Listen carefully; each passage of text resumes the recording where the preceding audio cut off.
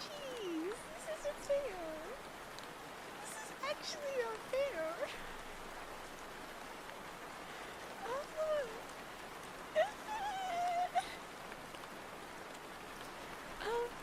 I just went to the bathroom after running the ad, so I didn't see shit. Can I get somebody to tell me exactly what happened? Because I forgot to bring up the activities feed. And then, hi guys, I haven't even started my freaking clock yet. No, stop it, Lahawk! We're not ready! No! My face is being very smushed right now.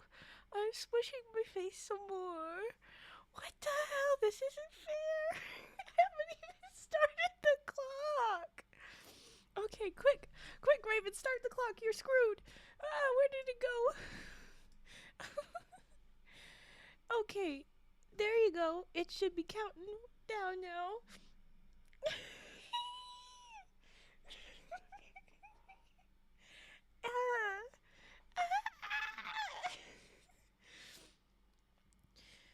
Taking 2 deep breaths real quick.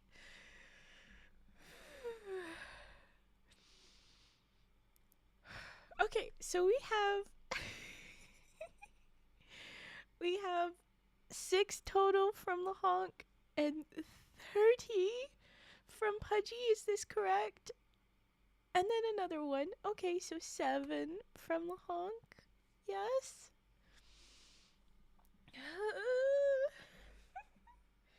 It's alright, Raven. We can do this. Alright. Oh my goodness. Okay. I was not prepared. I was not this prepared for you guys. Where's my little scribble bee?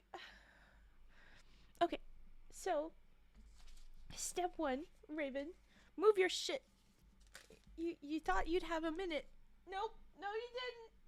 You did not have even 1 minute. Okay.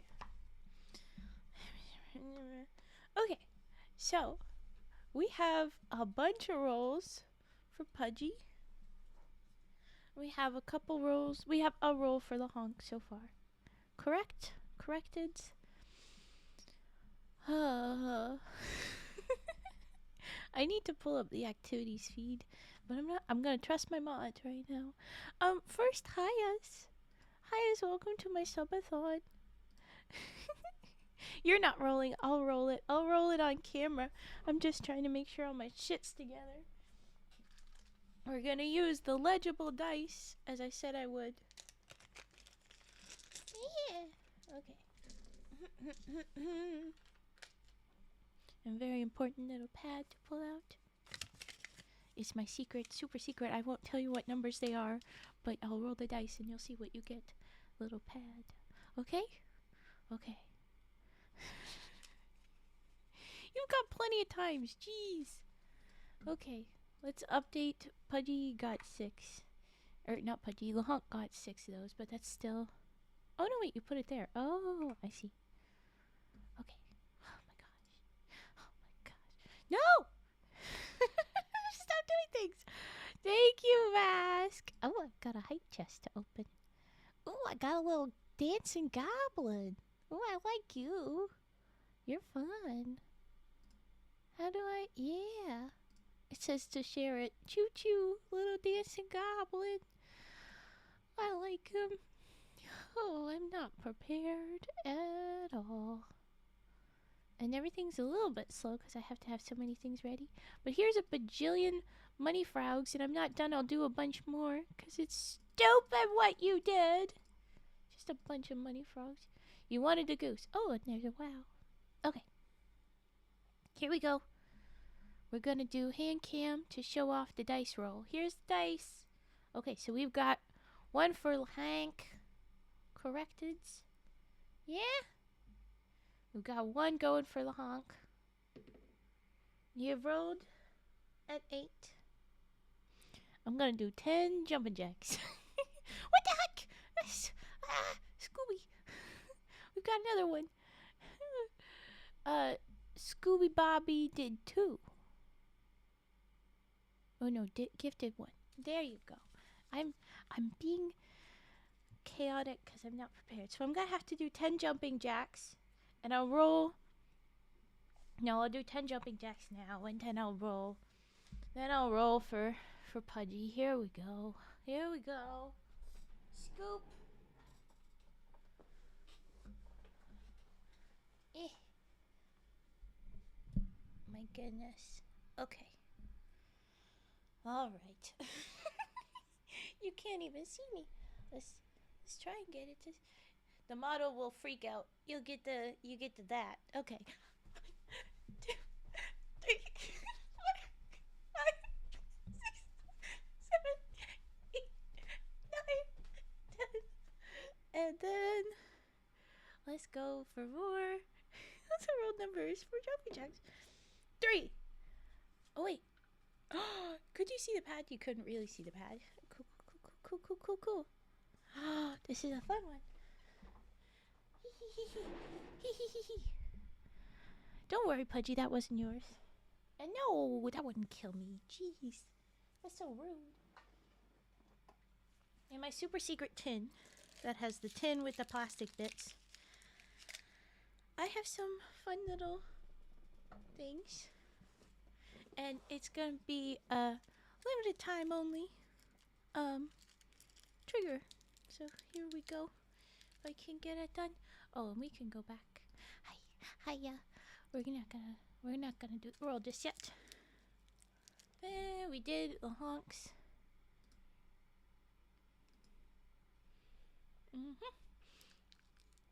Okay. Yeah. I don't trust you, little packet. I think you're gonna make a mess. Don't do that to me, please.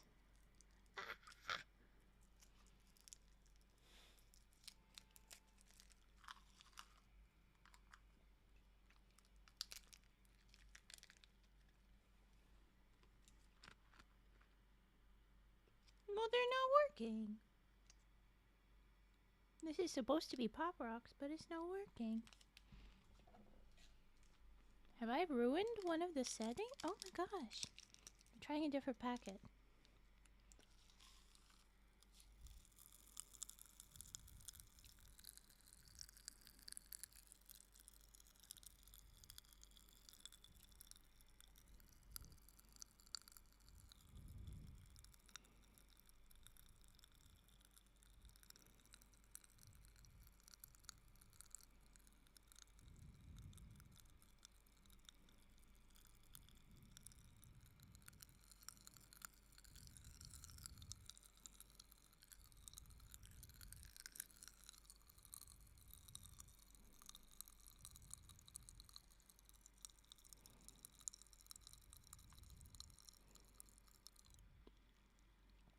So they work, but not all the time. Some of the little packets I got are bad.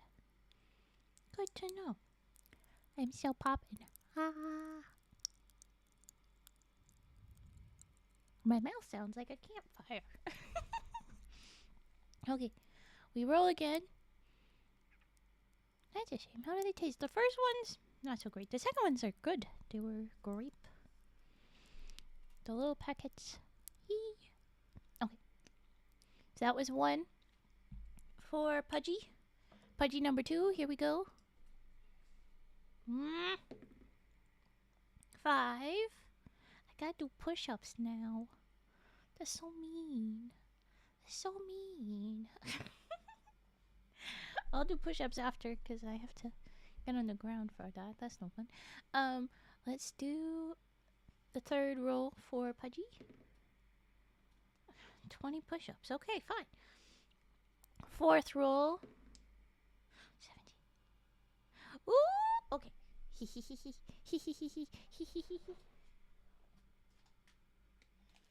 I have special candy.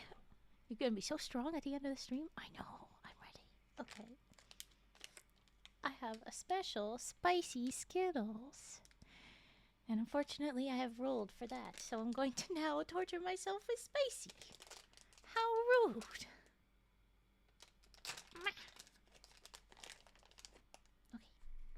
We have a little orange one, and I'm scared. I've never tried these. I'm scared. Okay, give me water. Wait. Give me your other. This is what I was gonna start with this.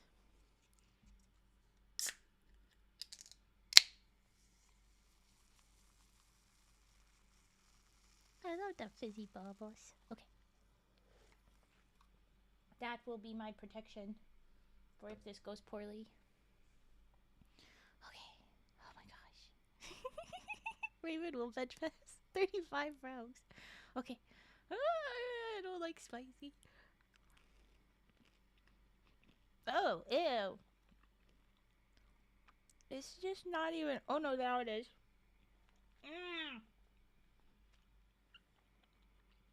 It tastes bad. Special spicy Skittles. I don't like you. You're very mean. Yeah. There is spice. My tongue is a little bad, but it mostly is just bad. To me. At least the orange one was. Okay, that was 4. 16. Guess what else I got? I got warheads. So now I'm gonna do sour. Ugh. It's blue though, so this will be good. I like blue raspberry. It'll taste very blue. I love it when things taste blue. Okay. Sour time. Oh gosh, there's so much happening.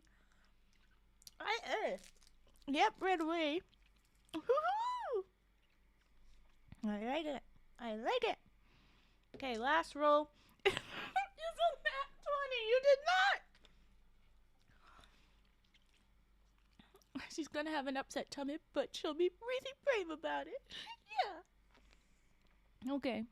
You rolled a 20, Pudgy, for your last roll. And you don't even know what this means yet. You don't even know. It's good. I'm going to do the push-ups first so that it's a super special surprise for you. Also, because I've still got a big sour warhead in my mouth. Okay. It's all a mess. I'm going to put away. So we don't need that right now. That is out of the way. That's going to get messy if I leave that there. Okay, we're going to scoot things back. I'm going to do the little warm-up talk that I was going to give you, but then you gave me too much money.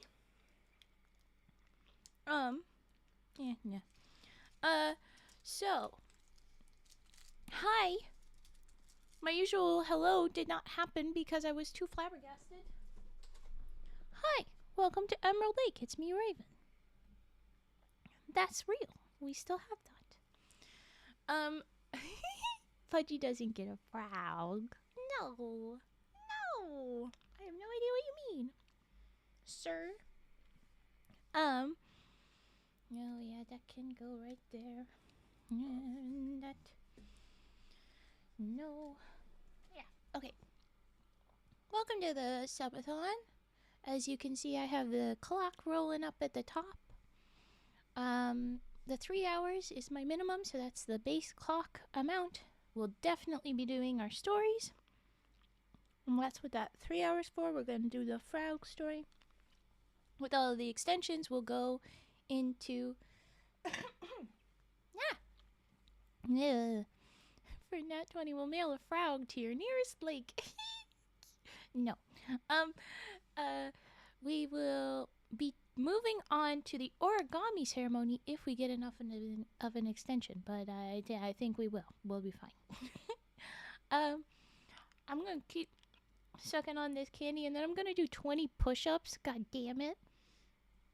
And then I'll show Pudgy's, or I'll do Pudgy's little special extra D20 roll because you earned it. But Adon, go ahead. What's the question before I take my headphones off and do the push-ups and just scream from the floor for a little bit? What is it? What do we have? The warhead just tastes blue now. It's not very sour. I have a feeling it'll get more sour again later. Like I'll get to the next layer and it'll be... Ow! But right now it's just good. Ooh, Adon, I don't know if we've read any Flamingo. It doesn't sound familiar. But my memory is notoriously not great. But what does it mean to taste blue? You don't know what it means to taste blue? Come on. I have a handful of bad jokes that I'm not going to say, but it's good. Is there a Warhead SCP? I don't know. Blue tastes like blue. Very. It just tastes blue. Why are you blue? Yeah, it just defo tastes blue. That's it exactly, Majestic Hippo. I don't think we've read it, but it's a thing. What does blue taste like? Like blue! Okay. I'm going to get to the floor. The model will freeze, and you will have fun with that while I just count to 20. With my backwards legs and the such, it's easier to do the, knee push-up, and that's what we're gonna do, okay? You can judge, but I've got deer legs, okay? It's hard to do push-ups with hooves. So yeah, but, just so you know. I'm cheating if you guys think it's that, but I got different fucking legs, okay? My fucking legs. Chat. Alright. Here I go. Model will faceplant. I don't know. There you go, headphones. Oh, ugh. Okay. 1, 2, 3, 4. The buttons are making noises. 5, 6, 7, 8, 9, 10, 11, 12, 13, 14, 15, 16, 17. Warhead move. 18, 19.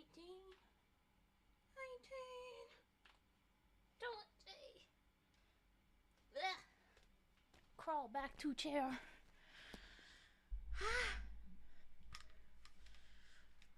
Was my model judging me? Is that what you say? Let's see if I can catch her in time. Oh, I think I saw her. I think I saw her be judgy. Well, screw you, model. You don't even have full arms or legs. Just because you're jealous, you can't do a push-up. Raven hits the gym every day and actually isn't small. She's a 6-foot giant that can deadlift 1,000 kilograms. She was judging chat. Blue crayons taste the best. Don't listen to the allegations. Raven has no legs. I has legs. The model does not. Hold on, I'm gonna do a big cough. A spicy Skittle, and then a sour Warhead. You're gonna start coughing. It's gonna happen. And I'm still chewing on it. Was tucking on it, but yeah. Okay. Well, I got moving. I figure this is a good way to make sure that I don't make sure that I don't get too stuck, like it's automatic stretches kind of a thing. I think that's a good idea. Alright. This is about to get messy, especially with the Warhead. But we're gonna go for it. We have a very special trigger. That is what you have earned, Pudgy, for your nat 20. It has only been done once before. Oh wait, we're doing this in the wrong thing. Where are we? Okay, here we go.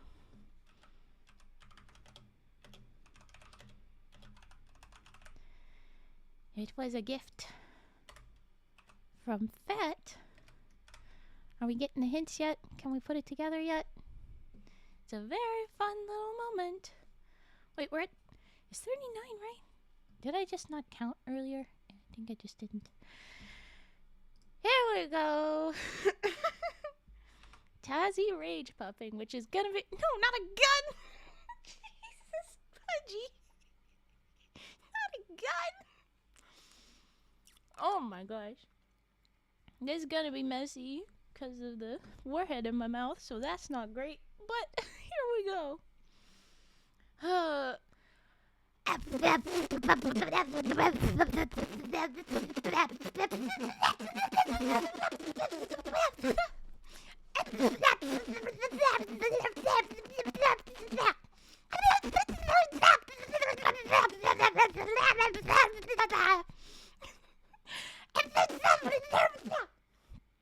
Okay.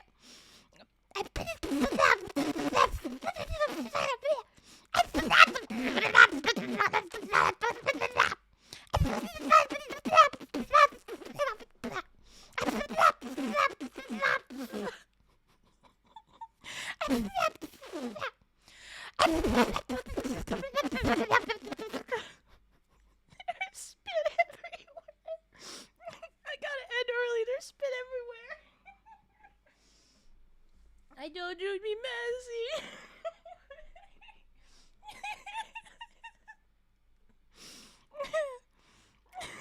Ow. Oh, my jaw hurts. I'm laughing and doing nonsense too much. Say it, don't spray it. Well, I'm Tazzy, okay? This is what I must do.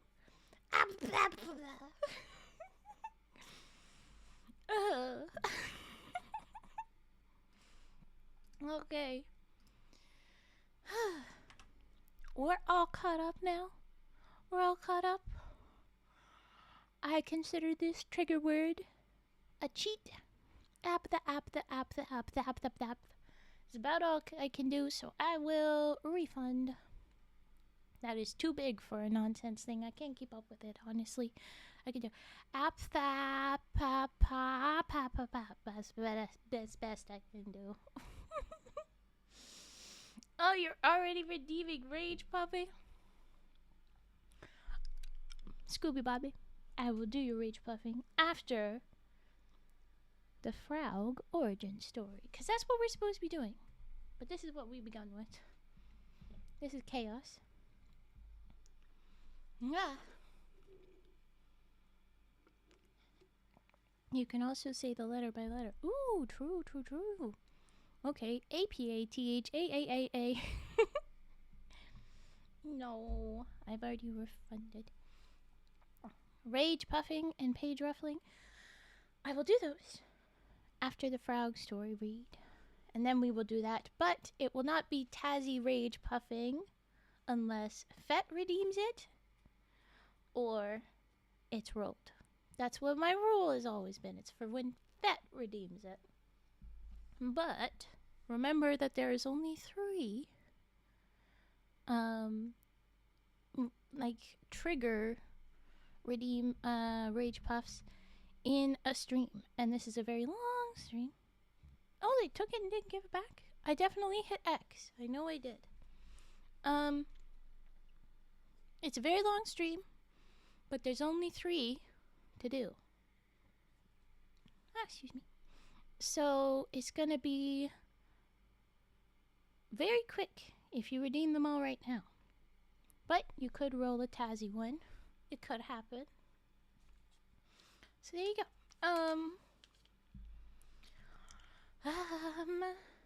Yes. Fraoug. We're all caught up. And these were all added automatically. I'm keeping... Oh. Why didn't everybody get that? That's weird.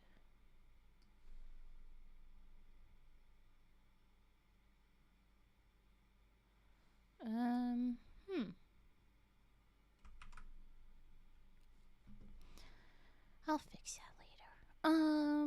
Love 99. Heck yeah, that's a great love. Let's pull up Fraoug story. Put that away. Whatever the heck that is, I will deal with it at a later time.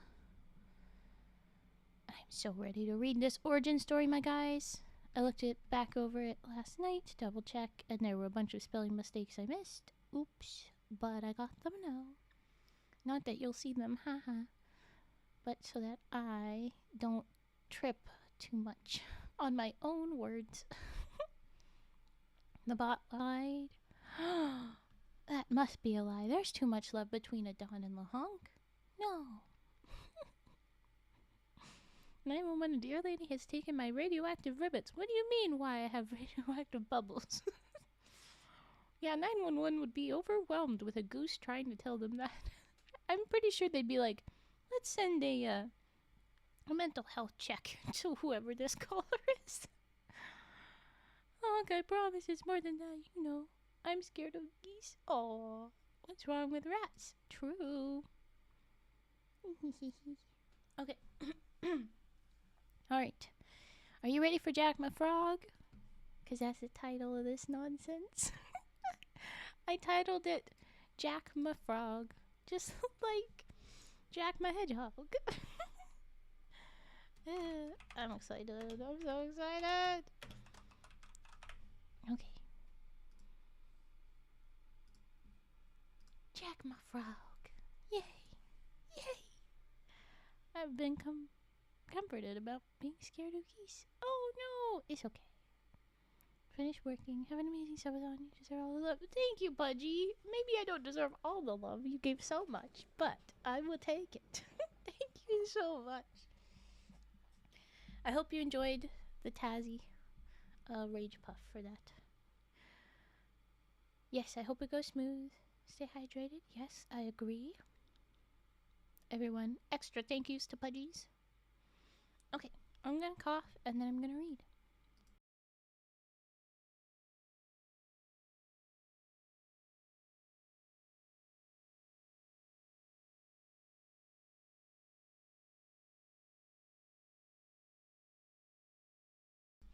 Okay.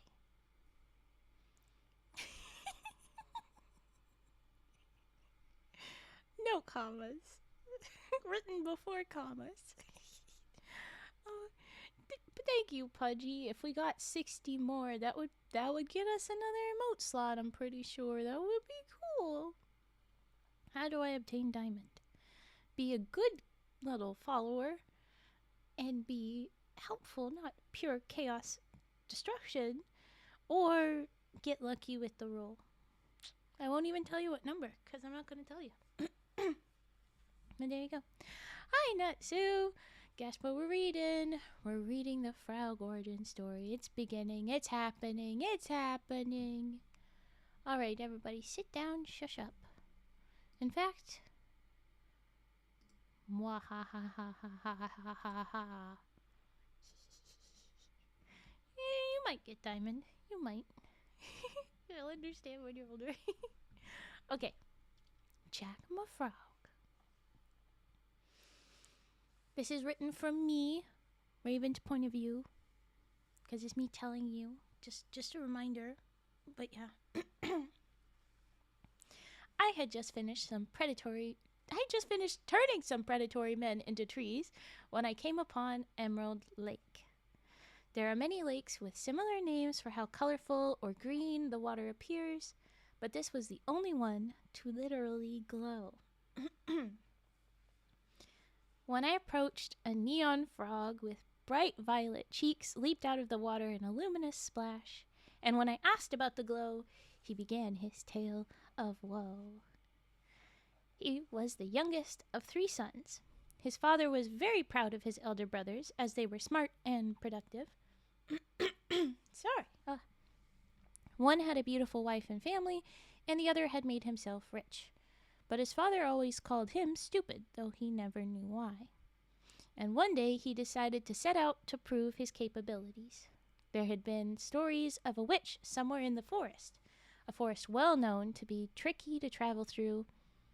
Oh, I fucked that up. Okay. Tricky to travel through with a confusing landscape and as many dangers as curiosities. Jack, as that was his name, managed in these woods for weeks, avoiding many chaotic characters and worse fates. He spotted a particularly alarming rabbit, and hid himself off the path just in time. You know, 'cause spooky rabbit. Hold on. I got Fraoug's in my throat. I understand this is the Fraoug story time, but I also need to be able to read. Okay. So he jumped off the path just in time to avoid, ooh, spooky rabbit. But he fell, rolling through the brush, and landed with a bruised head and sight of an eerie cabin. The home looked sweet and gay from the front, but at the back there was green light from inside, speckling dark plants. In fact, that back area was mostly dark as dusk, despite the otherwise sunny day. Jack cautiously went to the path and followed it to the front door. There he saw an apothecary sign and realized he'd finally made it to the witch who could make his wish for success come true. He knocked and a disgusting woman answered the door. This should have been his second or third sign not to trust her. You know, being that ugly equals evil in these stories, but Jack was kind and never believed in judging a book by its cover.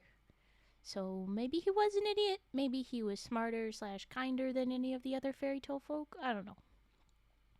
He told the witch that he wished for success and that he'd heard she could grant that. Oh yes, she said, but you'll have to do something for me first. When Jack entered, he saw all kinds of vials with all kinds of things inside them, but nothing that glowed like what he saw from the back windows. Every wish I grant can either be paid with riches, which you don't have, roasted, or with effort, the witch said. Bring me the berries of the groaning bush. You'll find it at the end of this path, but there will be a wall of thorns, a glass hill, and finally a swift river. Collect enough to fill this cup and return. Then I will grant your wish. And with that, she gave Jack a goblet and sent him on his way.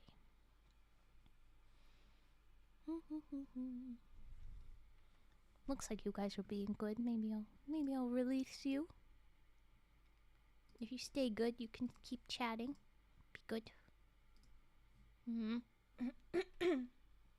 Yeah. Because I know I'm taking breaks. My throat. He walked the path away from the cabin and away from where he had slid and found it into a darker part of the woods. After hours of walking, he came upon giant thorny vines that were packed so densely he couldn't walk through. And so he pondered how he would get through. The vines were too thick to cut with his small knife, and he couldn't climb over them as they stung to even touch. But they were dry in one spot.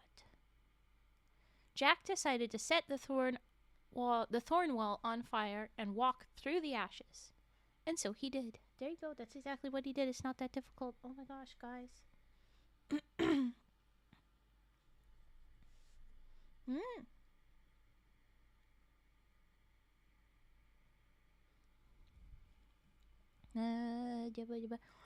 He walked for hours farther yet again until he found a slow-running creek. No, wait, I skipped. He walked further for hours again until he found a hill so steep and slick it may as well have been glass. Hi, Yar! He tried to find cracks to climb it, and he tried to take a running start and jump to the edge, but it was of no use. And then he saw the tree. Jack decided to collect vines to make a rope so that he could throw it over the tree branch and climb up, and so he did. I am going to cough again. Why?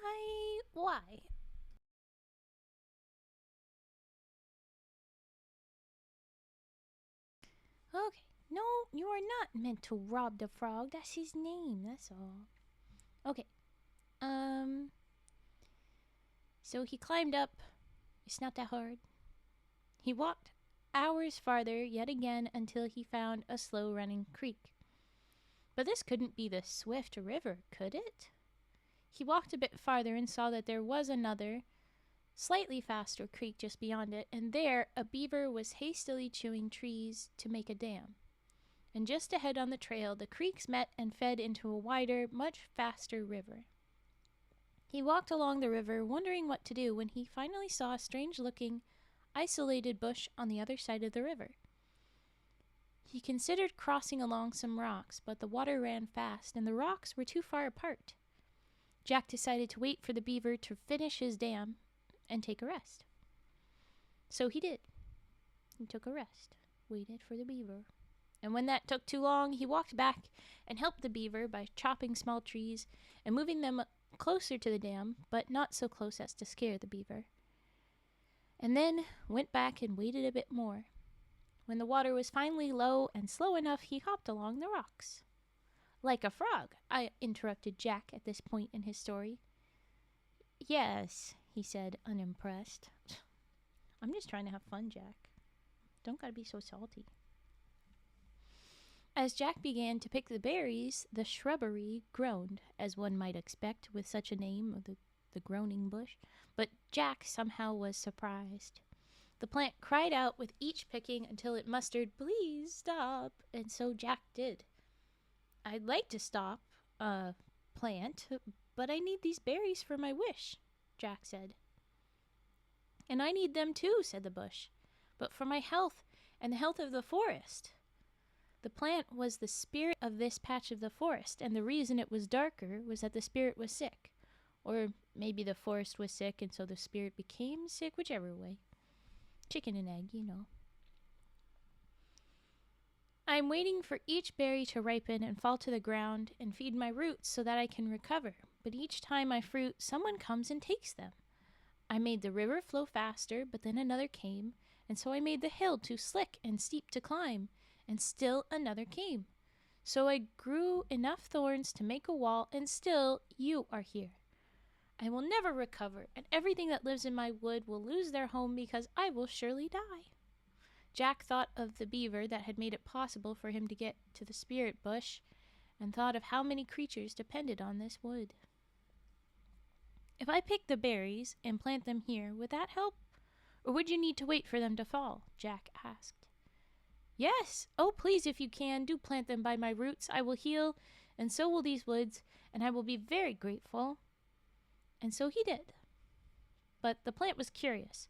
"But you said you needed them. How will you get your wish?" "I very much want my wish to come true, but I don't need it. You need this, and so do the animals you are home to, including me, I suppose," Jack said, which was very wise of him, but it did come with the consequence of the witch's wrath, and not considering that was indeed a stupid thing to do. With the last berry planted, the groaning bush grew to a mighty oak, and the land around it changed. Sun made its way through the foliage in spots, and the challenges the spirit erected faded away. Jack slowly made his way back toward the witch's apothecary, and when he was there, he looked at the back again, but it was still shrouded in darkness, save the eerie green light. Then the witch found him, and knowing he had failed, she turned him into a frog.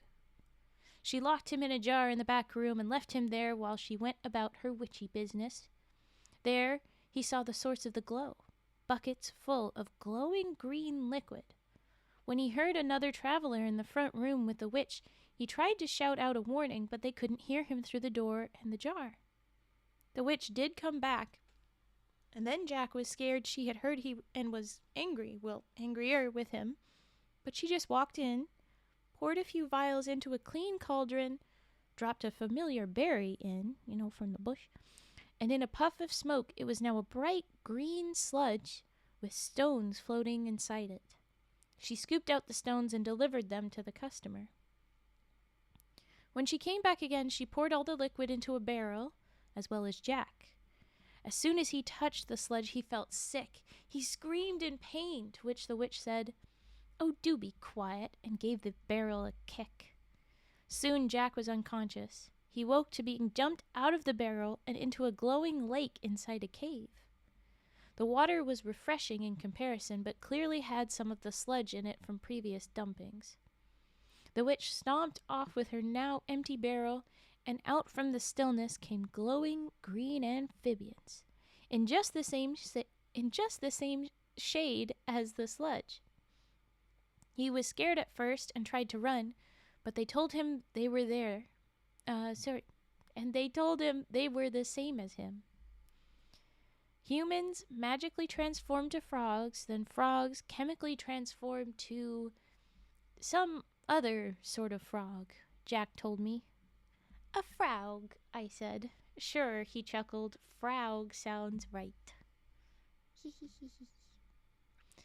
So now that I knew how things got to this point, I knew I couldn't just leave things as they were. I decided I would do my best to clean the lake. While I didn't yet know what it was that was in the water, I knew the witch deserved some comeuppance. I asked Jack to guide me to the apothecary, but he couldn't. He had been unconscious on his journey to the lake. So another Fraoug stepped up. Gizmo introduced herself and insisted on sitting on my head. Gizmo.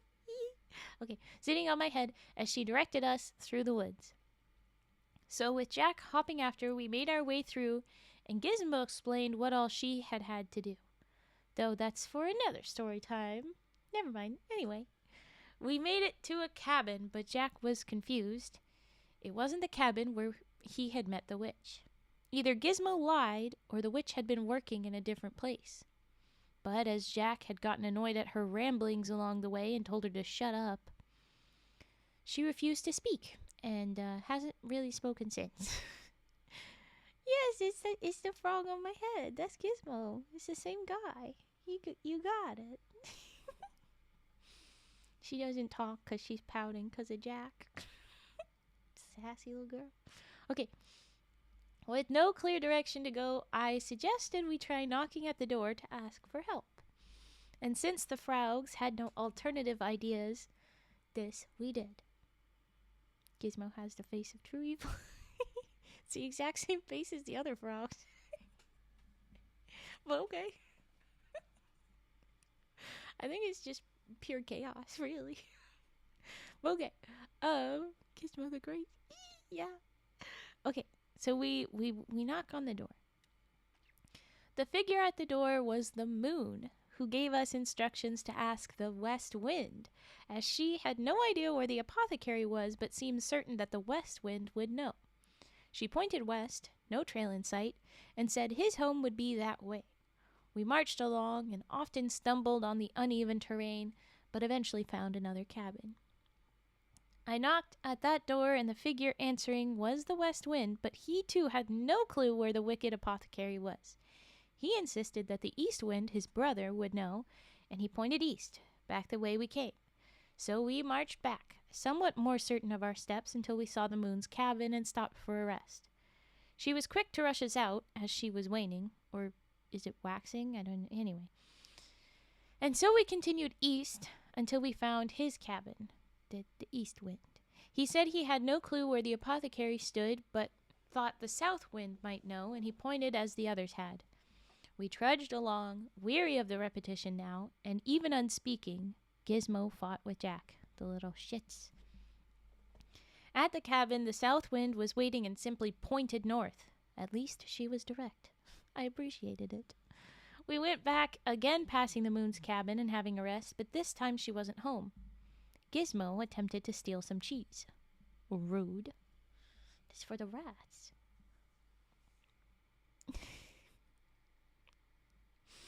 When we began again, we were all at our wits' end.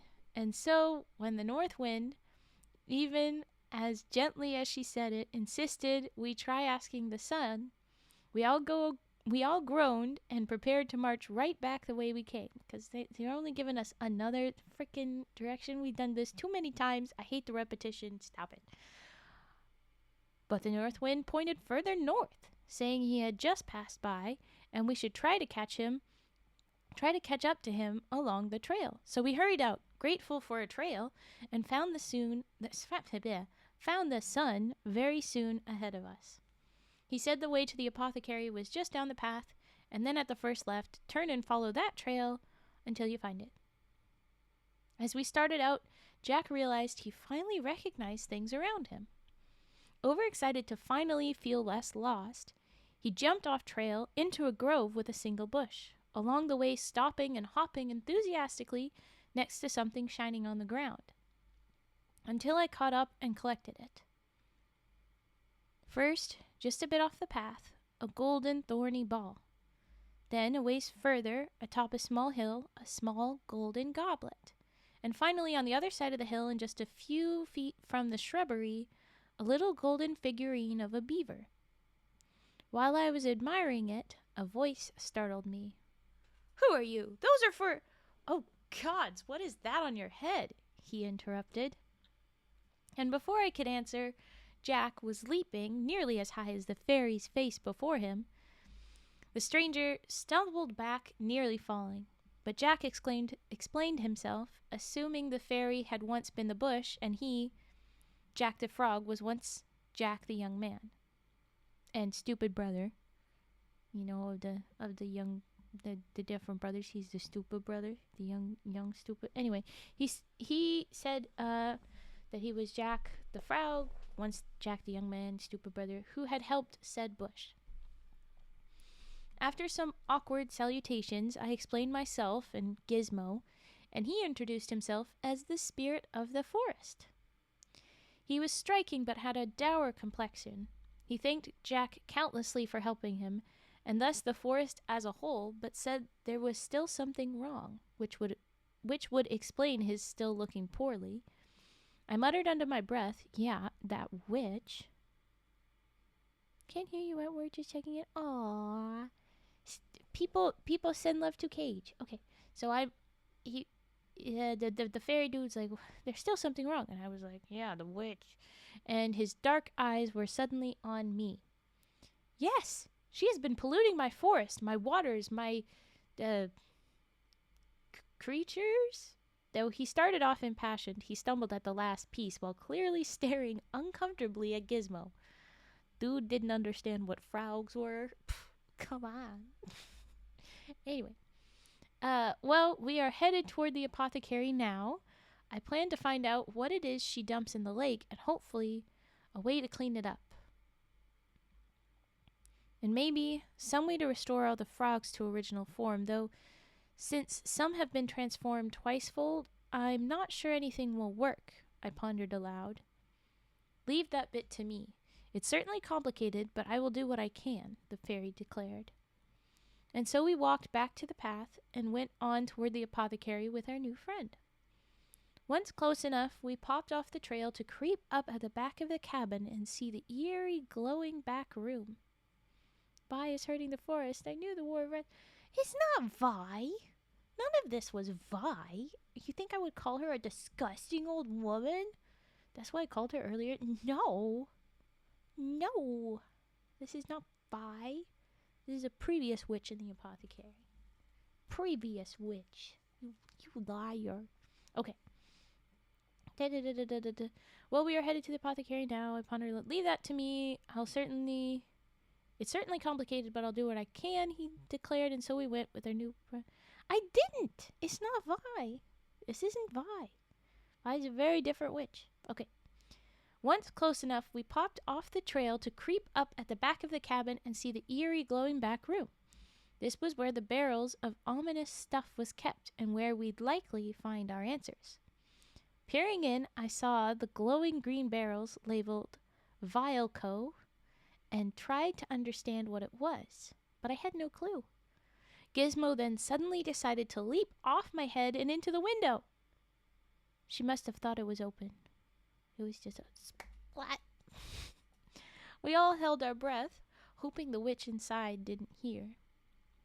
After a tense moment, I tried quietly opening the window. Surprisingly, it worked, and so I sent Gizmo in to look around. Then I shifted, like shape shifted. Yeah. I removed my antlers, and went to the front door. I left Jack and the fairy to listen in and be ready if need be. I knocked at the door and waited for the horrid hag to greet me. See, you can't call Vi that. That's not what this was. "Welcome! Oh, come in, lovely, please, and tell me what ails thee," she croaked. I told her I wanted a love potion, just as Jack had overheard a customer ask for just before the witch had made more glowing green sludge. What? Oh, those two are very similar. Yeah. We accidentally made them very, very similar. But it's close. It's fine. I'm sick and I'm a little eepy. I'm going to take a nap. Okay, eep well, Scooby. We didn't say anything. It's your story. You're chatting the whole time. Sorry. Alright. So she's like, hello, what can I do? And I asked for the love potion because that's what we'd heard somebody else ask for when they made green sludge. We're trying to like reverse engineer what the green sludge is so that we can fix it. So I gotta make her do it again with little Gizmo watching. Okay. So I asked her for the love potion, which I know she'd done before, and she asked incessant questions about who I aimed to use it on. If he was pretty, if he was tall, if he was wealthy. I could only ask myself, who said he? But I went along with the vile woman, and I described the last man I'd seen, which was the fairy shrubbery dude. I relented. He was just as she guessed, though I didn't know the extent to his wealth or power or any of that. And she only continued fussing. Even as she went to her back room, forbidding me to enter, she shouted out further questions. How we met, who his family were. I said I knew nothing of his family, but that we had met not far from here, just in the woods, and that I did need to hurry to make sure I found him again. When she finally puttered over with the love spell, she finally spoke of price. I told her I had no money, and she told me to go collect berries, just as she had told Jack. I guess she didn't know that wasn't an option no more. I said that it sounded dangerous, and that perhaps I should try my luck without the magic. When I turned to leave, she shouted, and the door slammed shut. The room grew dark, and the glowing from the back room became obvious. But her clothes were stained with the stuff and dimly lighted her from below as well as she crept up to me. I've already made the stuff, child. You owe me, she half whispered. I was never told a price until you offered it to me, and I refused. I owe you nothing, I retorted. I saw Gizmo poke her head around the back door as she slid it open. The witch was still unaware and stared daggers at me. It is not good of you to talk back to me, girl, she inched closer, attempting to scare me. I'll have you puking toads for that. An interesting threat. I see a theme in your punishments. And what would you mean by that? It was then that I produced my antlers again and pinned up my skirt as I stomped closer to her, showing off the hooves, closing the remaining gap. It would mean I know more than you think, grandmother. She reeled back, dropping the little vial of stones. Gizmo hopped up to me and whispered what she saw the woman use to make the stones. From this, and the stones in the vial, I could work back and know what had made that goo. So I bent and collected the vial. Stop! You'll have to pay me. I deserve gold for that, she yelped. Well, oddly enough, I do have something gold I can give you, but I'm not sure you'll want it, I teased. But she yammered on, insisting she deserved it since I'd taken the stones. And so I gave the golden thorns, which pricked her hands, and so she dropped it at her feet. The ball of thorns instantly became vines, still covered in thorns that grew into her skin. So it's like they were coming in and out of her skin, growing. She was very thorny. She cried out, "Please help!" But I had moved to her back room and begun analyzing her work. I found what was in the sludge and determined that it would likely help the lake.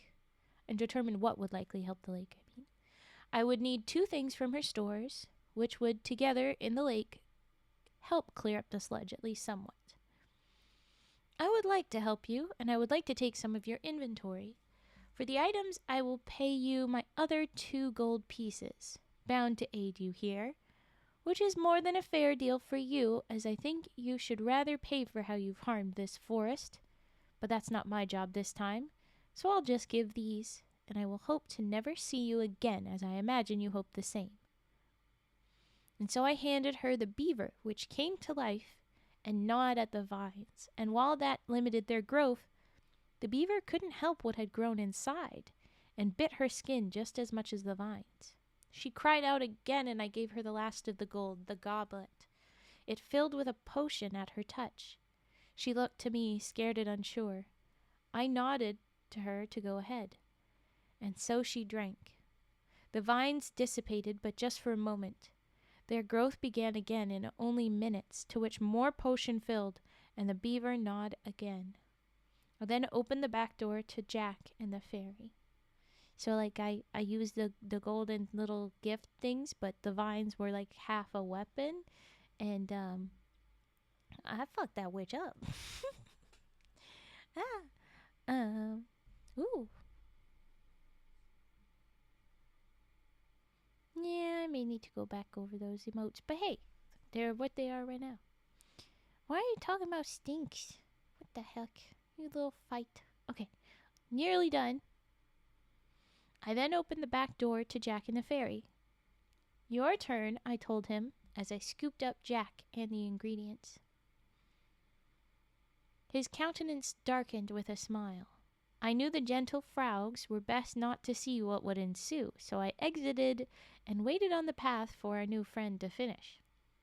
The witch hollered and cried, and just when there was some quiet, the front door crashed open and she came tumbling out, Beaver chasing after her.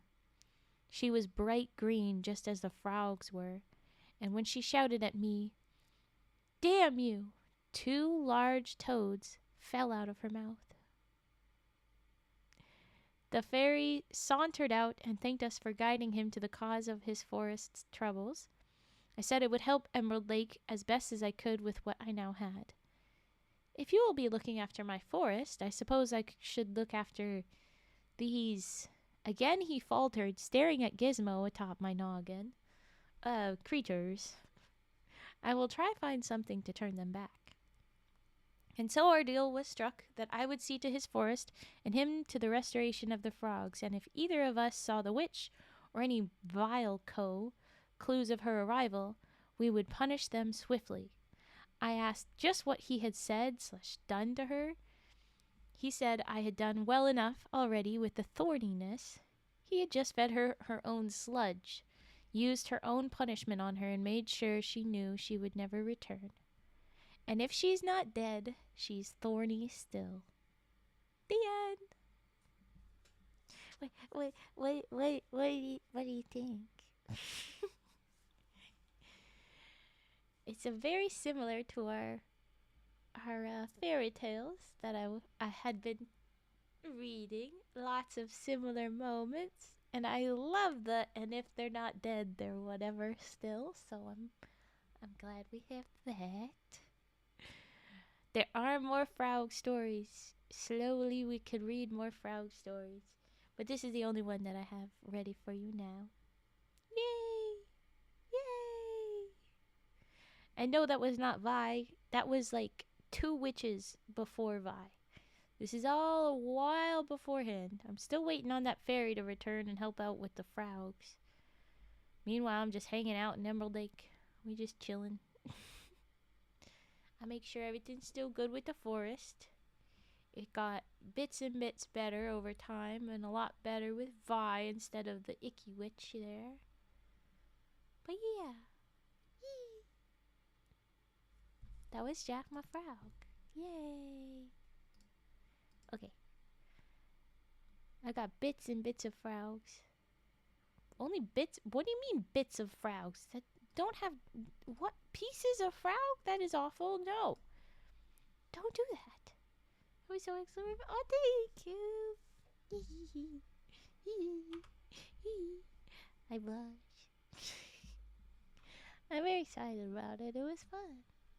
Okay. Now we do the rage puffing and page ruffling, and yeah.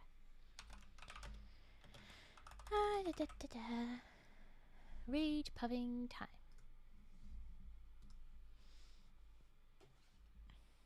Gotta work up on the energies. I can do this. You still hear Scooby? No, Scooby left. Didn't Scooby? Dang it. Well, here's Scooby's rage puff. Here we go.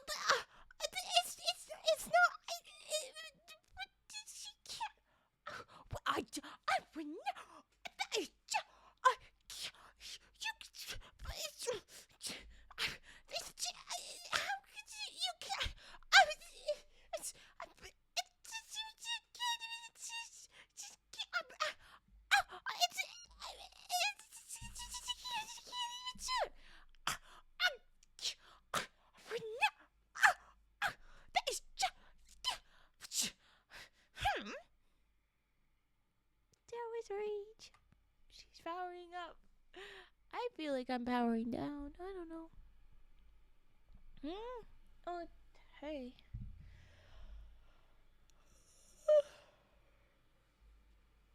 Hey, God.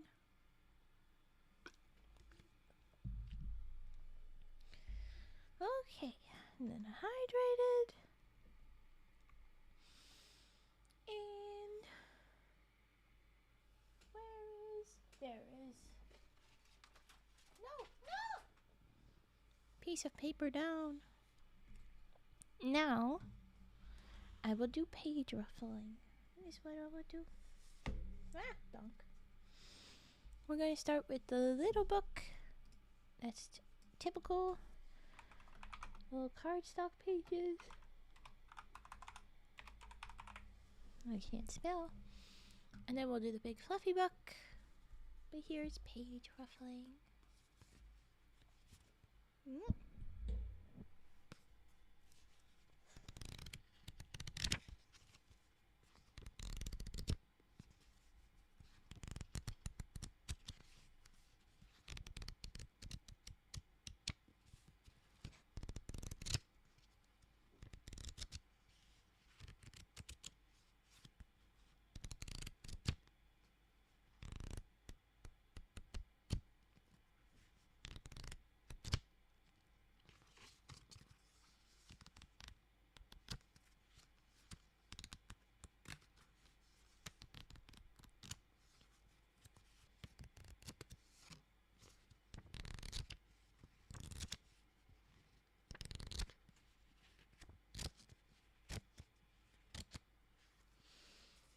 There we go. Book. It's alright, mask. Cat on your lap is very valid excuse. Can't interrupt cat on your lap. That's not fair. Okay, big fluffy book.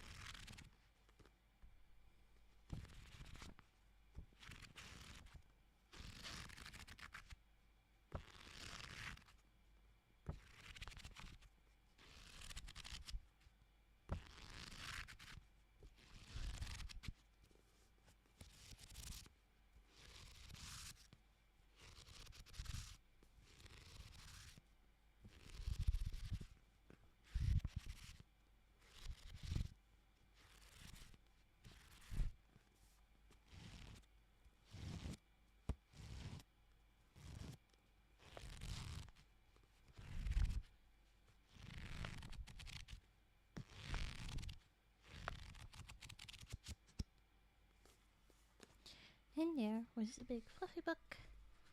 There you go. Alright. Lahonk, I guess, is gonna be a cat burglar. And there you go. Is there a Raven origin reveal in the works? I already told Dairy Woman stories. I guess specific Raven origin? That's complicated. That's how Raven came to Emerald Lake. I mean, is that not enough? She left you, scare her off. No! Kitty, come back! Kitty! No! Bring back the cat.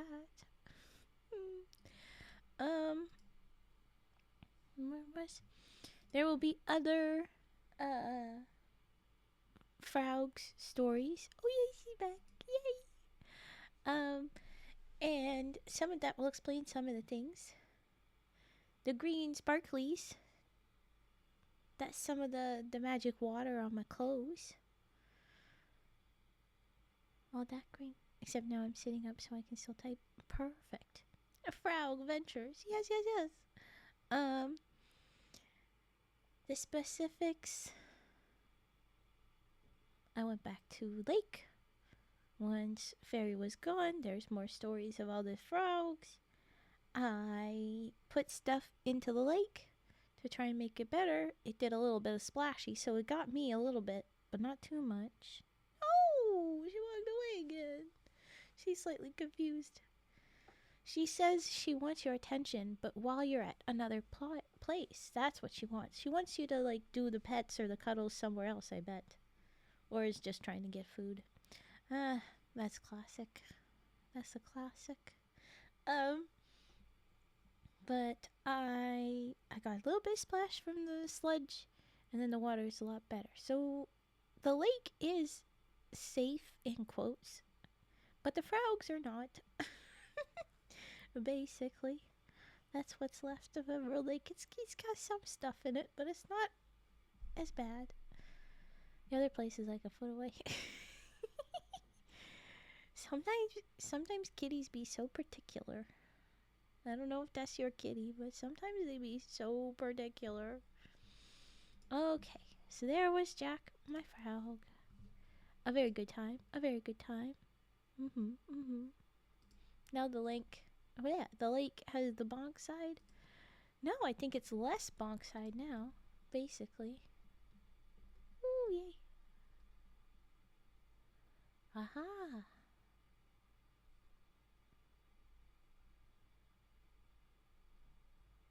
Oh. Ooh. I'm checking in on the stuffs.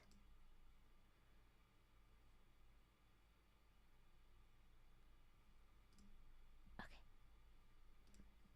Okay. Yeah. Yeah. Okay. Oh my gosh. Whoa. What happened?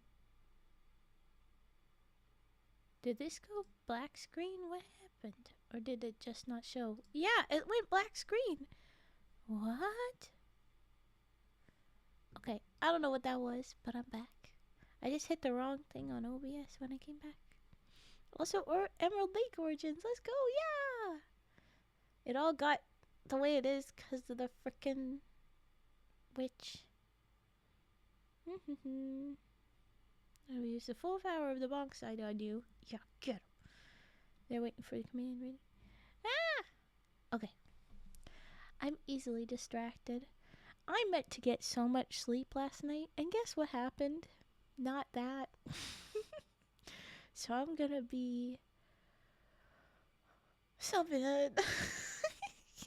It'll be some kind of time. Okay, with that trigger done, we're gonna be jumping into stories again, and we're just gonna do some Eep, not enough Eep. I slept 3 hours. Yeah, something like that. I think I got more like 4 or 5, but not that many. I'll be reading again. We're gonna go back to fairy tales stuff, folk tales. We're at where's book? Where's the book for this? There you are. I put you in a bad place. Okay. We have the folk tales to pick back up on. We were nearly halfway through the 7 voyages of Sindbad the Sailor, if anybody remembers. We had the one porter dude that showed up and was pouty, and then Sindbad was like, "Let me tell you about my life." I yawned. Oh my gosh. "Let me tell you about my life." And told 3 stories of his sails. Each time it's like another animal. He gets abandoned, or his whole crew and himself are alone. And there's some sort of thing that gets rid of everyone but him, or at least separates him from everyone else. It's always some big tragedy on his own. Only he can be the special. No one else gets it to be as special as he did. But we were about to read the 4th voyage, so that's where we're going to pick up as we do story times now. Oh, I'm a dum-dum. I got overwhelmed with everything. Guess what I forgot to do?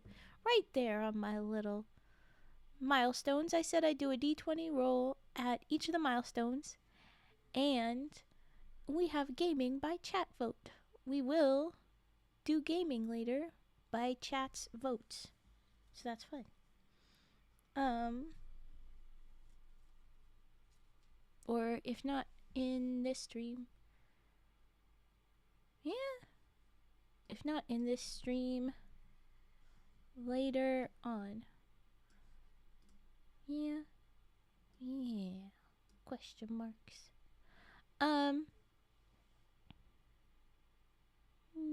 I'm gonna do D20 rolls for the two things because I forgot to do those. So this is for the general group. It's not for it's not for just any one specific person. So if there's a special thing, I'm gonna give it to the mods probably. We have rolled more push-ups. Yeep. Okay, and then for the 25, a 14. We have not had 14 yet. Oh, this is good. This is good. Okay. Alright, so I'm gonna have to do push-ups before or after. I think before I do push-ups, I rolled for heartbeats. We're gonna do heartbeats trigger. I don't normally do it because there's loud noises, but we're gonna try for it now. Yay! That's what we're doing. There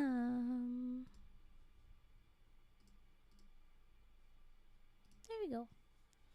So we're gonna do heartbeats, I'm gonna do push-ups, and then I'm gonna read the fourth Voyage because we've gotten 39 subs. And so we've passed 10 and 25, and I needed to do those rolls, and I didn't. So here we go. I'm gonna mute, get it all situated, and then unmute.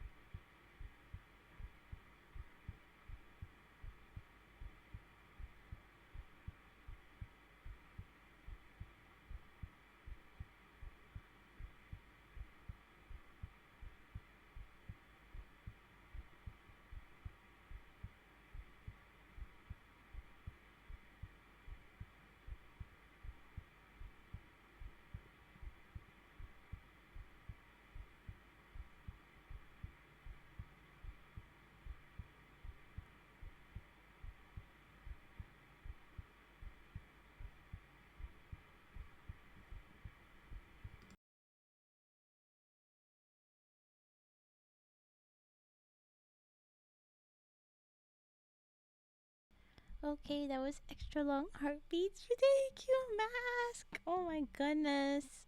Yes, drop all the money, Fraugs. Mask. And look at you. You did 5. You get your own frickin' dice roll. Here we go. Here we go. Oh my goodness. Okay, dice. We can do this. A 4. What's a 4?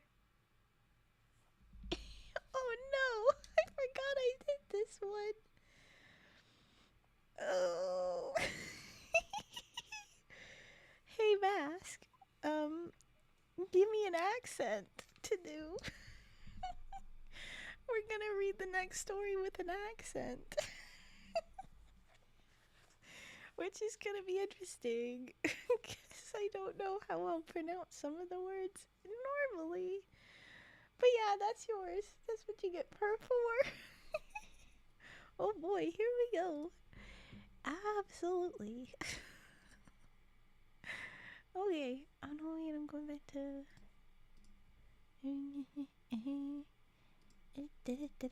Are you good at accents? I have done a couple of them pretty well, and then I will do things. Like, I'll just try it.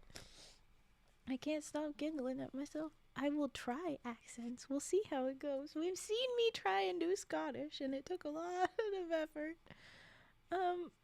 French accent. Oh no. Okay. We will do that right after I get all my stuff sorted out. We're gonna be reading the first story. But there you go. Did we update the U on there? Yep. We're gonna do it. Oh boy. Oh boy. Okay. B. Ow. Guessed. Oh, I will look into it right after I'm ready. Okay.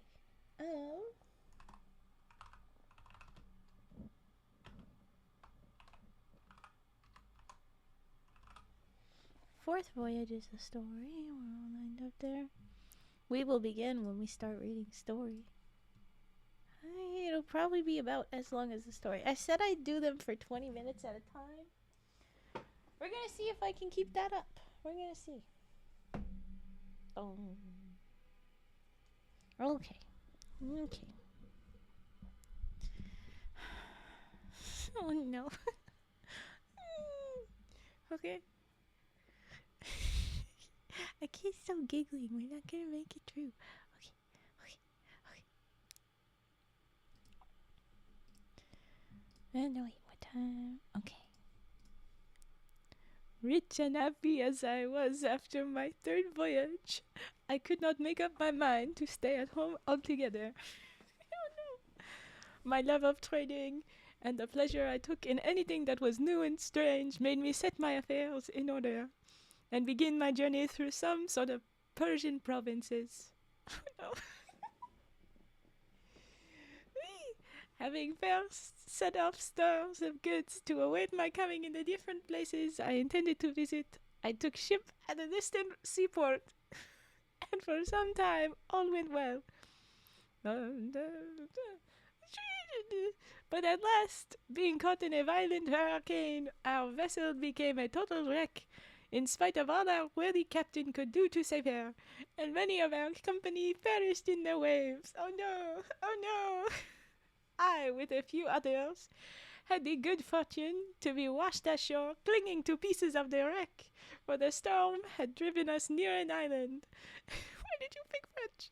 And scrambling up beyond the reach of the waves, we threw ourselves down, quite exhausted, to wait for morning. Some people can't know the French, but Raven is French, huh? Why is this French woman so happy? She is talking about such a tragic thing. Because it is so silly. Because I knew it in you. Well, yay! At daylight, we wandered inland and soon saw some huts.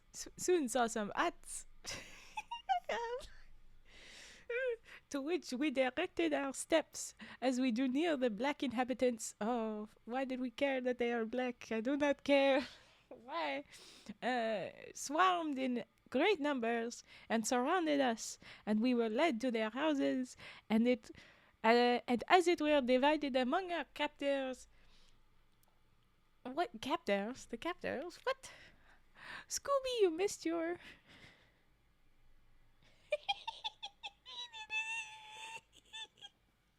Good catch, Mask. I didn't catch it. Scooby, you missed your rage puffing, and now I am French. Why? And I cannot stop laughing. I, with 5 elders, was taken into a hut where we were made to sit upon the ground, and certain herbs were given to us with the. Why? I can't even say it. I can't say it. And I have to be.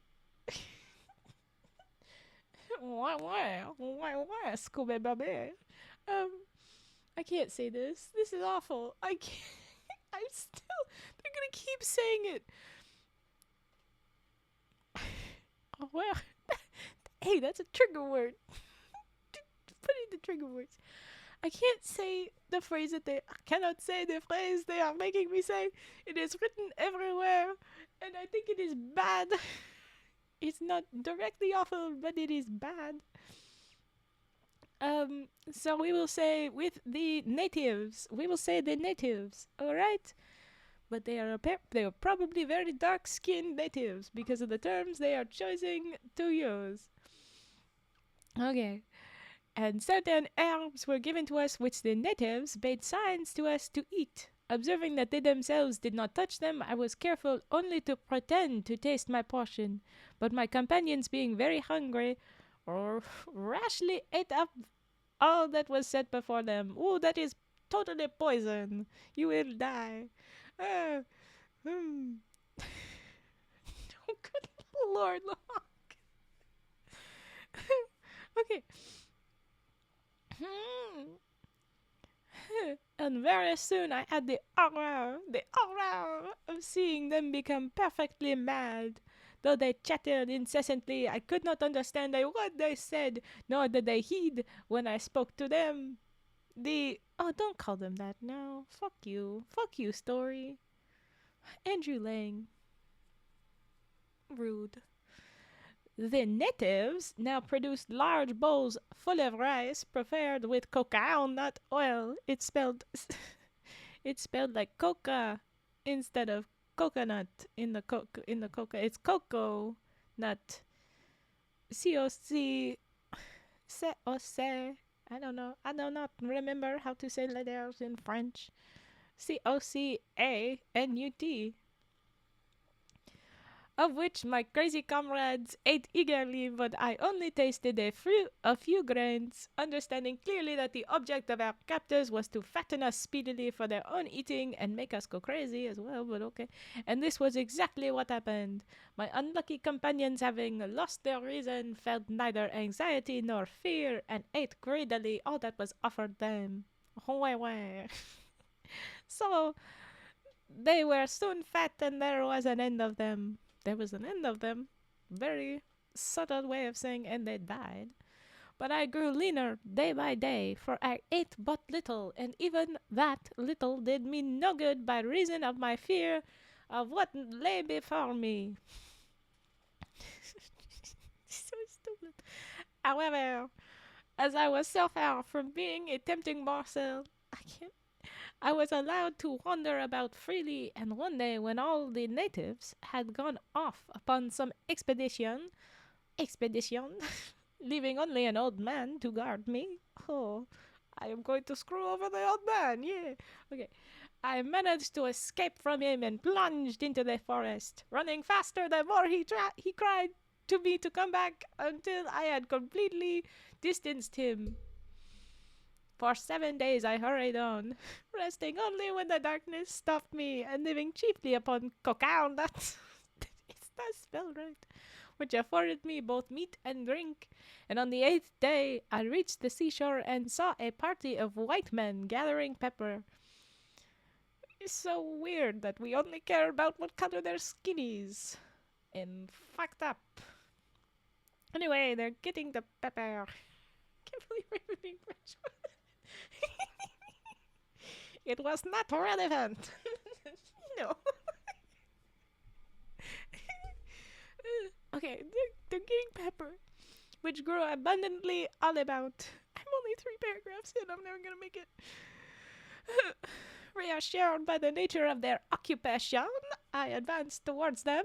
And no, you were reassured by the color of their skin, you racist fuck. I advanced towards them, and they greeted me in Arabic. For white men, that's in. Not. Oi, Jack, let's go to the lake. Why? Jacques. It's not Jack, then. It's Jacques. Okay, the white man spoke Arabic for whatever reason. They greeted me asking who I was and whence I came. Whence? My delight was great on hearing this familiar speech, and I willingly satisfied their curiosity, telling them how I had been shipwrecked and captured by the... I can't... They just say it every line. I will say... All they care about is calling these people... Okay, I'm gonna say it. Don't use it against me, please. I'm gonna say it in a silly accent so that it's clear. This is the only time I'll say it, but I can't. Captured by the blacks. Like, what the fuck? This story. The natives. Captured by the natives. But these... And again, they use the bad S word. Screw you.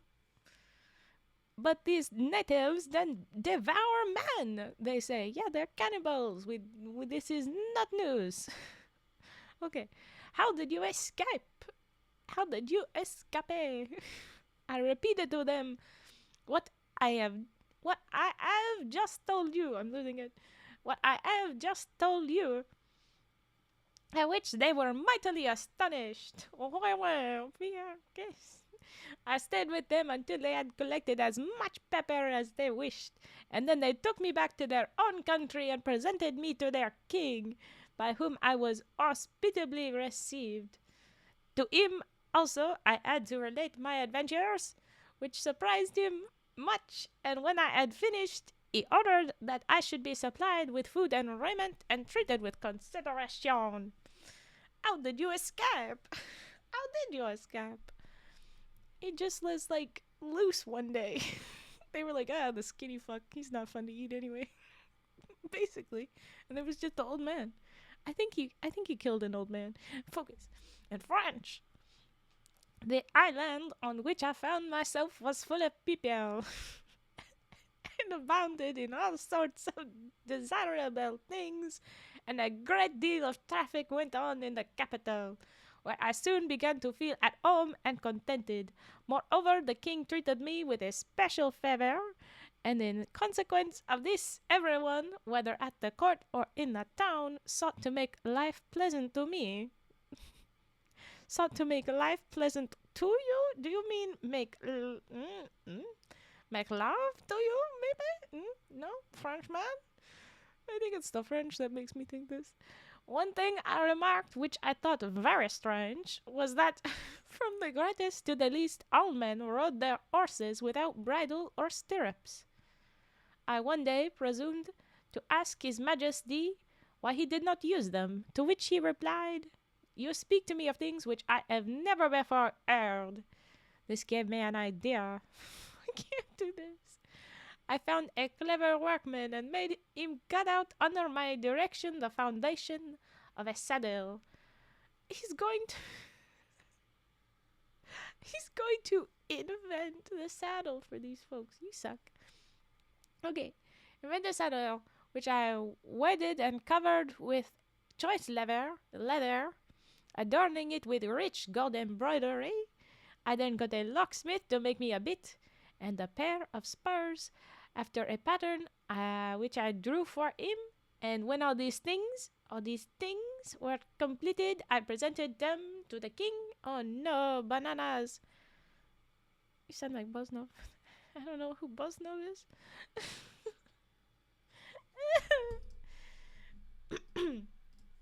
Okay. Completed these things. I presented them to the king and showed him how to use them. When I had saddled one of his horses, he mounted it and rode about quite delighted with the novelty, and to show his gratitude, he rewarded me with large gifts. After this, I had to make saddles for for all the principal owners, officers, of the king's household, and as they all gave me rich presents, I soon became very wealthy and quite an important person of the city. One day the king sent for me and said, Sindbad, I am going to ask a favor of you. Both I and my subjects esteem you and wish you to end your days amongst us. We think you're so cool, but we want you to fucking live. What? Therefore, I desire that you will marry a rich and beautiful lady whom I will find you, and think no more of your own country. Well, you just said you wanted me to leave. Why are you saying you now want me to stay? Or never think of my home? What the heck? As the king's will was law, I accepted the charming bride he presented to me and lived happily with her. Nevertheless, I had every intention of escaping at the first opportunity and going back to Baghdad. What do you mean escaping? They liked you. What the hell? Things were thus going prosperously. I don't know how to say that with this accent. With me, when it happened that the wife of one of my neighbors, with whom I had struck up quite a friendship, fell ill and presently died. I went to his house to offer my consolations and found him in the depths of woe. Heaven preserve you, said I, and send you a long life. Alas, he replied, what is the good of saying that when I have but an hour left to live? What the fuck? Why are you only living an hour?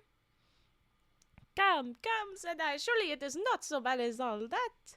I trust that you may be spared from me for many years. I hope, answered he, that your life may be long, but as for me, all is finished. I have set my house in order, and today I shall be buried with my wife. Why, your my wife? No, you do not only have an hour left to live. I refuse it. Illegal. No, don't you dare. You will live forever. Because Arbert. I didn't know he was doing that. I didn't know he was leaving warnings like that. Herbert is scaring me. Okay. Albert, what are you doing? Albert. Albert. Singing the song of death. No! Okay. Where am I? Oh, yeah.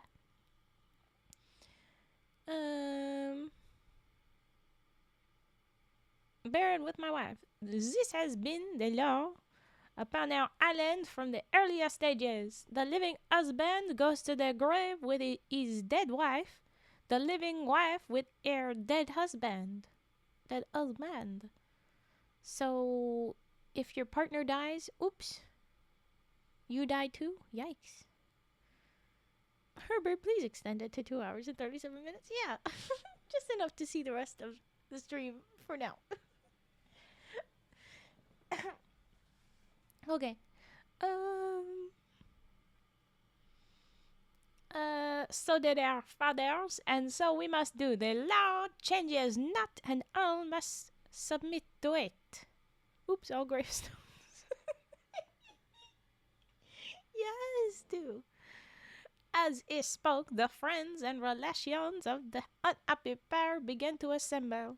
The body, decked in rich robes and sparkling with jewels, was laid upon an open bier, and the procession started, taking its way to a high mountain at some distance from the city.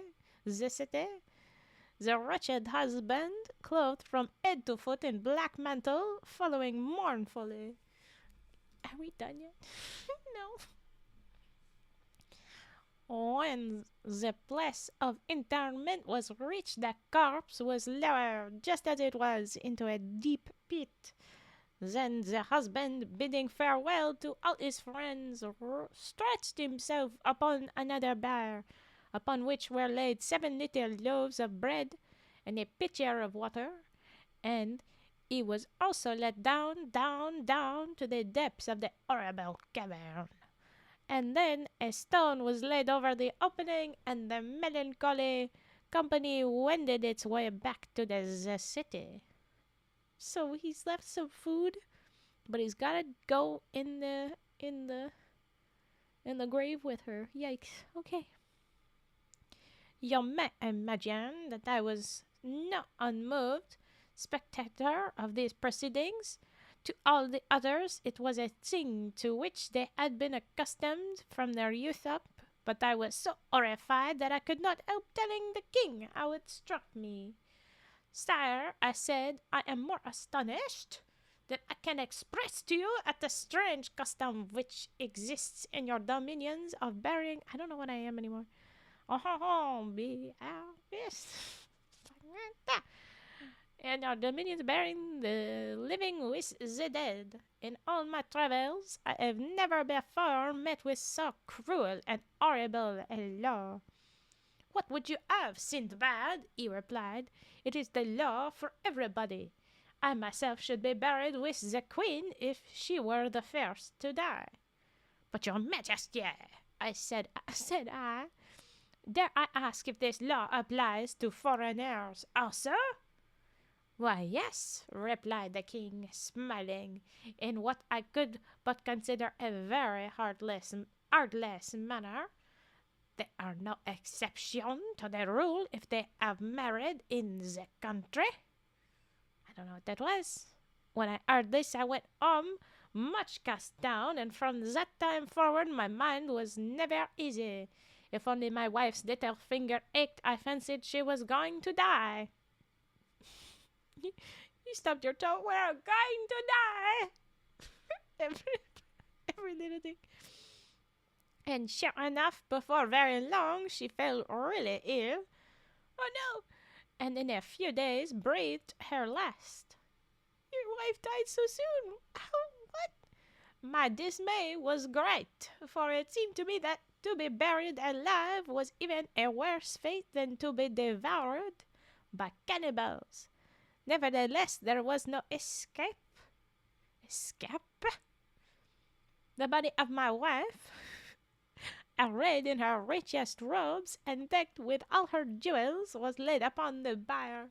I followed it, and after me came a great procession, headed by the king and all his nobles, and in this order we reached the fatal mountain, which was one of a lofty chain bordering the sea. The sea. Nearly done the accent, and then I will be able to.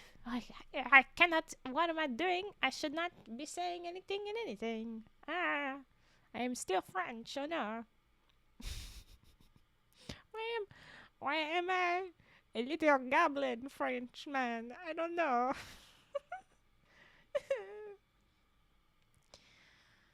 Here I made one more frantic effort to excite the pity of the king and those who stood by, hoping to save myself even at this last moment, but it was of no avail. No one spoke to me. They even appeared to hasten over their dreadful task, and I speedily found myself descending into the gloomy pit, with my 7 loaves and a pitcher of water beside me.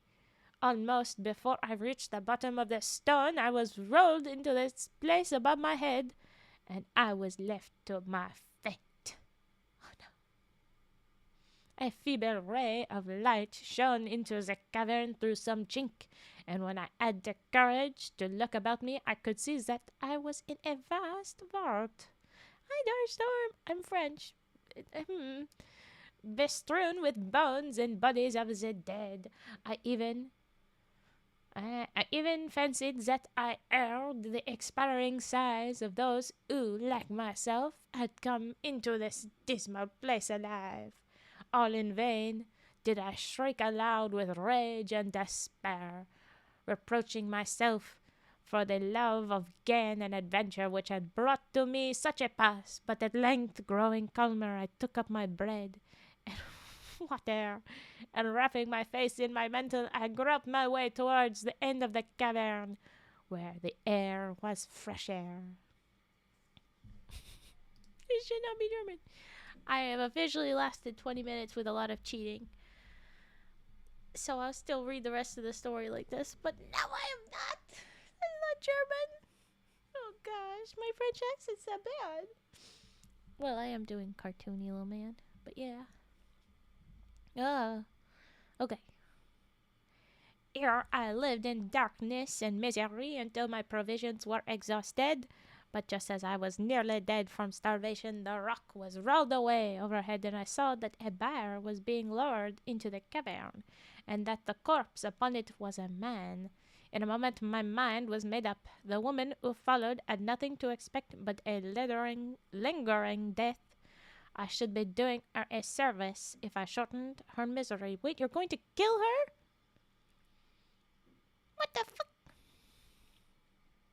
Yes, mask is German? Oh boy. Okay. I don't know why we're killing her. What? I forged a head. I think. Is that it?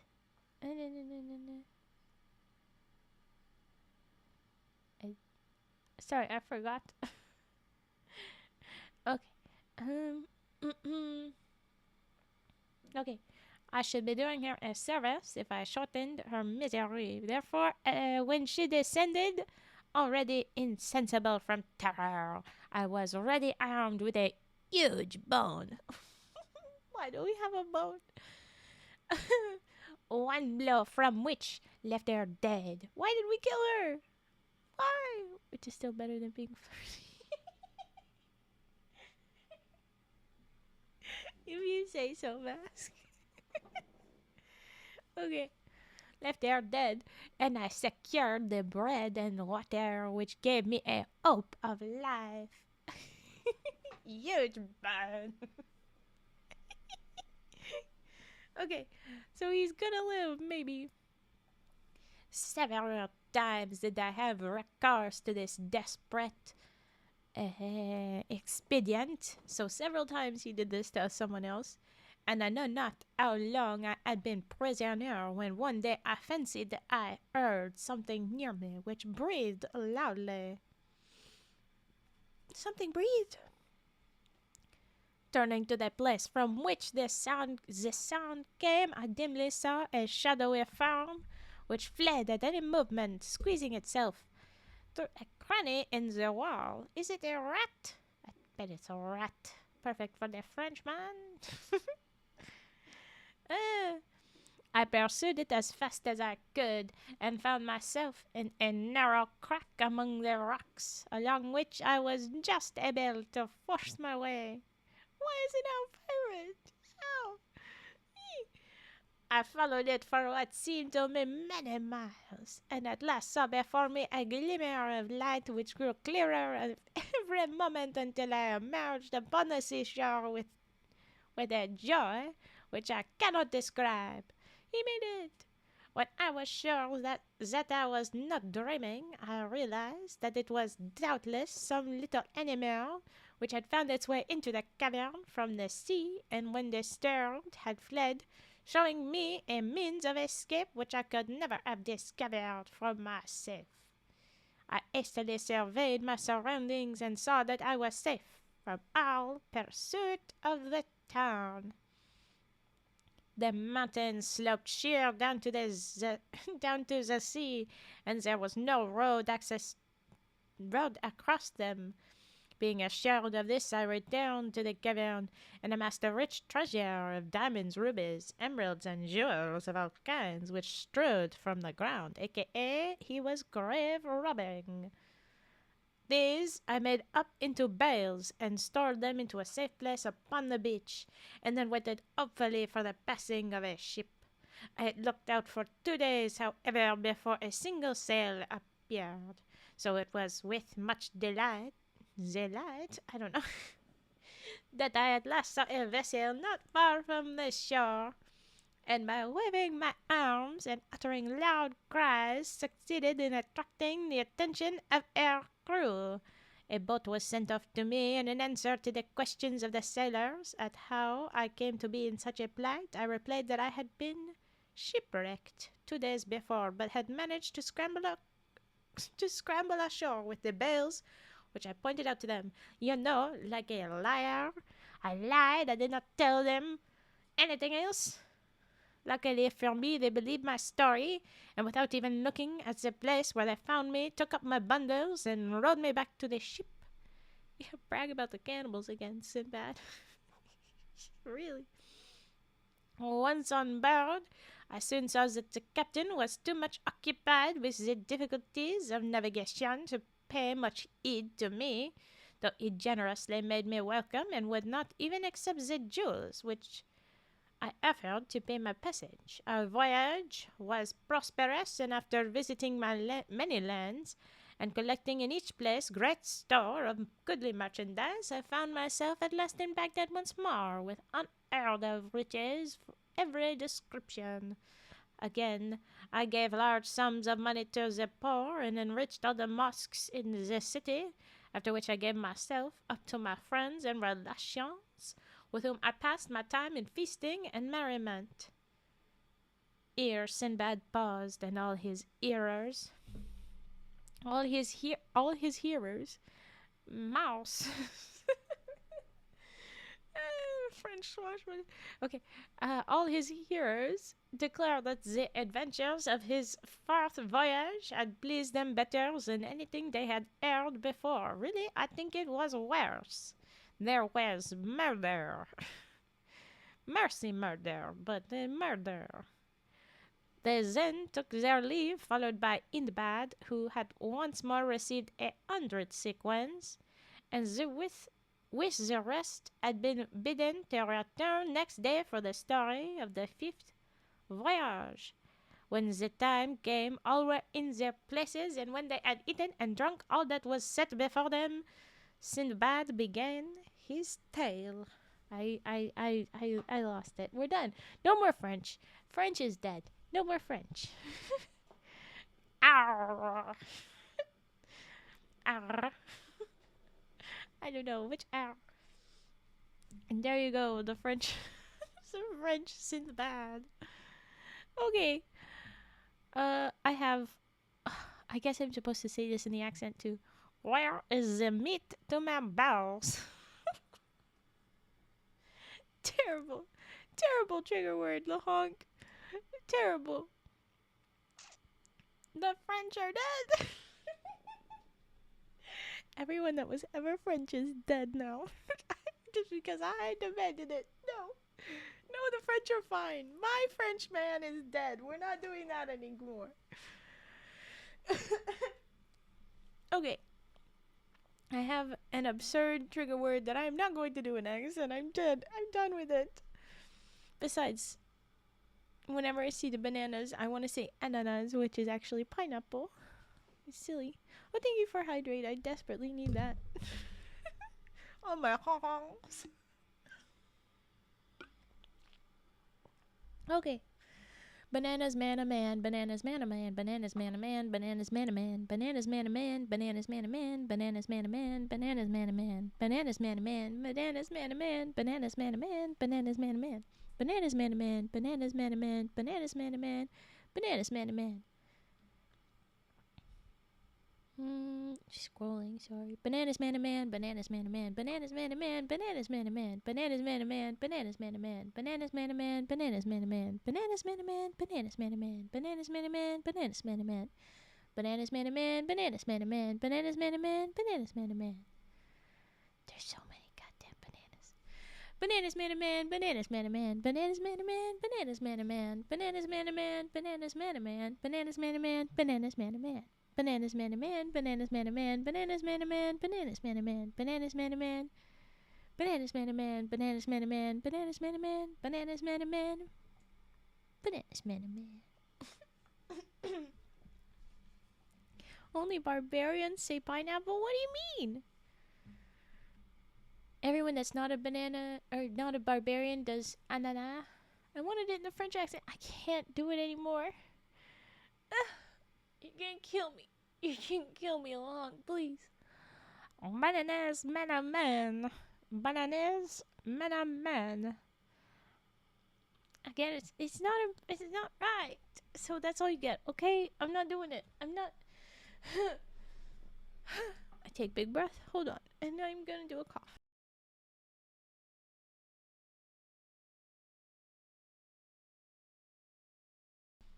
Okay. Whew. Where are we at with things? Jesse, what the hell are you talking about? Bananas, man. That was interesting with the accent. That is lovely. I can't do it no more. I was laughing at myself the whole time. I was turning. I did at the last sentence start to turn Italian, and I can't do that. That's not right.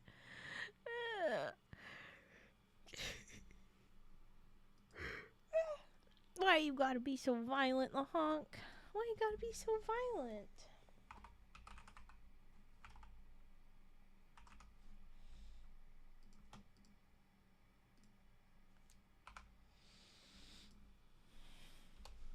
You know it was necessary. I had to slap you for that. Okay.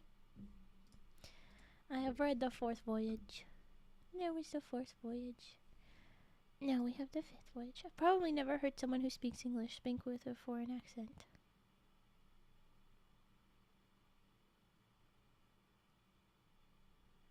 You've never heard an English foreign accent? What?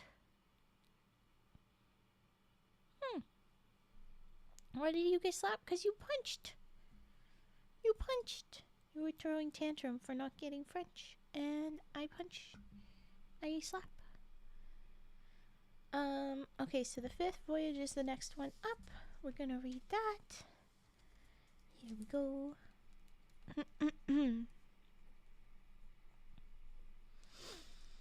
Oh boy, we get some water. Oh wait. I rolled push-ups and I didn't do them. I gotta do push-ups. Dang it.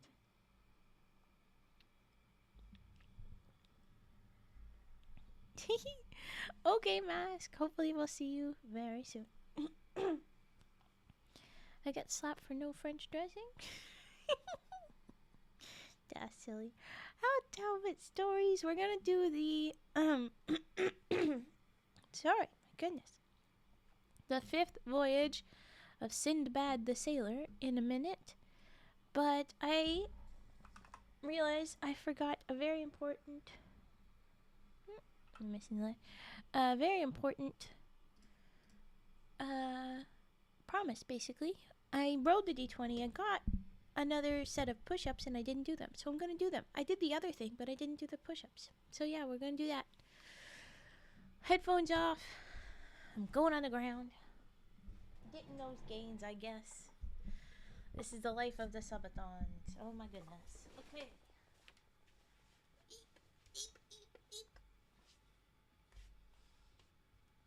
Now I'll tell you.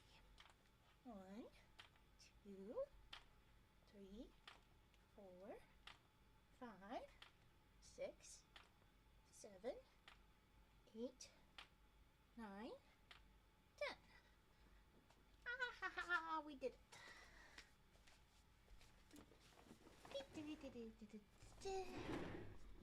Rolling of the chair. Up.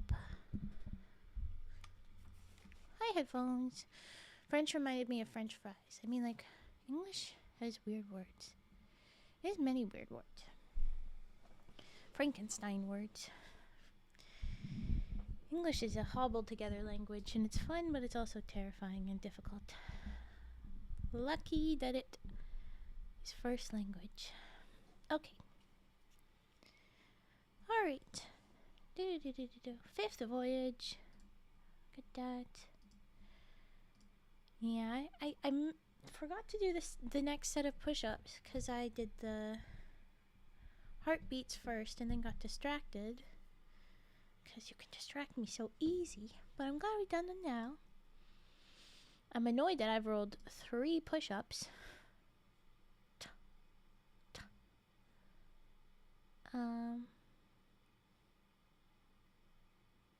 Boop, boop, boop, boop. Hi, Wally. Annoyed that we rolled 3 push-ups. I've got other do things, but we did 3 of those in a row. We're gonna see what else we get. But okay. Alright. Here we go. Fifth voyage. Why do you call it French fries and not... I don't know. I don't know why. I'm sure that the etymology is something like fries was referring to anything that was fried and, you know, or maybe different general use potatoes being fried, but to be specific for the ones that were like the long rectangular stick cut, they had to come up with something, and somebody said, ooh, those are fancy like the French or something, and then oh, ta-da, it's French fries. I don't know, weird choices. Oh, actually we should run an ad, so I will run an ad quickly and then we'll do the 5th. Here we go.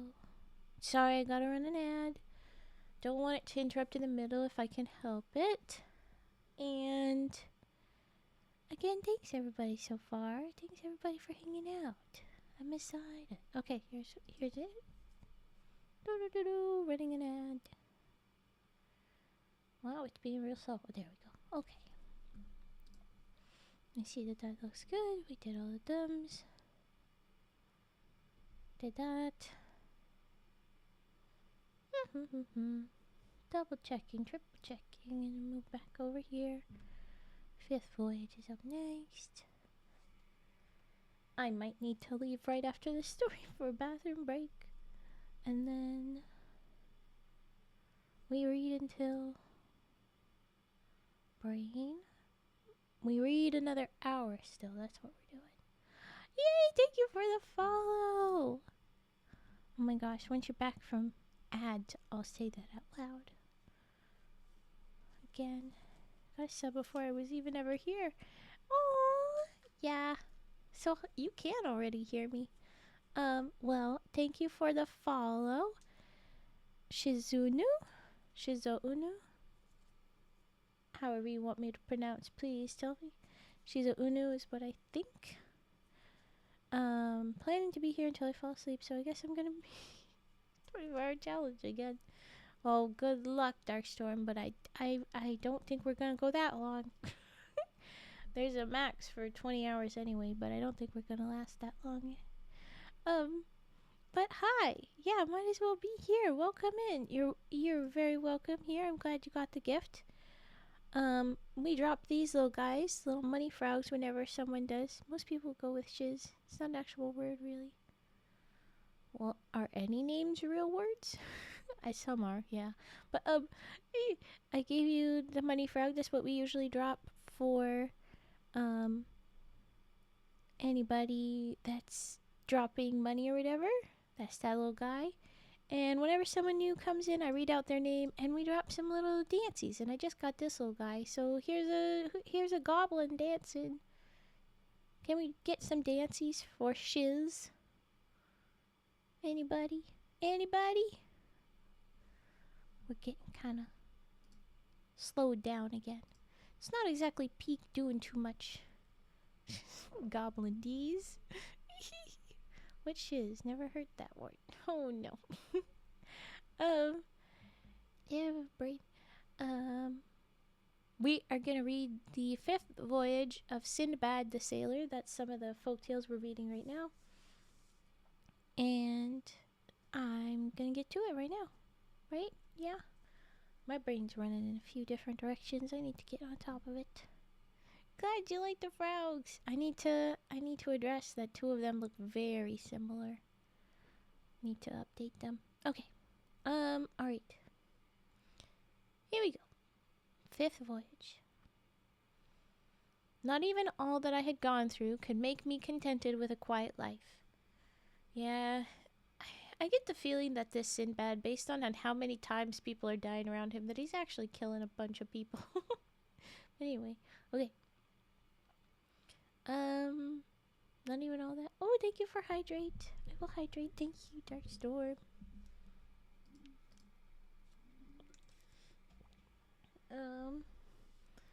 Not even all that I had gone through could make me contented with a quiet life. I soon wearied of its pleasures and longed for change and adventure. Therefore, I set out once more, but this time in a ship of my own, which I built and fitted out at the nearest seaport. I wished to be able to call at whatever port I chose, taking my own time, but as I did not intend carrying enough goods for a full cargo, I invited several merchants of different nations to join me. We set sail with the first favorable wind, and after a long voyage upon the open seas, we landed upon an unknown island, which proved to be uninhabited. We determined, however, to explore it, but had not gone far before we found a roc's egg, as large as the one I had seen before and evidently very nearly hatched, for the beak of the young bird had already pierced through the shell. In spite of all I could say to deter them, the merchants who were with me fell upon it with their hatchets, breaking the shell, oh no, and killing the young roc.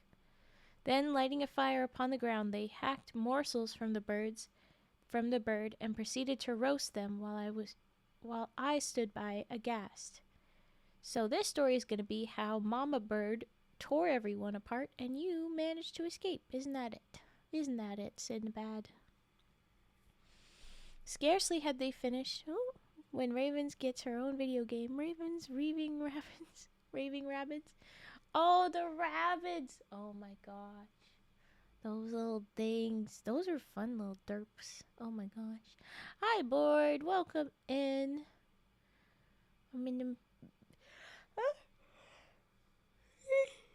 fully felt a yawn full on attack me there. I don't know how. We're in the beginning of our story here. Jumped in at a good time. We're on a ship with these people. Then we landed an island. We know that it's a big scary roc, which is the bird monster of mythology. Aww. I'm sure you'll find Lahonk again shortly. The idiots on the ship decide to break this roc egg, and oh, look at that, a different rainbow Fraoug. I love it. Thank you.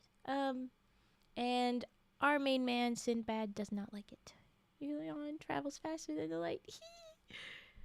And you mentioned this.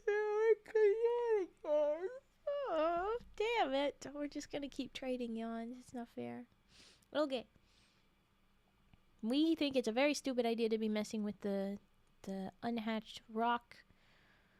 But that's what they did. Okay. Scarcely had they finished their ill-omened repast when the air above us was darkened by two mighty shadows.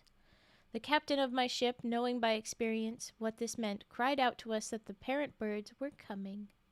Ooh. Emote only. No yawning, only emote. I'm probably still gonna... I already said it. You said it, so I'm yawning. But I will put on emotes only. You got it. I'm assuming to the end of story, but yeah. Scarcely had they finished, the parents were coming and urged us to get on board with all speed. This we did, and the sails were hoisted, but before we had made any way, the rocs reached their despoiled nest and hovered about it, uttering frightful cries when they discovered the mangled remains of their young one. For a moment we lost sight of them, and were flattering ourselves that we had escaped, when they reappeared and soared into the air directly above our vessel, and we saw that each held in its claws an immense roc, as in like the stone, ready to crush us. There was a moment of breathless suspense, then one bird loosed its hold, and the huge block of stone hurled through the air, but thanks to the presence of mind of the helmsman, who turned our ship violently in another direction, it fell into the sea close beside us, cleaving it asunder till we could nearly see the bottom. We had hardly time to draw a breath of relief before the other roc fell with a mighty crash, right in the midst of our luckless vessel, smashing it into 1,000 fragments and crushing, were hurling into the sea, passengers and crew.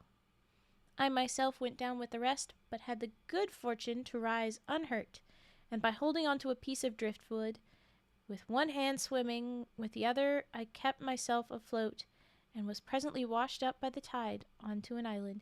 You're gonna keep doing, like, at this point, you're just good at floating up, finding a piece of driftwood. Like, you're just good at that at this point. 5 of these in, yeah, that's a skill by now. Its shores of this new island were steep and rocky, but I scrambled up safely and threw myself down to rest upon the green turf. When I had somewhat recovered, I began to examine the spot in which I found myself, and it truly seemed to me that I had reached a garden of delights. There were trees everywhere, and they were laden with flowers and fruit, while a crystal stream wandered in and out under their shadow.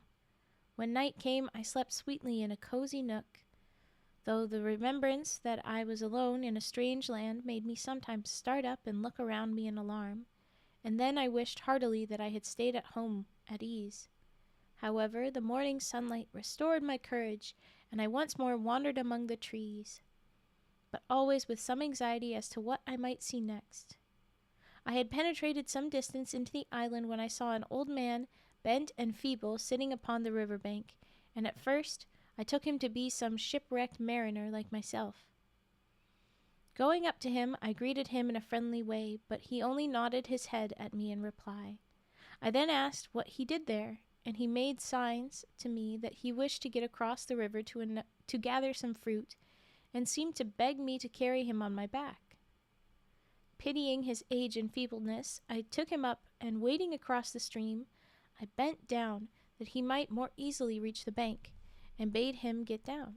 But instead of allowing himself to be set upon his feet, even now it makes me laugh to think of it, this creature who had seemed to me so decrepit leaped nimbly upon my shoulders, and hooking his legs around my neck, gripped me so tightly that I was well-nigh choked, and so overcome with terror that I fell insensible to the ground. Just a sentence ago you put in brackets, just makes me laugh thinking about it. What? Okay.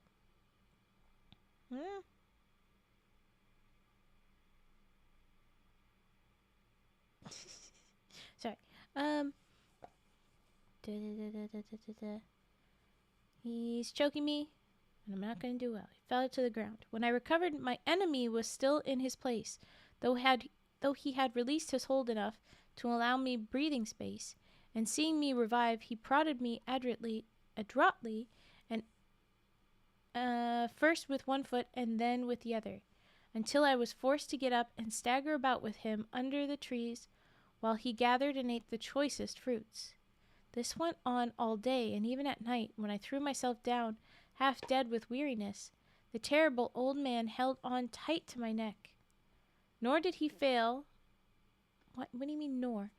He did not fail, I guess, to greet the first glimmer of morning light by drumming upon me with his heels, until I perforce awoke and resumed my dreary march with rage and bitterness in my heart. He's just controlling him, but he's got very strong legs, this old man. What the hell? Like, just wow. It happened that day that I passed a tree under which lay several dry gourds. And catching one up, I amused myself with scooping out its contents and pressing it into the juice of several bunches of grapes, which hung from every bush. When it was full, I left it propped in the fork of a tree, and a few days later, carrying the hateful old man that way, I snatched at my gourd as I passed it, and had the satisfaction of a draught of excellent wine, so good and refreshing that I even forgot my detestable burden, and began to sing and caper. The old monster was not slow to perceive the effect which my draught had produced, and that I carried him more lightly than usual, so he stretched out his skinny hand, seizing the gourd, first tasted its contents cautiously, then drained them to the very last drop. The wine was strong and the gourd capacious, so he also began to sing after a fashion, and soon I had the delight of feeling the iron grip of his goblin legs unclasp. Whew! Finally, and with one vigorous effort I threw him to the ground, from which he never moved again. Oh, so you killed another person. Lovely. I was so rejoiced to have at least got rid of this uncanny old man that I ran leaping and bounding down to the seashore where, by the greatest good luck, I met with some mariners who had anchored off the island to enjoy the delicious fruits and to renew their supply of water. They heard the story of my escape with amazement, saying, "You fell into the hands of the old man of the sea." I think you mean into the legs or feet. "And it is a mercy that he did not strangle you as he has everyone else upon whose shoulders he has managed to perch himself. This island is well known as the scene of his evil deeds, and no merchant or sailor who lands upon it cares to stray far away from his comrades. After we had talked for a while, they took me back with them on board their ship, where the captain received me kindly, and we soon set sail, and after several days reached a large and prosperous-looking town where all the houses were built of stone. Here we anchored, and one of the merchants, who had been very friendly to me on the way, took me ashore with him and showed me a lodging set apart for strange merchants. He then provided me with a large sack and pointed out to me a party of others equipped in the like manner. "Go with them," said he, "and do as they do, but beware of losing sight of them, for if you strayed, your life would be in danger." "Why are you doing this to me? Why put me in danger, nice guy? This is a trap, isn't it?" With that he supplied me with provisions and bade me farewell, and I set out with my new companions. Soon I learnt— Why you cry? Do you want to be free? I think it's time to release you. I'll release you.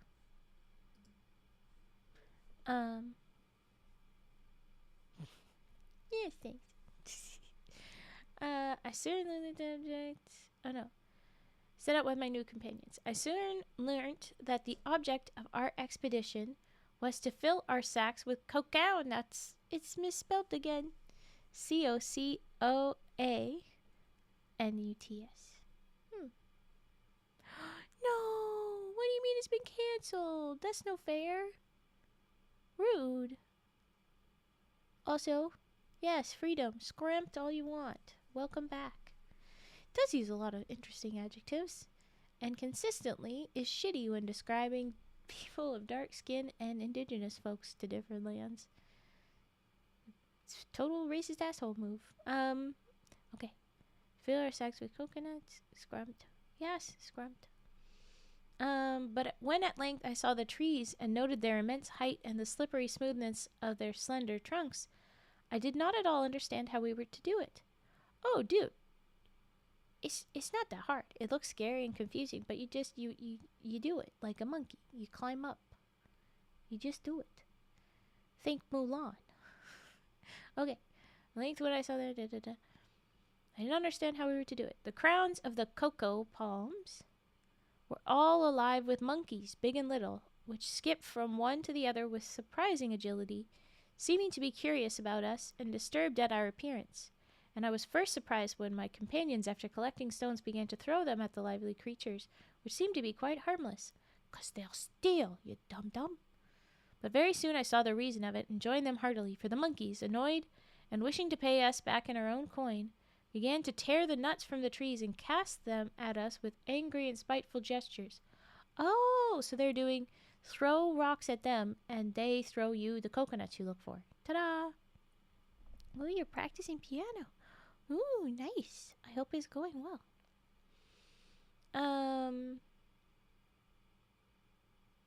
So that after very little labor, our sacks were filled with the fruit which we could not otherwise have obtained. You could have, but anyway. As soon as we had as many as we could carry, but we went back to the town, where my friend bought my share and advised me to continue the same occupation until I had earned enough money to carry me to my own country. This I did, and before long had amassed a considerable sum. Just then I heard that there was a trading ship ready to sail, and taking leave of my friend I went on board, carrying with me a goodly store of cacao nuts. And we sailed first to the islands where the pepper grows, then to Kamari, where the best aloes wood is found, and where men drink no wine by an unalterable law. By an unalterable law. Ooh, okay. The sober folks. Here I exchanged my nuts for pepper and good aloes wood, and went a-fishing for pearls with some of the other merchants, and my divers were so lucky that very soon I had an immense number, and those very large and perfect. With all these treasures I came joyfully back to Baghdad, where I disposed of them for large sums of money, of which I did not fail as before to give the 10th part to the poor. And after that I rested from my labors and comforted myself with all the pleasures that my riches could give me. So I'm gonna, ooh, that's a nice one, Board. I'm gonna call this asshole out right now. All these other stories, he says he gives a large sum to the poor. He gives lots to the mosques. He gives lots to this. And then this side you say, did not fail as before to give the 10th part to the poor. As in, just like I had done before, I only gave 10% to charity. You're a liar. You're a liar. Trying to say you're so cool, you're so nice, you're so generous, you're still a rich asshole. Yeah, I'm not thinking it's even. No. I don't know if I trust you at all anymore. Lurk. Close. Gotta use a U, and then you can lurk. Very close. Alright. Liar, liar, plants for hire. What? Having thus ended his story, Sindbad ordered that 100 sequins should be given to Hindbad, and the guests then withdrew. But after the next day's feast, he began the account of his 6th voyage, as follows. And so now we'll click the next voyage. But as I said, I wanted to do a quick break, very, very quick. And I'll do my stretch now, thank you, Board, as I do a bathroom run, just 'cause I has to. So here is this again, and I suppose, oh, actually, I don't know if I did this right. Did I do something wrong? I might have done something wrong. 2 seconds. 2 seconds. Okay.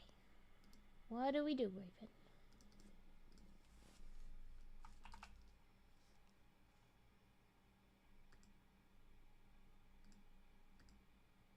Yeah, it's gone.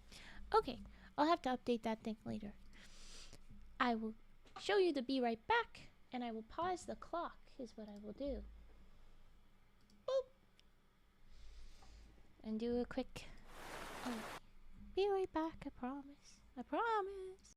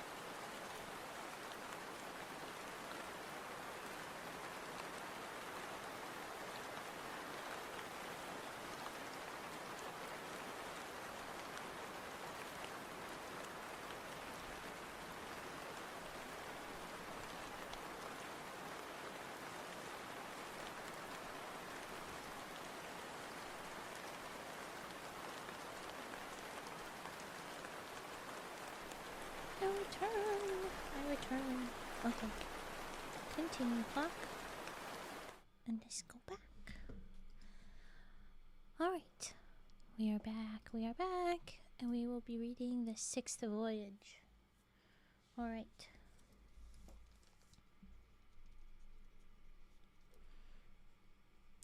6th Voyage, written in the book.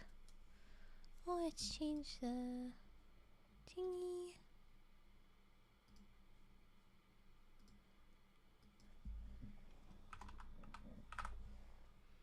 Well, that's not how you spell that. And there you go. Okay. Are we all doing well? All my lurking friends? I hope we're all doing good. I check in here.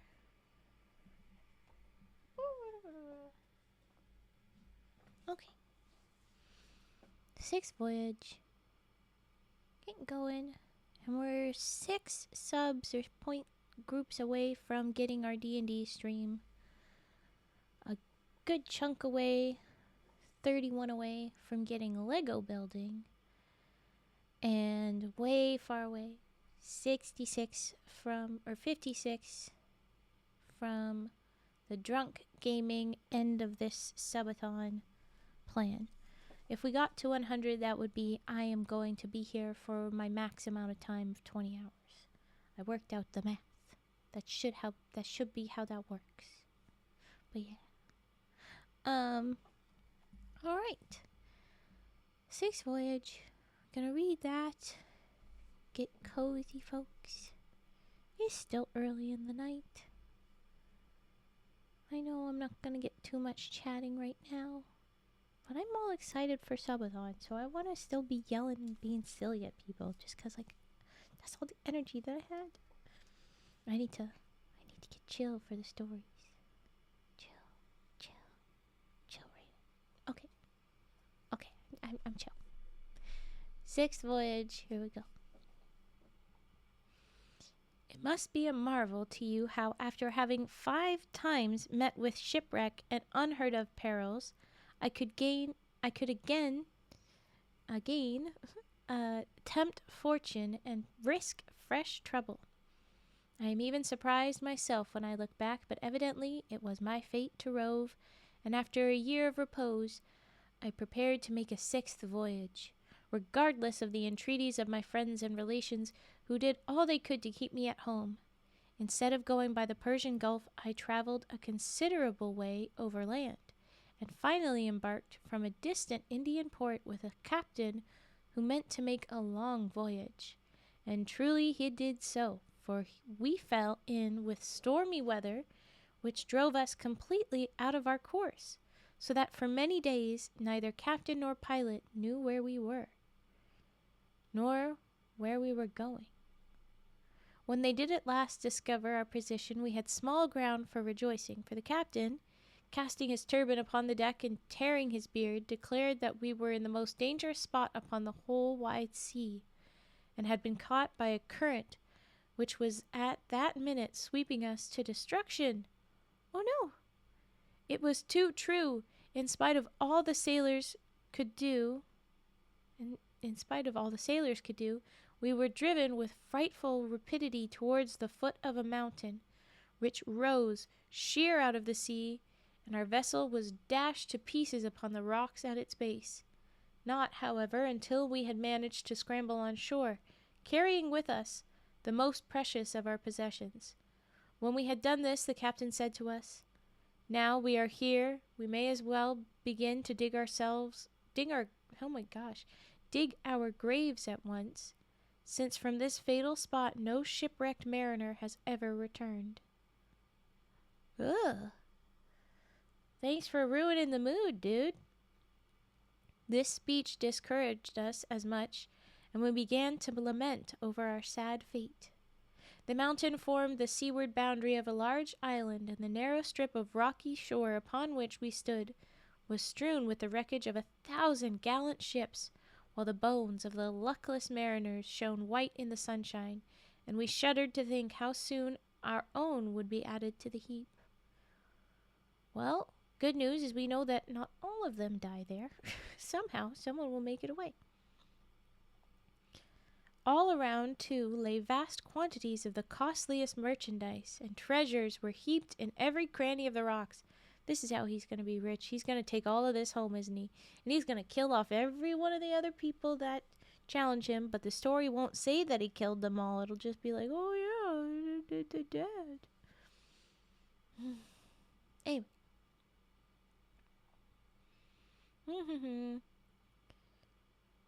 Treasures heaped to any rocks, but all these things only added to the desolation of the scene. It struck me as a very strange thing that a river of clear, fresh water, which gushed out from the mountain not far from where we stood, instead of flowing into the sea as rivers generally do, turned off sharply and followed out of sight under a natural archway of rock. And when I went to examine it more closely, I found that inside the cave the walls were thick with diamonds and rubies and masses of crystal, and the floor was strewn with ambergris. Does anybody here know what ambergris is? It's like this extra guck from whales that they create in their digestion, that they use often in perfumes and stuff. It's very cool. I'm sad because I only have a 61 key keyboard and not an 88 key piano. Oh, sad. But you will still learn the Moonlight Sonata, and you will still do marvelously. I believe in you. I believe in you.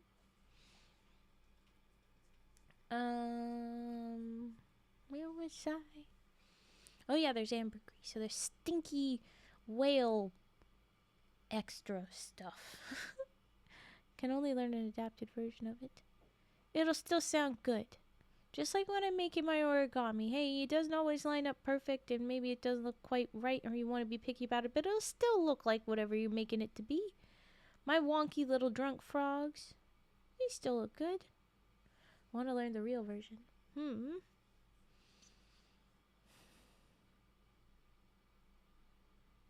Yeah. I mean, libraries tend to have instruments, but I think piano's kind of the one that they don't have.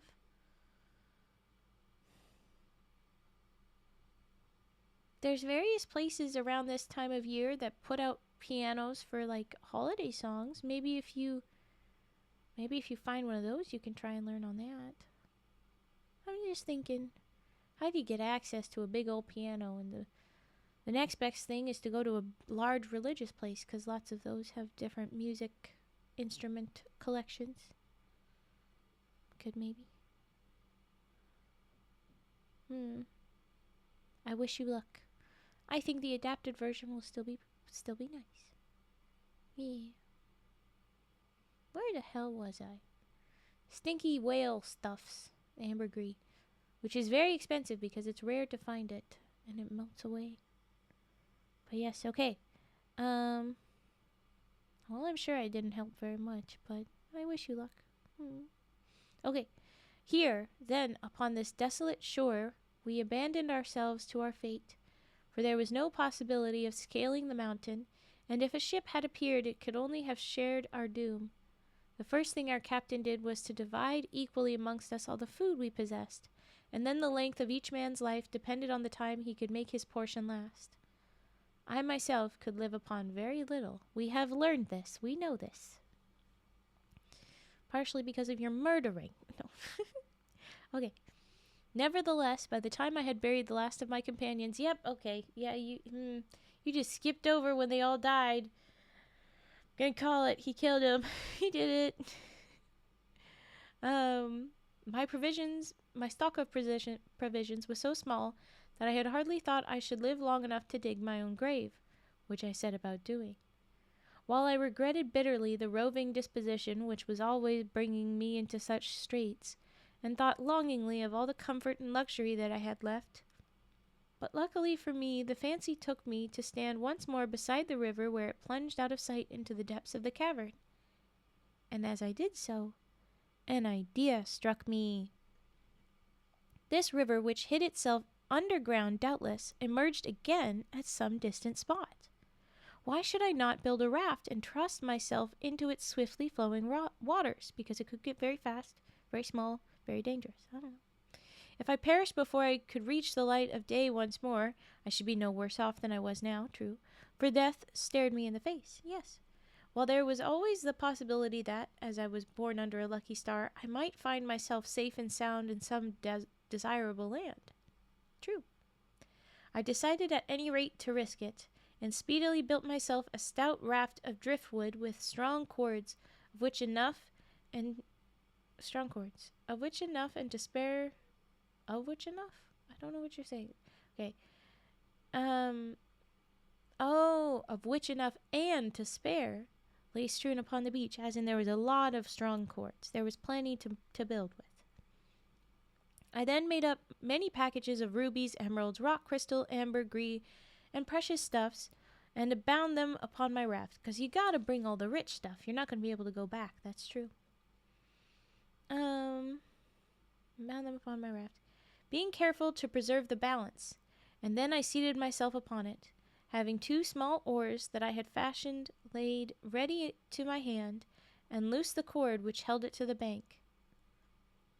Once out in the current, my raft flew swiftly under the gloomy archway, and I found myself in total darkness, carried smoothly forward by the rapid river. On I went, as it seemed to me, for many nights and days. Once the channel became so small that I had a narrow escape of being crushed against the rocky roof, and after that I took the precaution of lying flat upon my precious bales. Though I only ate what was absolutely necessary to keep myself alive, the inevitable moment came when, after swallowing my last morsel of food, I began to wonder if I must, after all, die of hunger. Then, worn out with anxiety and fatigue, I fell into a deep sleep, and when I again opened my eyes, I was once more in the light of day. A beautiful country lay before me, and my raft, which was tied to the river bank, was surrounded by friendly-looking black men. This time we're being nice to them, which was interesting. I saw it a little bit later. It says one of the natives. It actually wrote natives as opposed to how it wrote them before. I guess because these guys aren't cannibals, maybe. I rose and saluted them, and they spoke to me in return, but I could not understand a word of their language. Feeling perfectly bewildered by my sudden return to the life and light, I murmured to myself in Arabic, "Close thine eyes, and while thou sleepest, heaven will change thy fortune from evil to good." Beautiful. One of the natives who understood this tongue then came forward, saying, "My brother, be not surprised to see us. This is our land, and as we came to get water from the river, we noticed your raft floating down it, and one of us swam out and brought you to the shore. We have waited for your awakening. Tell us now whence you come, and where you were going by that dangerous way." I replied that nothing would please me better than to tell them, but that I was starving, and would fain eat something first. I was soon supplied with all I needed, and having satisfied my hunger, I told them faithfully all that had befallen me. They were lost in wonder at my tale when it was interpreted to them, and said that adventures so surprising must be related to their king only by the man to whom they had happened. So, procuring a horse, they mounted me upon it and set out, followed by several strong men carrying my raft just as it was upon their shoulders. In this order we marched into the city of Serendib, where the natives presented me to their king, whom I saluted in the Indian fashion, prostrating myself at his feet and kissing the ground. But the monarch bade me rise and sit beside him, asking first what was my name. "I am Sinbad," I replied, "whom men call the sailor, for I have voyaged much upon many seas." "And how come you here?" asked the king. I told my story, concealing nothing. "Does that mean you admitted to the murders?" And his surprise and delight were so great that he ordered my adventures to be written in letters of gold and laid up in the archives of his kingdom. Well, pretty cool. Presently my raft was brought in and the bales opened in his presence. I'm wondering if, considering he was like certain that he wasn't going to go back, should he have not just like sent all of the goodies ahead? I guess they would probably have.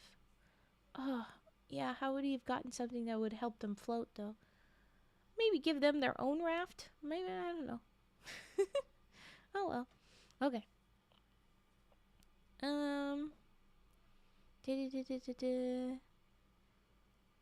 Presently my raft was brought in, and the bales opened in his presence, and the king declared that in all his treasury there were no such rubies and emeralds as those which lay in great heaps before him.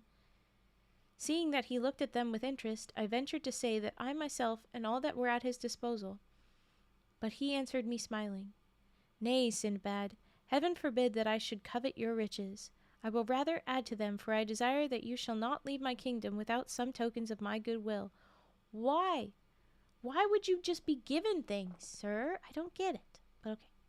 He then commanded his officers to provide me with a suitable lodging at his expense, and sent slaves, to wait upon me and carry my raft and my bales to my new dwelling place.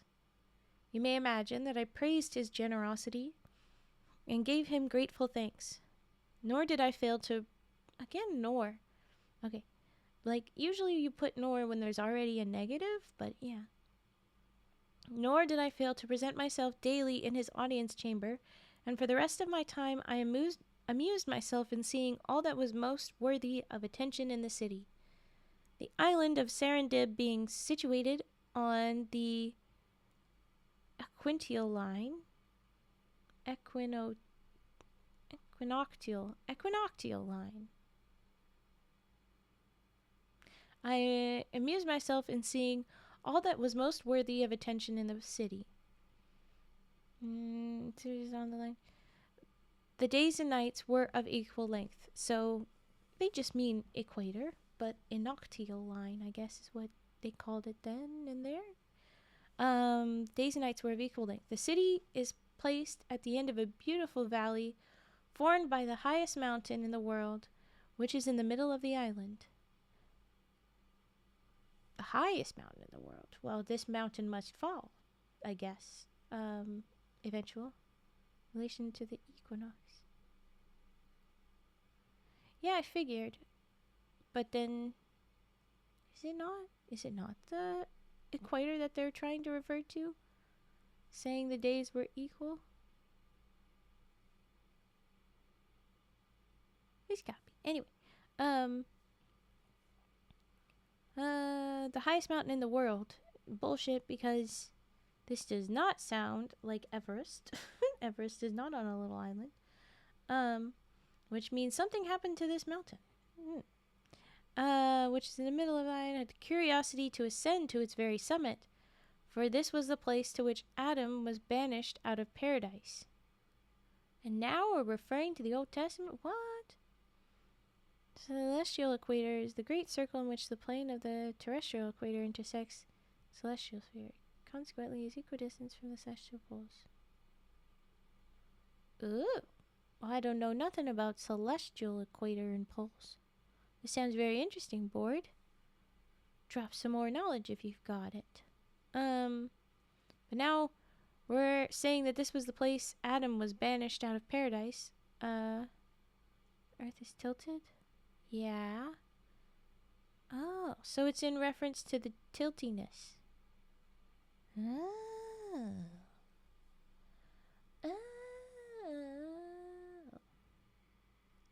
I'm following more now. I wasn't terribly far off. But I was off. Where's with respect to the sun? This is the different. Yeah, okay.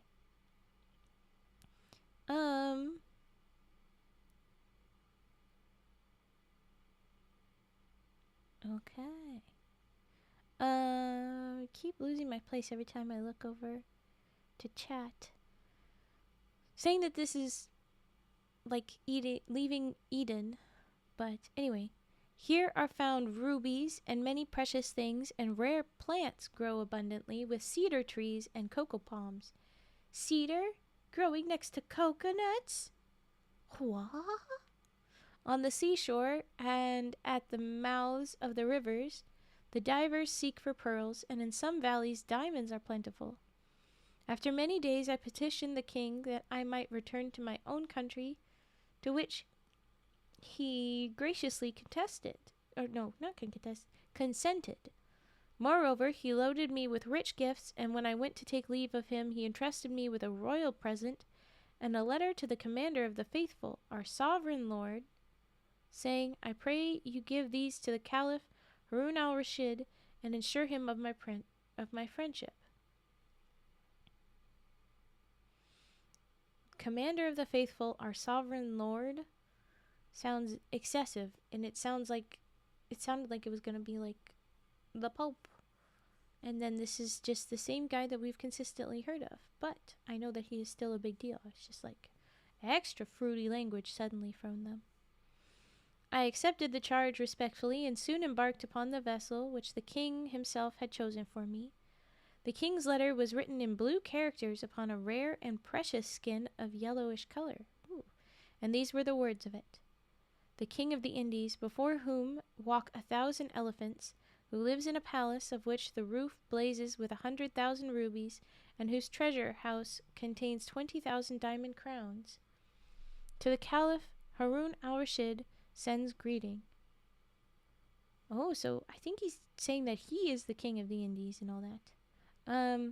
Though the offering we present to you is unworthy of your notice, we pray you to accept it as a mark of the esteem and friendship which we cherish for you, and of which we gladly send you this token, and we ask of you a like regard if you deem us worthy of it. Adieu, brother. Hey, where's that French coming from? I'm fairly certain that that's going to be just Andrew Lang inserting his own idea of the translation there. The present consisted of a vase carved from a single ruby, 6 inches high and as thick as my finger. This was filled with the choicest pearls, large and of perfect shape and luster.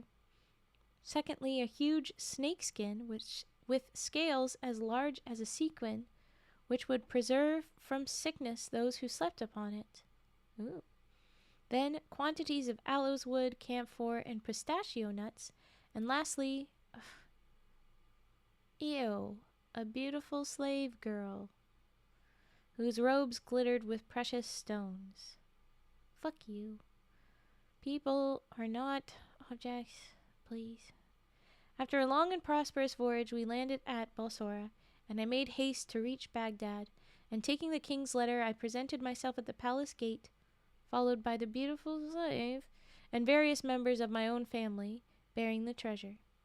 As soon as I had declared my errand, I was conducted into the presence of the Caliph, to whom, after I had made my obeisance, I gave the letter and the king's gift, and when he had examined them, he demanded of me whether the Prince of Serendip was really as rich and powerful as he claimed to be.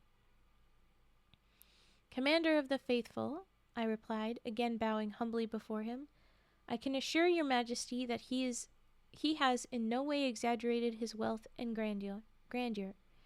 Nothing can equal the magnificence of his palace. When he goes abroad, his throne is prepared upon the back of an elephant. It yawns. Goes abroad, his throne is prepared on the back of an elephant, and on either side of him ride his ministers, his favorites, and courtiers. On his elephant's neck sits an officer, his golden lance in hand, and behind him stands another bearing a pillar of gold, at the top of which is an emerald as long as my hand. 1,000 men in cloth of gold, mounted upon richly caparisoned elephants, go before him, and as the procession moves onward, the officer who guides his elephant cries aloud, Behold the mighty monarch, the powerful and valiant Sultan of the Indies, whose palace is covered with 100,000 rubies, who possesses 20,000 diamond crowns. Behold a monarch greater than Solomon and Mihraj in all their glory. Then the one who stands behind the throne answers, This king so great and powerful must die, must die, must die. What do you mean? And the first takes up the chant again, All praise him who lives forevermore. Do you mean must not die then? What do you mean lives forever? This king so great has to die versus so praise him who doesn't die. What's going on? Further, my lord, in Serendip no judge is needed, for to the king himself his people come for justice. The Caliph was well satisfied with my report. From the king's letter, said he, I judged that he was a wise man. Sorry. It seems that he is worthy of his people, and his people of him. So saying, he dismissed me with rich presents, and I returned in peace to my own house. When Sinbad had done speaking, his guests withdrew, Hindbad having first received 100 sequins, but all returned next day to hear the story of the 7th voyage. Sinbad thus began, and that is the end of the 6th voyage. The next one will be up shortly. So essentially the equator, is what is called the terrestrial equator. Yes, it is the line that goes around the center of the world, but the world is tilted.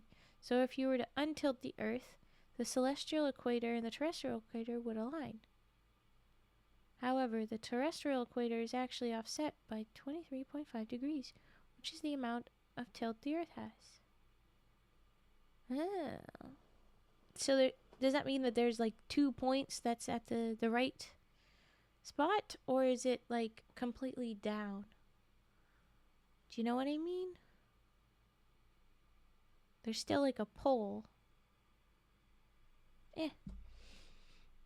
But alright, so it's offset because of the tilt and the celestial one.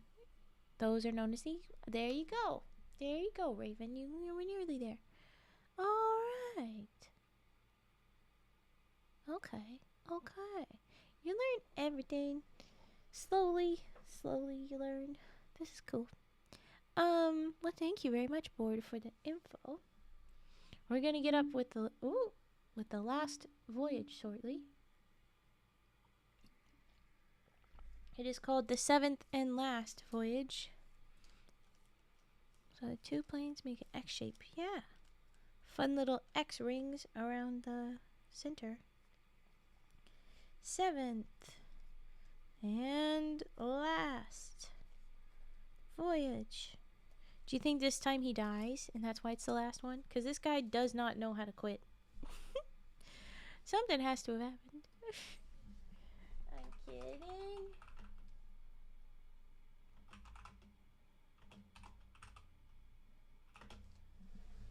Seventh and last voyage. Just a little bit covering up little gizmo. Little dudes. Okay.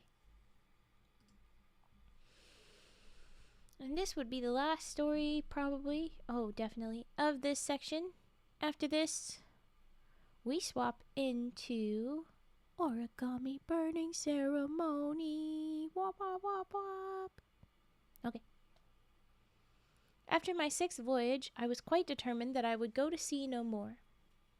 I was now of an age to appreciate a quiet life, and I had run risks enough. I only wished to end my days in peace.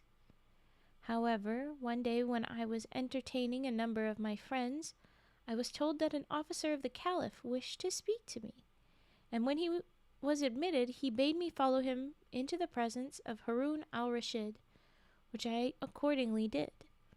After I had saluted him, the Caliph said, I have sent for you, Sinbad, because I need your services. I have chosen you to bear a letter and a gift to the king of Serendib in return for his message of friendship.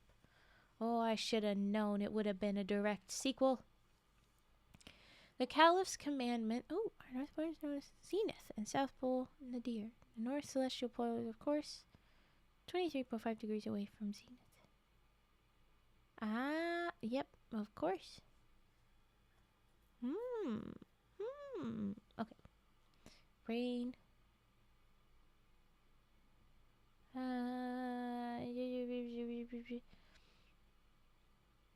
The Caliph's command fell upon me like a thunderbolt. Commander of the faithful, I answered, I am ready to do all that your majesty commands, but I humbly pray you to remember that I am utterly disheartened by the unheard of sufferings I have undergone. Indeed, I have made a vow never again to leave Baghdad. You say this now, dude? Did you not tell him this before? 'Cause, like, dude, you went through so many awful things and you still did it again and then again. Why would he think that you were done? Why would he think that? Okay. With this I gave him a long account of some of my strangest adventures, to which he listened patiently.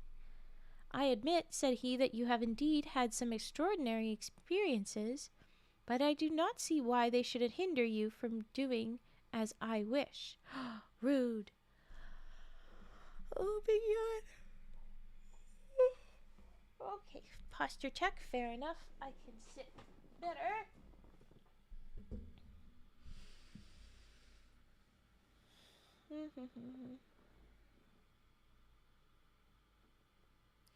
Okay, he should not hinder you from doing as I wish.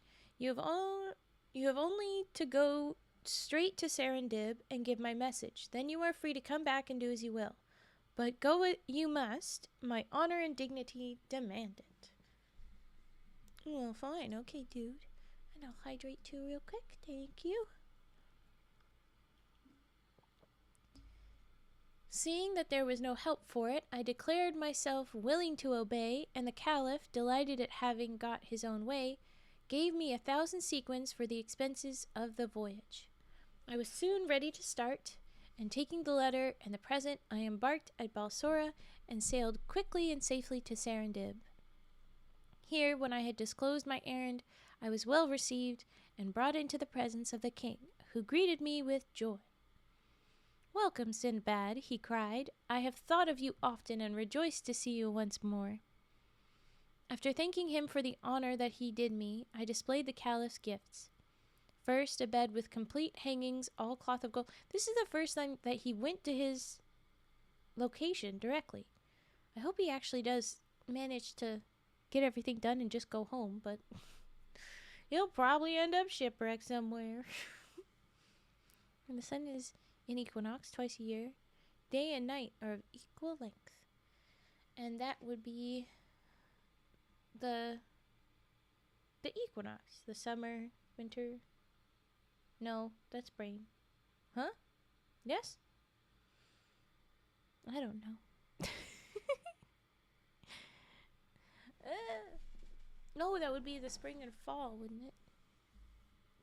March and September. September. Though it matters where you are. Even in other places, there it's inconsistent.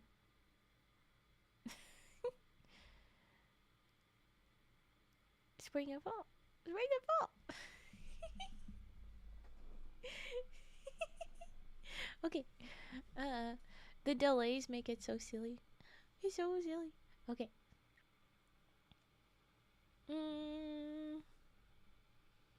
I've often thought of you. I've thought of you often and rejoiced to see you once more. Oh, okay, there you go. Yes, true equinox only happens at the proper equinox places. God. Okay. After thanking him for the honor that he did me, I displayed the Caliph's gifts. First, a bed with complete hangings, all cloth of gold, which cost 1,000 sequins, and another like it of crimson stuff. Just crimson stuff. We don't know what stuff it was, but it was red. This is clear that Sinbad has no more patience. 50 robes of rich embroidery, 100 of the finest white, which cost 1,000 sequins. Finest white linen from Cairo, Suez, Kufa, I don't know, and Alexandria. Then more beds of different fashion, and an agate vase carved with the figure of a man aiming an arrow at a lion, and finally a costly table which had once belonged to King Solomon. The king of Serendib received with satisfaction the assurance of the Caliph's friendliness toward him, and now, my task being accomplished, I was anxious to depart, but it was some time before the king would think of letting me go. At last, however, he dismissed me with many presents, and I lost no time in going on board a ship which sailed at once. Oh, no. And for 4 days all went well. Only the 4. On the 5th day, we had the misfortune to fall in with pirates, who seized our vessel, killing all who resisted and making prisoners of those who were prudent enough to submit at once, of whom I was one. No shit, you're not dead. You're telling the story. No, never mind. I'm a ghost. Sorry. Raven, hiding behind chat right now. Oh, I am kind of. Oops. Whoa, what is going on? Picking up for mine. Ah, how about now? I should be more centered. Okay, sorry. I just like chatting. Evening. Hi, Dum Dum, welcome in. Okay, we're in the middle. The pirates. And so he's a captor. When they had despoiled us of all we had possessed, they forced us to put on vile raiment. I don't know exactly what that means. And sailing to a distant island, they sold us for slaves. Now you're wishing that you didn't do that. Taking in the slaves. Now you know what it's like. Sinbad, slaves are bad now, huh? I bet. But yeah, okay.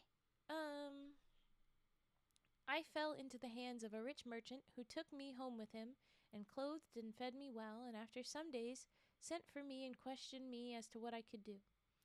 I answered that I was a rich merchant who had been captured by pirates and therefore I knew no trade. You're not rich now, buddy. Sorry. Tell me, said he, can you shoot with a bow? I replied that this had been one of the pastimes of my youth, and that doubtless with practice my skill would come back to me. Why does he want you to be shooting with a bow? What does he want you to do? You fell asleep, but I'm back with Taco Bell. Oof. Now I want snacks. Okay, it's 7 o'clock, which means I'm supposed to swap to another thing. I need to focus and read this story. So, forgive me, but shut up. Bam. Okay, focusing. Upon this, he provided me with bow and arrows, and mounting me, I think he means mounting his elephant with me. Mounting me with him upon his own elephant. Took me the way to a vast forest which lay far from the town. Thank you, Fett, for that emote. Yeah, this is. When we had reached the wildest part of it, we stopped, and my master said to me, this forest swarms with elephants. Hide yourself in this great tree and shoot all that pass you. When you have succeeded in killing one, come and tell me. Oh, jeez, good luck with just bow and arrow. So saying, he gave me a supply of food and returned to the town, and I perched myself high up in the tree and kept watch. That night I saw nothing, but just after sun... Oh, why is my mic down low? OBS, why do you do this? Okay. Sorry, I was quiet. I'm back. Perched myself high, kept watch. That night I saw nothing, but just after sunrise the next morning a large herd of elephants came crashing and trampling by. I lost no time in letting fly several arrows, and at last one of the great animals fell to the ground dead. Well, good job. And the others retreated, leaving me free to come down from my hiding place and run back to tell my master of my success, for which I was praised and regaled with good things. Elephants, remember, and elephants throw funerals, so I don't know if the elephants would really just leave and not do nothing, but certainly they're gonna come back. Be prepared. Just saying. Came down leaving me free to come down, tell my master of success, for which I was praised and regaled with good things. Then we went back to the forest together and dug a mighty trench in which we buried the elephant I had killed. You didn't even do anything with it? Oh, in order that when it became a skeleton, my master might return and secure its tusks. Poachers. Fuck you. I don't like it. Although you're a slave, you just had to do as told, but... Okay. For 2 months, I hunted thus. 2 months? And no day passed without my securing an elephant. So 60 dead elephants? Fuck Sinbad. You could at least pretend to be bad. Of course, I did not always station myself in the same tree, but sometimes in one place, sometimes in another. Good. One morning, as I watched the coming of the elephants, I was surprised to see that instead of passing the tree I was in, as they usually did, they paused and completely surrounded it, trumpeting horribly and shaking the very ground with their heavy tread. And when I saw that their eyes were fixed upon me, I was terrified. Yeah, they know what you fucking did. And my arrows dropped from my trembling hand. I had indeed good reason for my terror when, an instant later, the largest of the animals wound his trunk round the stem of my tree. Well, I would have said trunk of the tree. Trunk around the trunk? Okay. And with one mighty effort tore it up by the roots, bringing me to the ground entangled in its branches. I thought now that my last hour was surely come, but the huge creature, picking me up gently enough, set me upon its back, where I clung more dead than alive, and followed by the whole herd, turned and crashed off into the dense forest. You're kidding. They're just gonna let you live. That's bullshit. They wouldn't do that. They don't like you. Why would they do that? That's bullshit. This guy's a liar. He has to be. Okay. Set me upon his back, more dead than alive, followed by went into the forest. Seemed to me a long time before I was once more set upon my feet by the elephant. And as I stood, as if in a dream, watching the herd...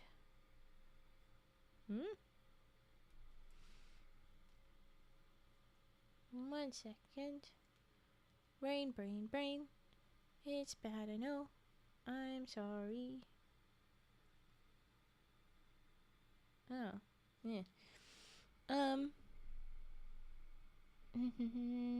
Stood in a dream watching the herd, which turned and trampled off in another direction, and were soon hidden in the dense underwood. Then, recovering myself, I looked about me, and found that I was standing upon the side of a great hill, strewn as far as I could see on either hand with bones and tusks of elephants. This then must be the elephant's burying place, I said to myself. Okay, well, at least you found a different way to collect your ivory. Go about it this way instead of actively killing them. Just steal from their graves. That's significantly better. And they must have brought me here that I might cease to persecute them, seeing that I want nothing but their tusks. I don't know when they would know that, but probably they put it together. And here lie more than I could carry away in a lifetime. Whereupon I turned and made for the city as fast as I could go, not seeing a single elephant by the way, which convinced me that they had retired deeper into the forest to leave the way open to the ivory hill, and I did not know how sufficiently to admire their sagacity. After a day and a night, I reached my master's house and was received by him with joyful surprise. Ah, poor Sinbad, he cried. I was wondering what could have become of you. When I went to the forest, I found the tree newly uprooted and the arrows laying beside it, and I feared I should never see you again. Pray tell me how you escaped death.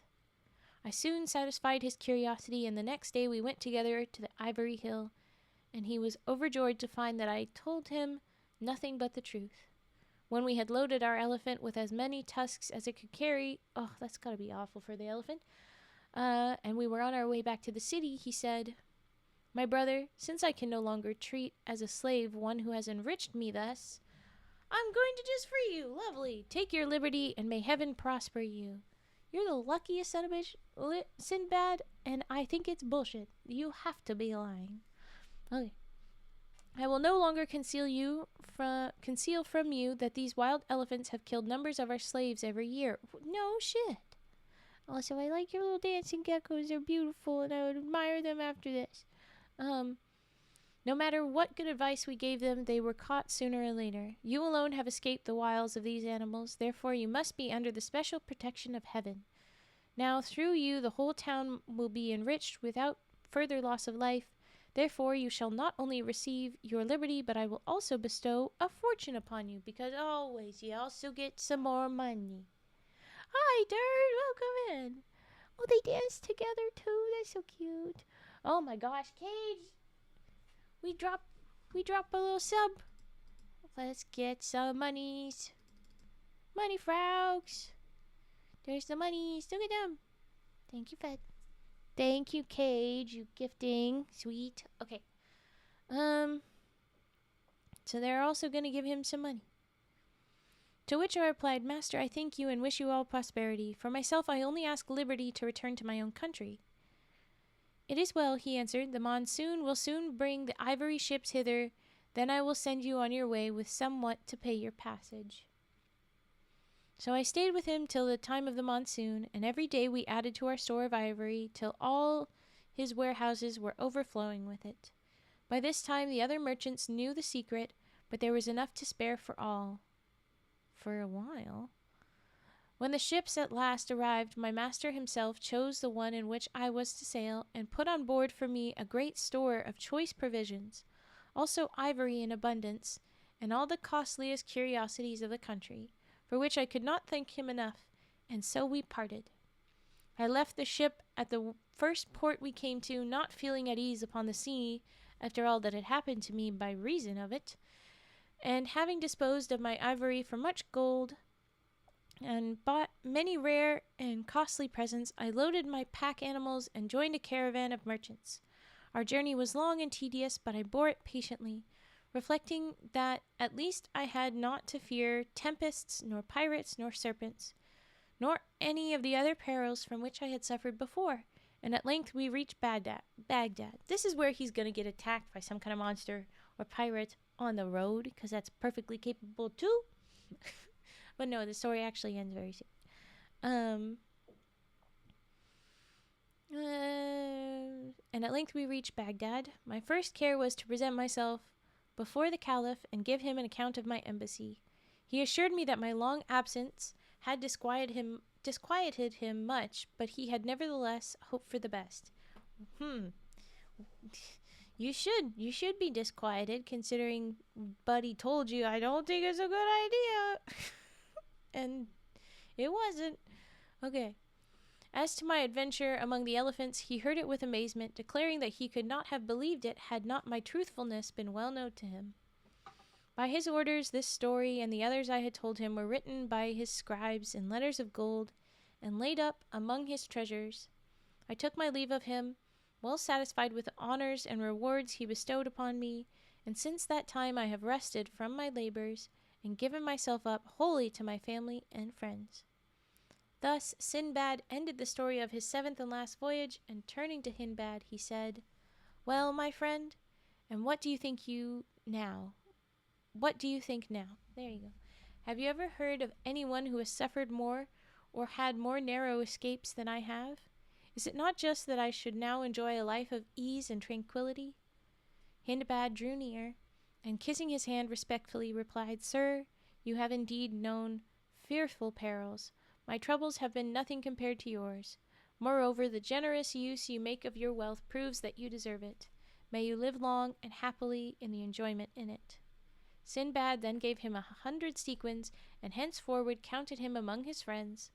Also he caused him to give up his profession as a porter, and to eat daily at his table, that he might all his life remember Sinbad the sailor. The end. Well, that is very sweet that he was giving money, but it feels weird still. I don't know.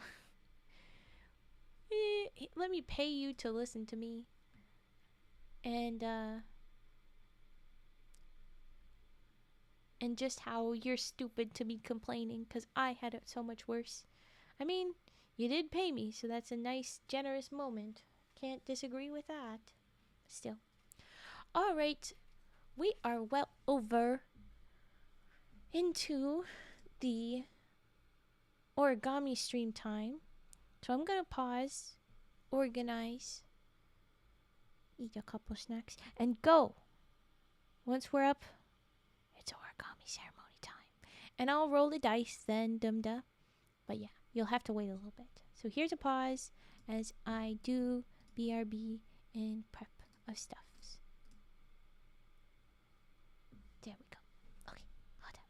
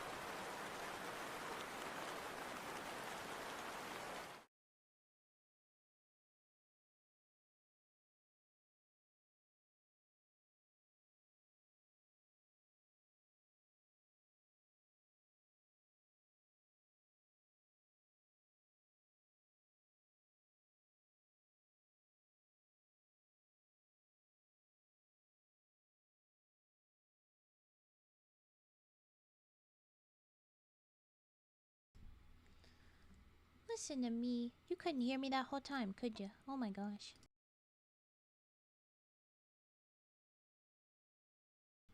Okay, well, I said welcome back, and I was telling you to listen to the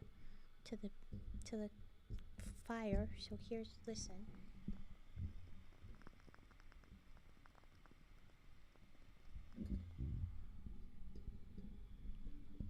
So yeah, there you go.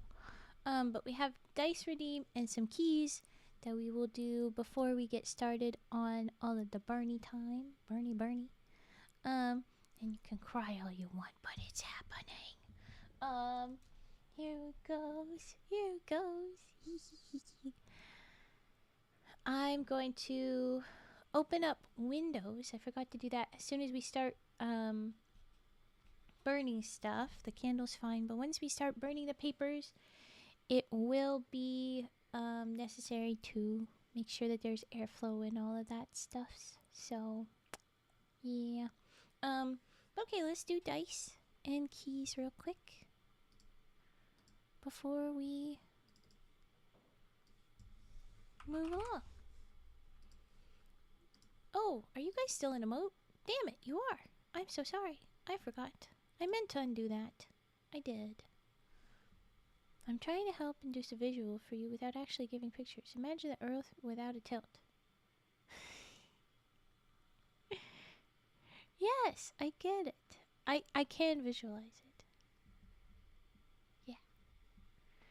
It was kind of like, I didn't know what we were referring to in the start, but we got there. Okay.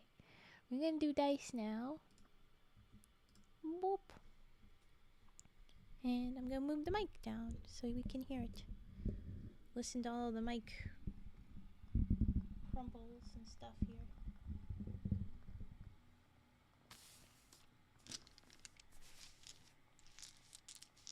Oh, you're good.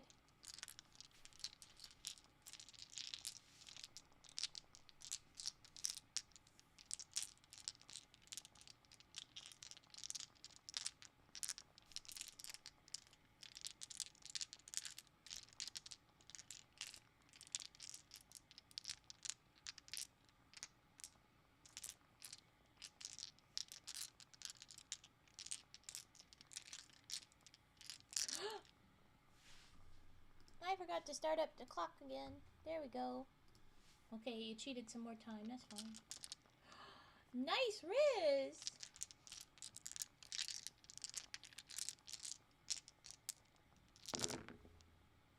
Oh, that's an at 20.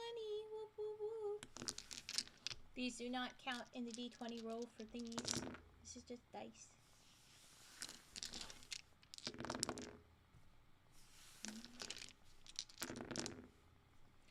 103 for a fet. Damn.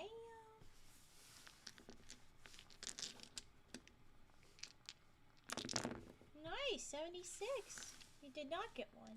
I guess I stole it all. You took a lot. Look at all the love. That's nearly as much love as there really is. Okay. That was our last roll. I'll put them away.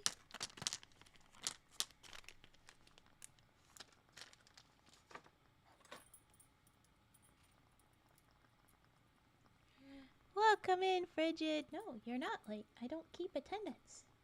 We're gonna do some keys. Keys. And then we're gonna get to all the fun Bernie stuff.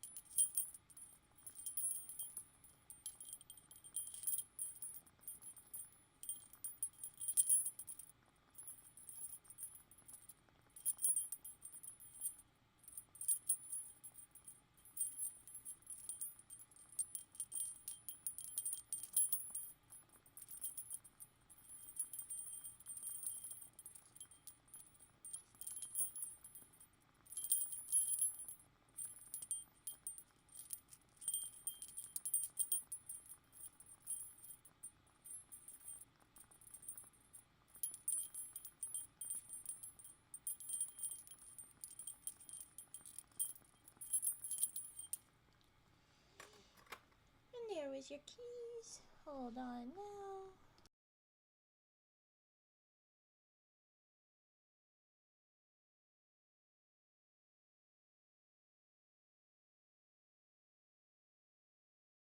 Yeah, Lahonk was here earlier. And I'm gonna do that singing frog a little bit later, Dumda. I had just prepped this stuff. So I'm going to, I can see where I didn't go.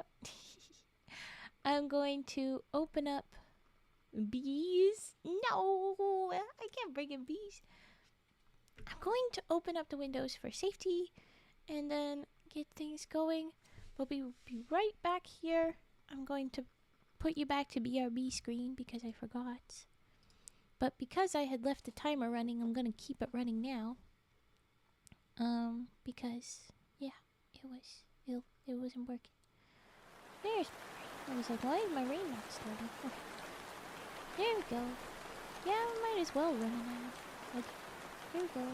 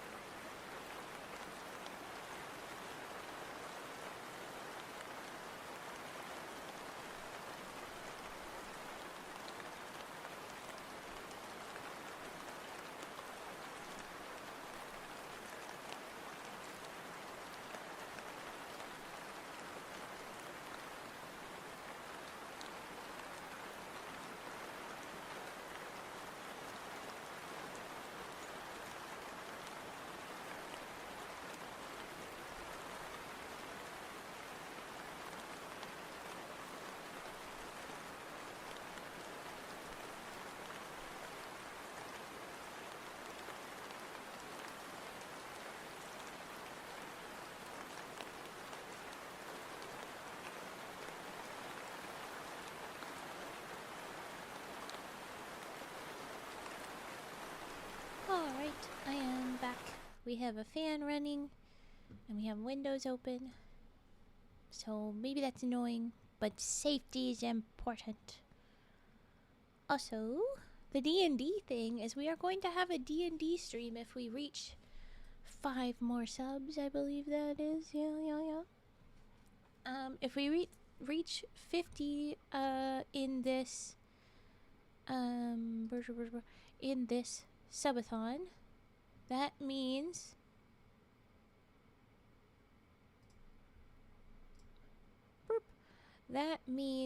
that we will do a stream later on. Yeah, we don't need any. We'll do a stream later on that has everybody playing D&D. By everybody, I mean I will be kind of leading it.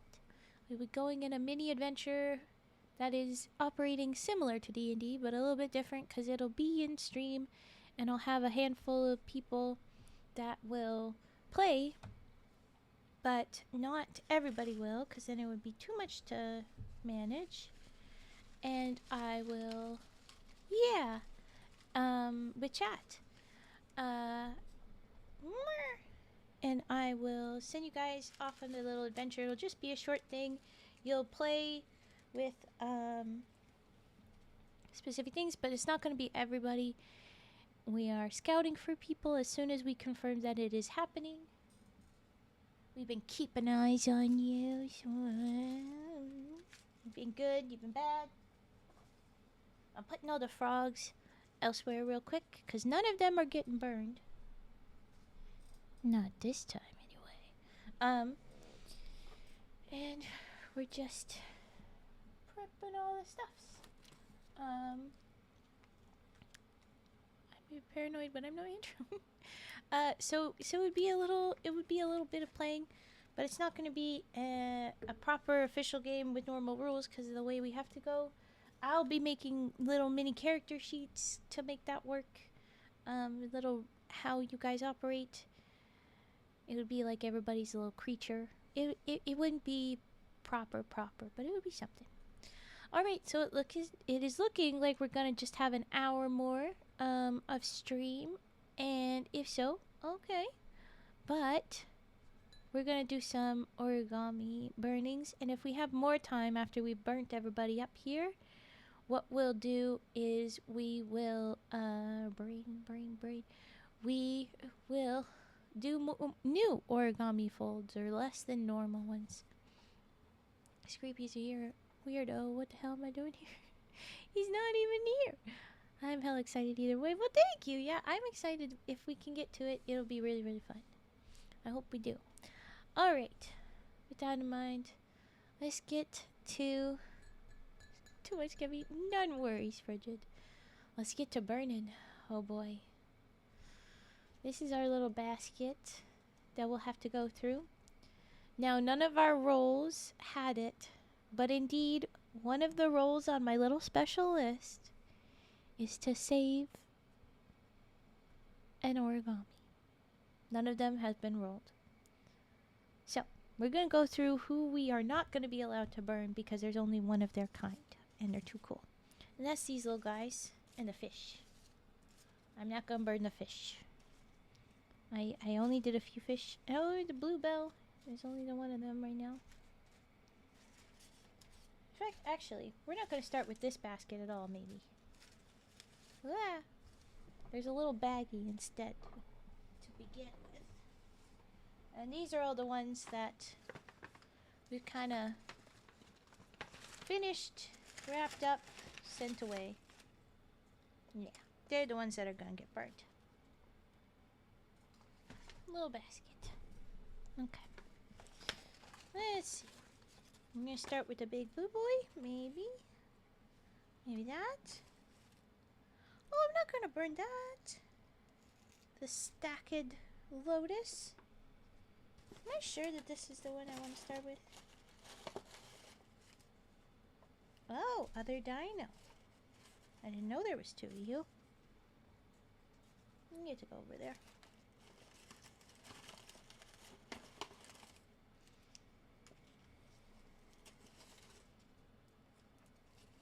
Bunch of different ducks and swans. Just so many ducks. Oh my gosh, I looked away. What the hell was I doing? What the hell am I doing? This is so typical me, where when I'm not paying attention, big things happen.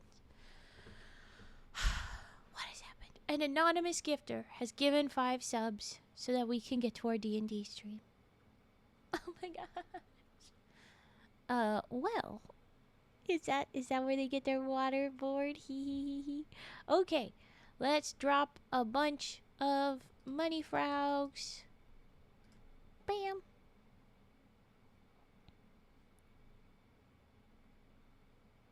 Ah! Look at all of that. Cause Mask was just a little shit too. Okay, so we had an anonymous gifter. We have cotton candy, perfect life. Anonymous gifter. Thing is,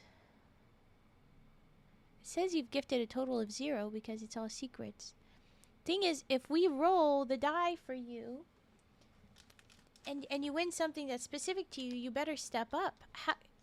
Hey mods, is there a way where we can figure out who did that? But also Mask, of course, gets another roll. What do manipulators? Is it a well? From a well, actually. Yeah, I got it. I don't know. I randomly just got gifted a sub. No idea who. Yeah, we cannot confirm, even though I have a strong hunch. Yeah, you seem to think it's Turt. We might give it to Turt then, if it's a special roll. But let's see what we rolled. Let's see. It is a 9. I think I know what this is. Yeah. This is more exercises, but it's a different exercise for my arms. It's tricep. We trust Cage Spidey senses. So Turt just got me to do some exercise if we think it's Turt. And here's Masks. A 2. We get more pop rocks. Yay. So where's my pop rocks? Let's get my pop rocks. Wasn't me. I don't support genocide. So I'm here. Oh my god. Don't go saying that, please.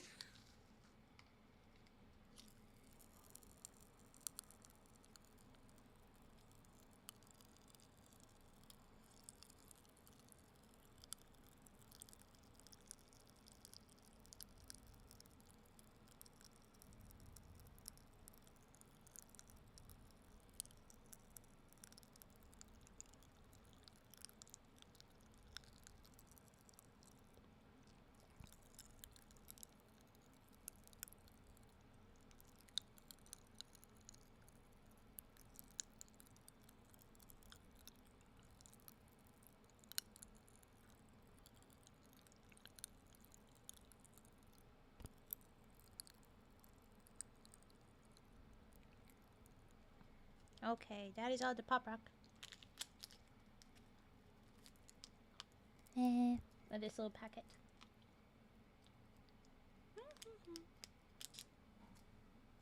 It's nummy. Okay, we're gonna burn some of these, and that is what they're referring to. Oh, what about me? I stepped away to get food for lunch. Is that what happened? I guess I gotta do some arm exercises. So I'm going to headphones off. Be right back. Behave, please, please, while I leave you in charge of watching the fire. I'm just kidding. I'll be keeping an eye on it from afar. Okay. Me? Okay.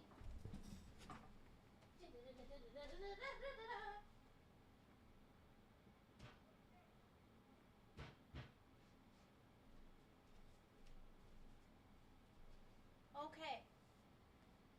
1, 2, 3, 4, 5, 6, 7, 8, 9, 10.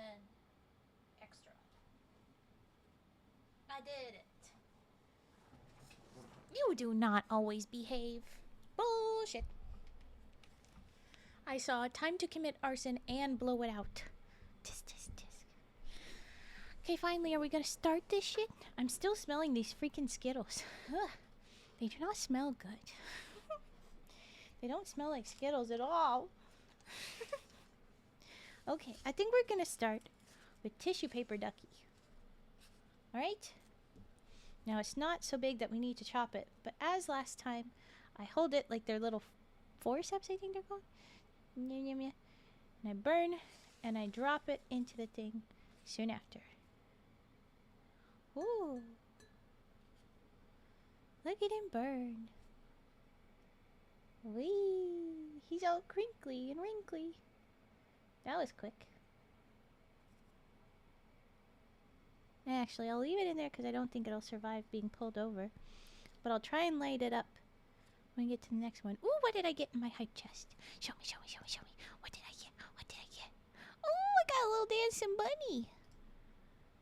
Oh, it says kitten? I don't know. It looks like a bunny to me. Bunny, bunny. He's cute. Okay. Alright. Now we're gonna get this colorful lily.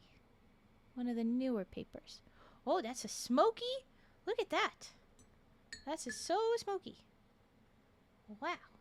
And it's green? It's burning green at the edges? Look at it. It's so green. Yes, it is a scissors. It's a fancy scissors. When they're big, I chop them up. But when they're little, I just hold them. That's so pretty. This is very fun. So I can hold this up now. Because it has little handles. Oh, wow. Oh, wow. We did it inside the singing bowl last time. And it smoked up the thing. But now, I like that we can see it. I can move it. I think it's a good move. I don't know. I think it's a good move. Okay. Let's do a big bird. We're going to do this way. Inside, he's got the other patterns you can see. And we're gonna have to chop them up. So, boom. And boom. I'm gonna go with his belly first. For a little ducky. Nice bluey green. It's bluey, bluey, bluey. Wow. Lots of tinges on the green. Green flames indicate burning lead. Oh. Well, there's a lot of different things that will be different colors. But that is very possible. You're not wrong. I promise there's lots of air ventilation right now. I promise. Though I can add more if I feel the need. And I will. Okay. Burning his butt. That's his little tail feather. Whoa, that's big. That was a lot. But look at it. And it's going so fast. Well, damn.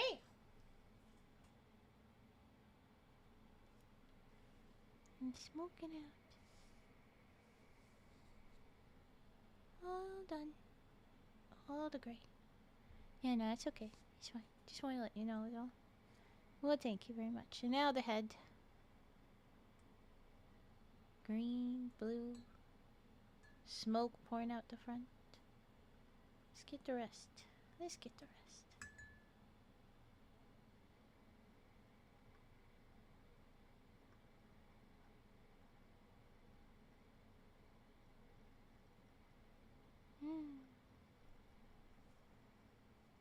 Alright. With that duck and a couple other things done, we'll take a short break to do Herbert's singing time. We had a request for singing frog. We will do a singing frog. Here we go. Because I feel like I'm running through the burning faster than we had last time. But I'm not sure. It's been a while, man. It's been a while. Okay. Herbert. Here's Herbert. It's the star of the stream, for real. Here we go. Aw, thank you, Dum-Dum. Gonna make me go teary. Okay, here we go. You're so sweet.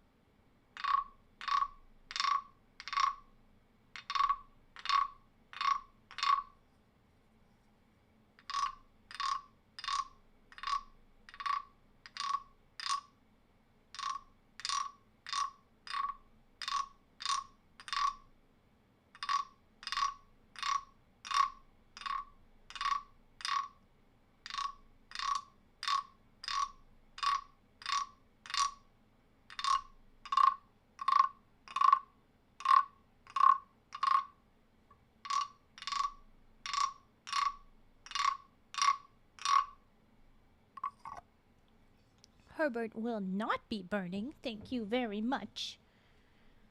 No. This is why I yelled at him when we got the post up for the blue sky announcement. You know, saying that, oh, it starts tomorrow. And he was all excited, holding the little lighter in his mouth. And I said, no, because he's a wooden. You're going to burn. Also, not yet. Her burned? No. No, no, no. I realized I should keep this dye at the ready. Somewhere. By the funky junk Skittles.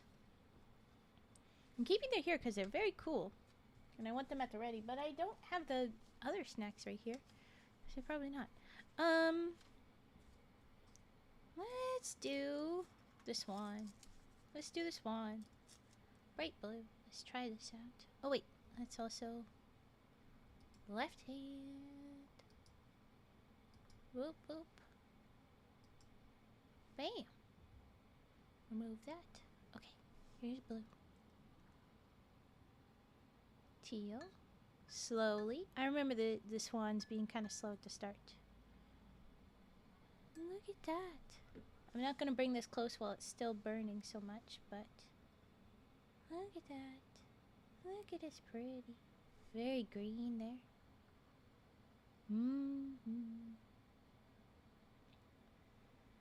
Oh no, I didn't mean to take it out. I meant to feed it. Okay, gonna burn the little nose. There we go.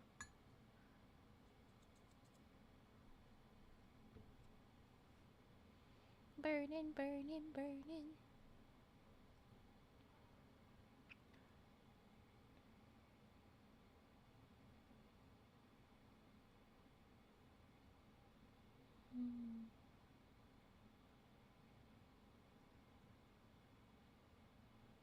Burn away, little guy. Burn away. Thank you so much for being our little swan. But now you are gone. Be released. I think there's a little blue on your one side though. Yeah.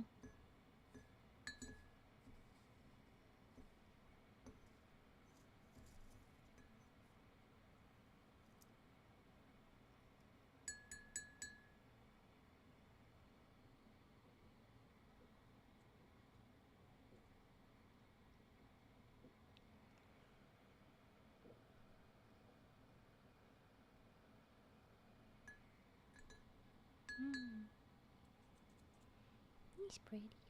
Why are we burning our little friends, by the way? We are burning the origamis that we have made that we don't need around anymore because they take up a lot of space. And throwing it away is unceremonious and just sad. I'm realizing I could pull some paper away to make room, but maybe I don't. Just want to get it a little bit out of the way further. I will move those. The burning is something that we could do together. You guys can watch the pretty colors. It's a bit of a ceremony instead of just done, dead. And I definitely can't keep all of these guys because it takes up way too much space. But here we go. Look at how his smoke got it. It's immediately black tipped now. It's not even burning much. Oh my gosh, we're gonna try again. Ooh.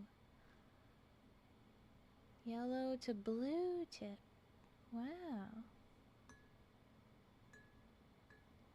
Little pale pink violet. Ooh. That one was pretty new color.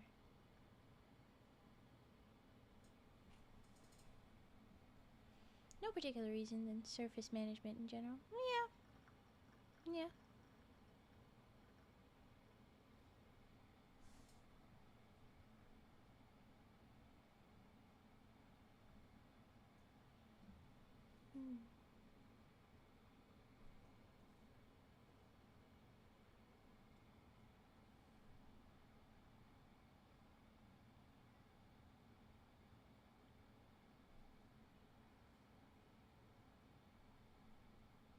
You're next, little duck.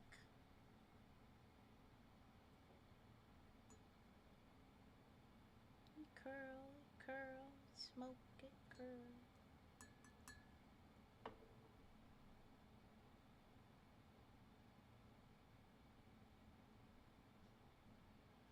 After this big duck, we'll take another break. And I'll be dumping ashes into a bigger bowl.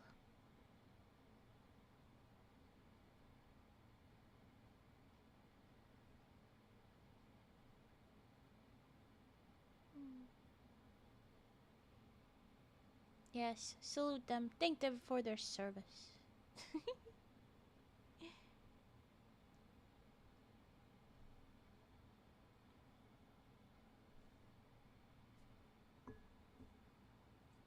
Okay, we're gonna chop up this duck again. We'll have a head. We'll have a belly. We'll have a butt. Butt's up first. Your butt caught on fire. Liar, liar, pencil. Ooh, look at the paper churning. The way they are changing colors in the paper first.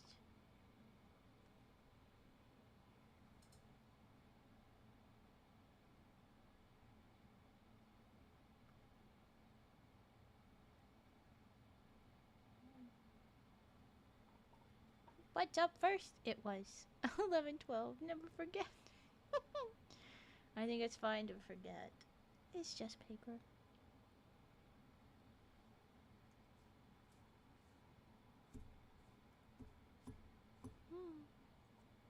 Belly. Belly time.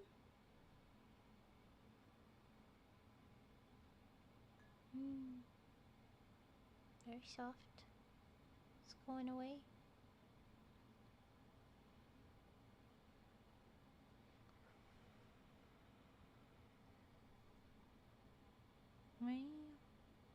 We'll start it up again.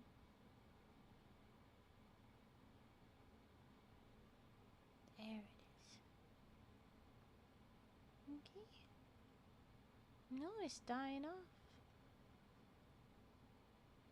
We'll never forget the paper. Alright.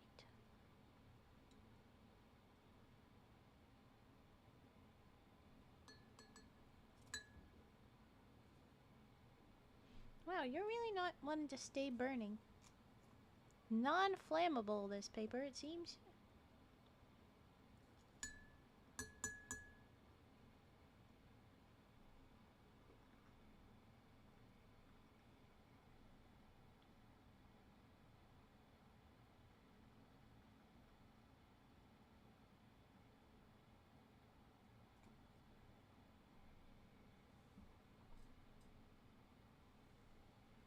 There we go.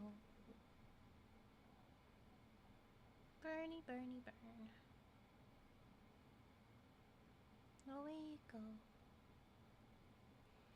I'm gonna bring the mic closer to the candle. You can kind of hear. It's mostly under wax, so you can't hear the little wood wick as well, but it's there.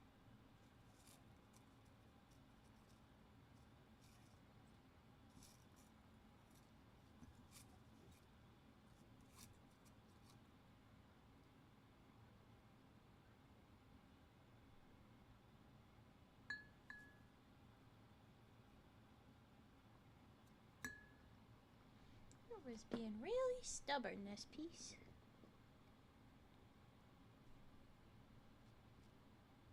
Now the head.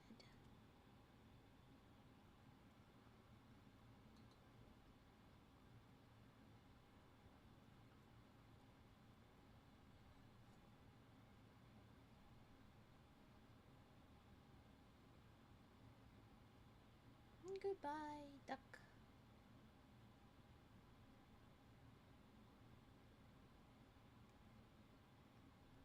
Bye-bye. Okay. Oh, we are burning stuff, Rhetoric. We are doing our origami burning ceremony where I've made so much origami and it's going to keep taking up space, and we're going to thank them, little origamis, for being our little origami art, but we can't hold on to it, so we're going to do something with it, and just dumping it in the garbage does not feel right. Plus I can do this with you guys, so we do the origami burning ceremony. I'm going to take a break from it because this is a good deal of ashes. Gotta get some new fresh air. And we're going to dump out some of these ashes here. All of the ashes here. Almost all. And then we're going to pick back up.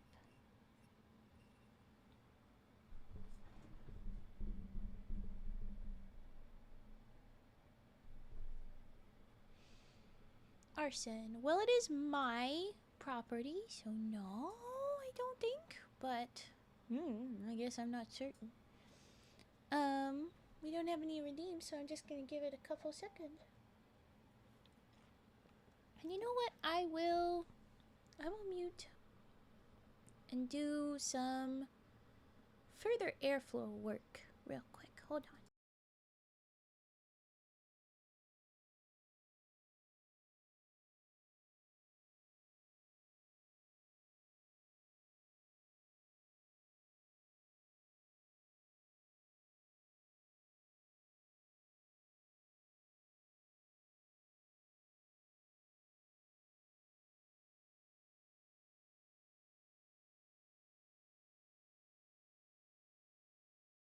Thank you for the hydrate and stretch. I mean, I did just get up, so I guess it's a bit, but let's do intentional stretch.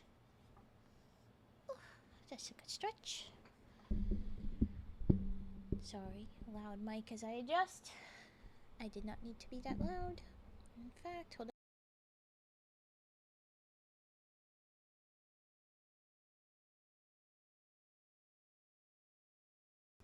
on. Okay, and I hydrate. Thank you.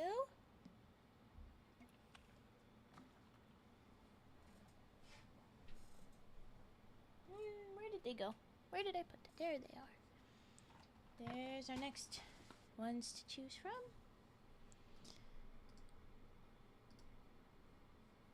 Let's get moving.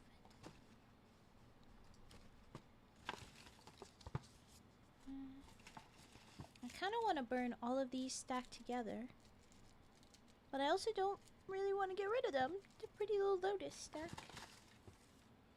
Some more ducks. Ducks are always very popular.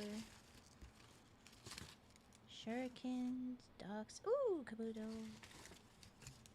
Duck and swan. Kabuto. Duck and swan. There's always so many. Itty bitty lotus and a shuriken. Okay, yeah. I'm gonna hold on to this guy for a bit at least. We'll do some of these. We'll take a break. We'll do some more of those. We'll take a break. And it'll keep going like that. Yeah, that's better. The stinks became apparent.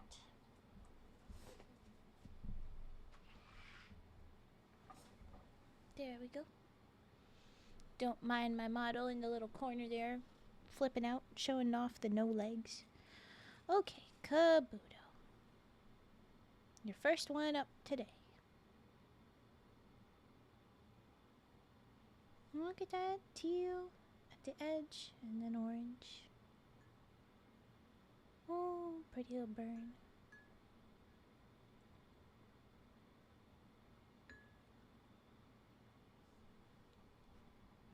Thank you, little Kabuto.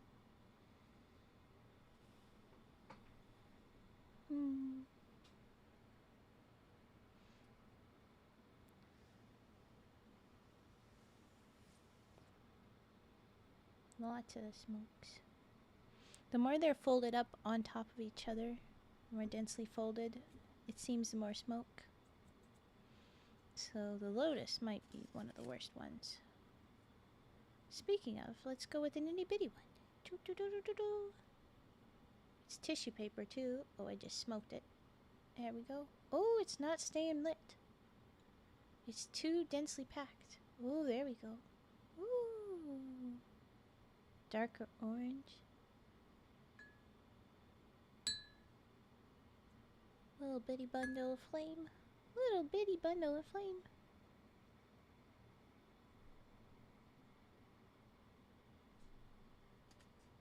Little duck.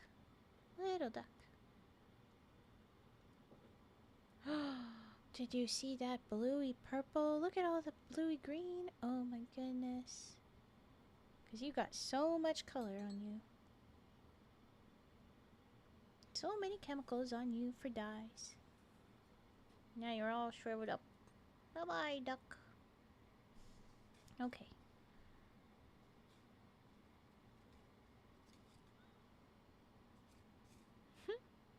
The shuriken. Here we go. These typically don't stay lit because they are very, very densely packed. I remember that from before. But those wisps. Little ribbons of smoke. Little ribbons.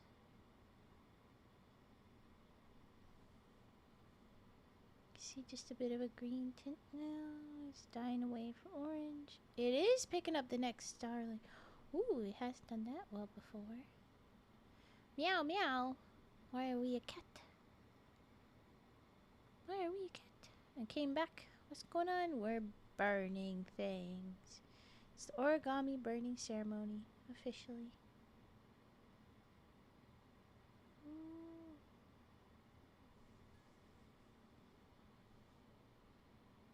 Look at it in there. It's hard. I'm not going to be able to make it focus. Yeah.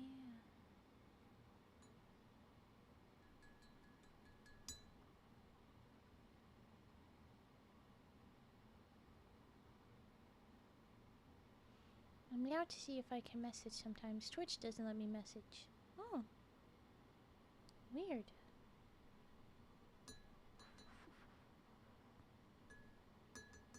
Okay. I'll go back. It's in the wax. That's bad. Okay.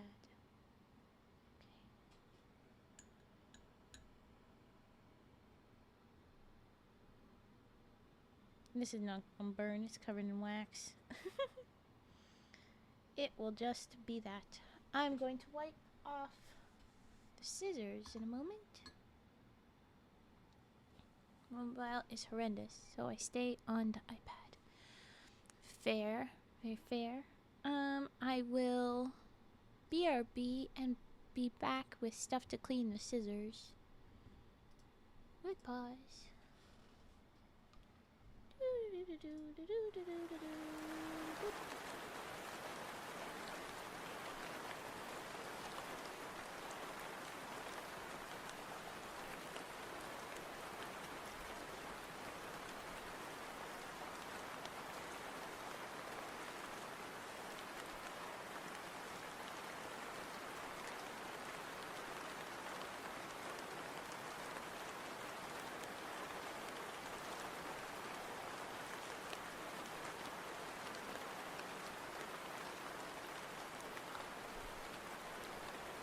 Okay. Wipe off some wax.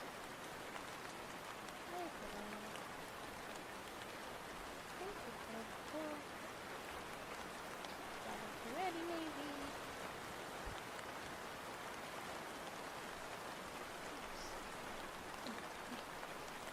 Bam and bam.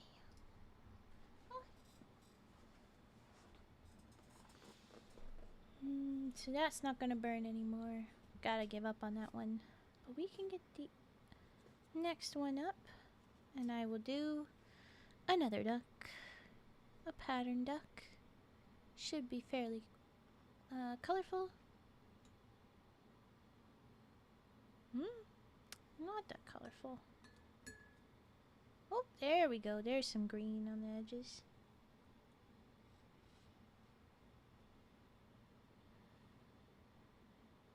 Is that candle scented? It is a little bit, but I think it's just kind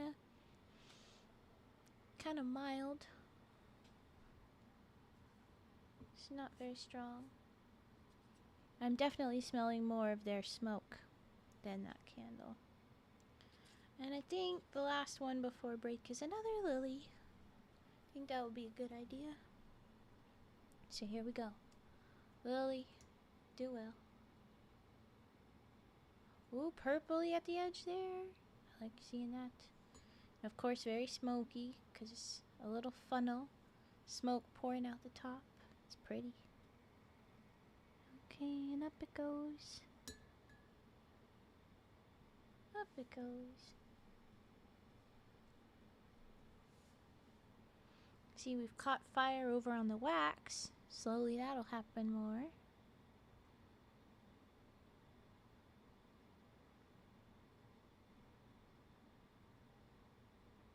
Now that the wax dried a little bit.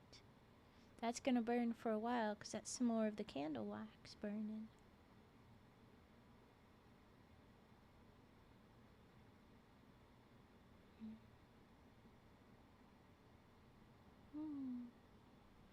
He's pretty. He's pretty.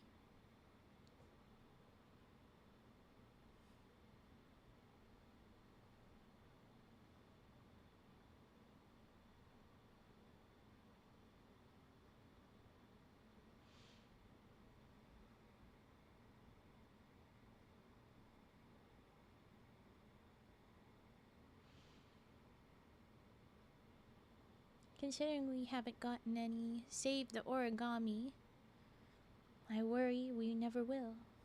And that everybody will burn and you guys will miss your opportunity to save some origami. But I'm gonna save the lotus, and I don't know if we're gonna burn all that long just because I don't want to. So we might inadvertently save some origami. Basically.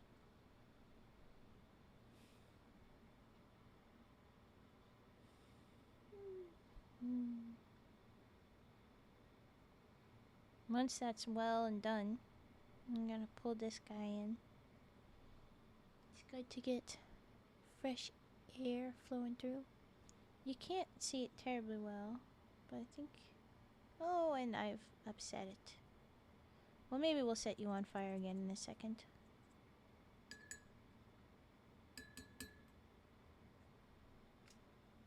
Duck. Burning the beak. Let it grow. And it died. Look at it though. Look at the curved little beak. Can we see it? Can we see its curvedness? He's curved a little beak. Because it got all wrinkly.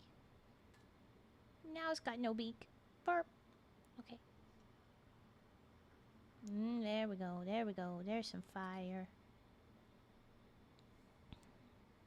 I specifically put it like that so it would catch the little wax covered bit. Woo!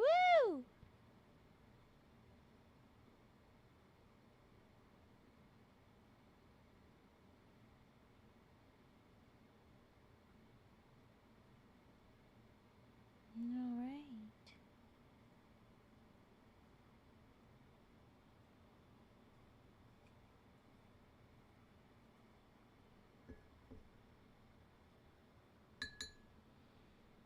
If we've got no redeems, I still want to take a short break from that. So, hehe, fire. Yes, well got candy. So, what redeem shall we show off? Unfortunately, I gotta get back to work. Hopefully, you're still alive when I get home. Also, you're welcome for the subs. Cage called me out correctly. Ah ha ha, we did it! You only made me do arm workouts. You're only gonna make me strong. Mask made me do pop rocks. Hopefully we get some more silly things that you guys make me do, but yeah. You take care. I do hope that you catch us again, and we're still going. We have an hour and 40 minutes left for right now, which will not take us to our next section, but it is already promised, so I might kind of cheat and extend us a little bit, because I did the math wrong, I guess, on the front. Because we have the gaming by chat has been redeemed at 25. So we will do a chat vote for what we will game once we're done this. But maybe I'll just do a short one. I don't know. Okay. Let's do a redeem of some sort. You know what I think? I think we should do singing bowl. That's what we should do right now. So that's what we're gonna do. We're gonna do a quick singing bowl. It is not Herbert. Herbert is already done.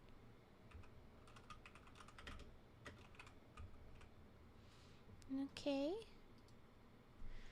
Get in here, singing bowl. Herbert!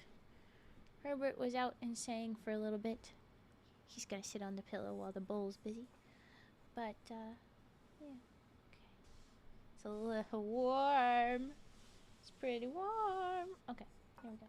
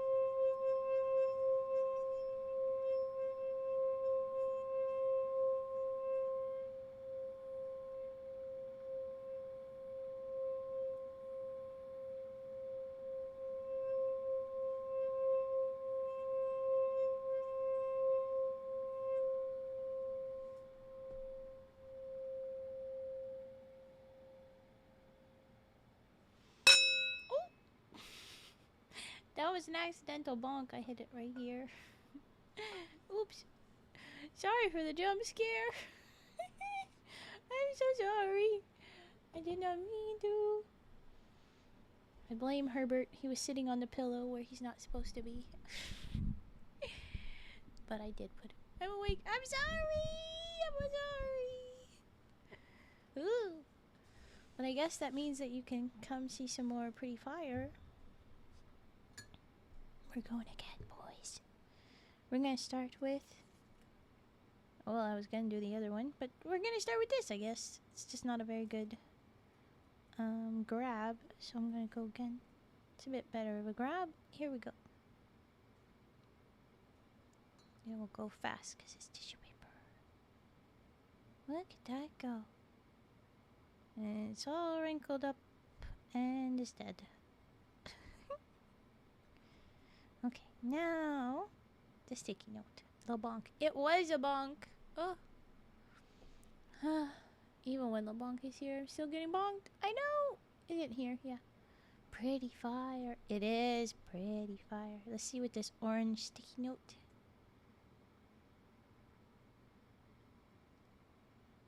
Oh, it's pretty orange. It's basic. But yeah. Oh, come on. Keep going.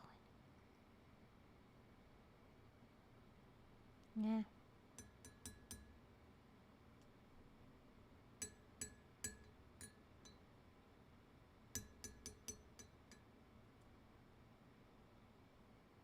Relight it again.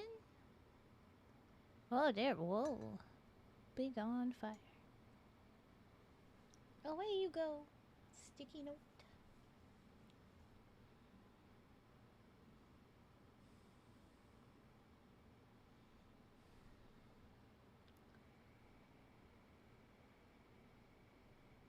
I blow gently.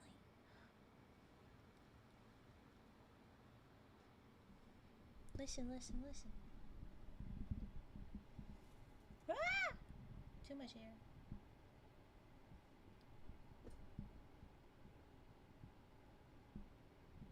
Oh, it's too quiet. But there's just the slightest little paper burny sounds.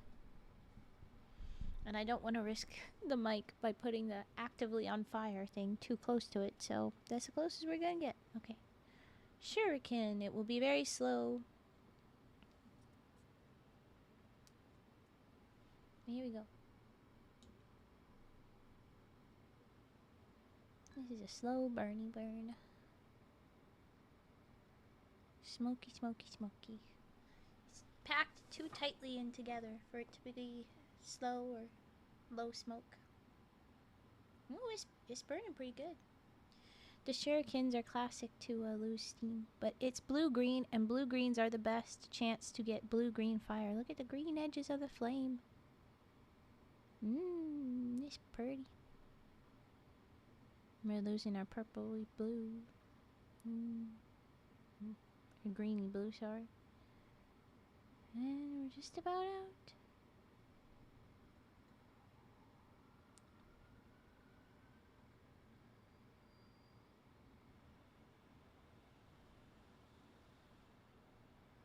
Look at the way it goes.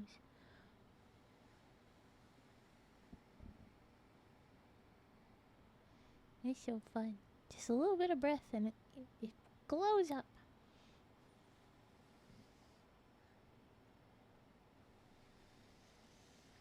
I can see it still glowing, but it's got too much of a shell.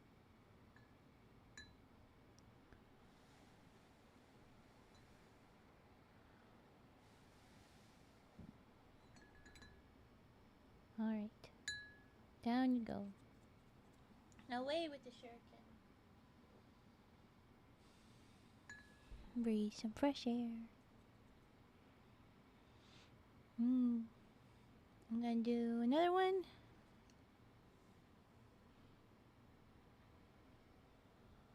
I'll do the 2 more ducks, the little ducks that I have. And then I'll do another little break.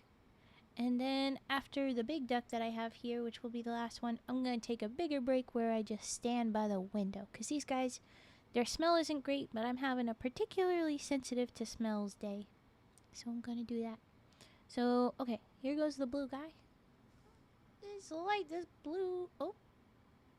Let's light this blue. There we go. Bluey green. Look at that. Bluey green. Oh, wow. Oh, wow. Look at that. That's so cool. Oh, and now you're orange. Basic. Still green edges, though. It's so cool. Not basic at all. Typical for our little origami papers, but still so cool. Still so cool. This is fine, and it is cozy. It's a cozy fire time.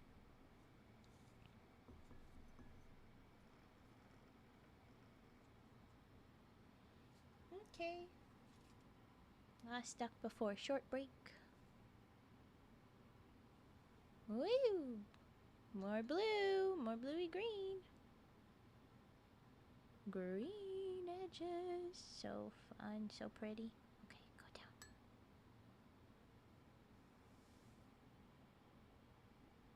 Best part is that I'm like watching through the side of the glass like a little aquarium sometimes. You guys are all seeing it from the top, but I get to see it from the side.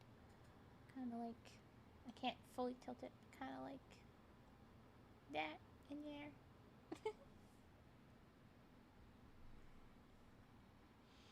Okay.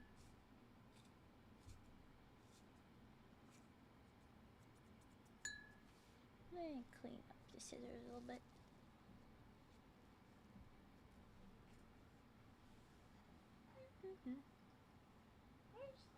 Ah, there. You missed Color Fire. You missed French Raven. Adon is what you did. I forgot that we did that. That was Mask that made me French too, wasn't it? Mask made me do Pop Rocks, and Mask made me French. Yes, one of the things you can roll is an accent for 20 minutes. Yeah. But so far so good. With this VOD going up, you'll be able to watch it back another time. Okay. I forgot to bring that down. Let's get some water and some caffeine.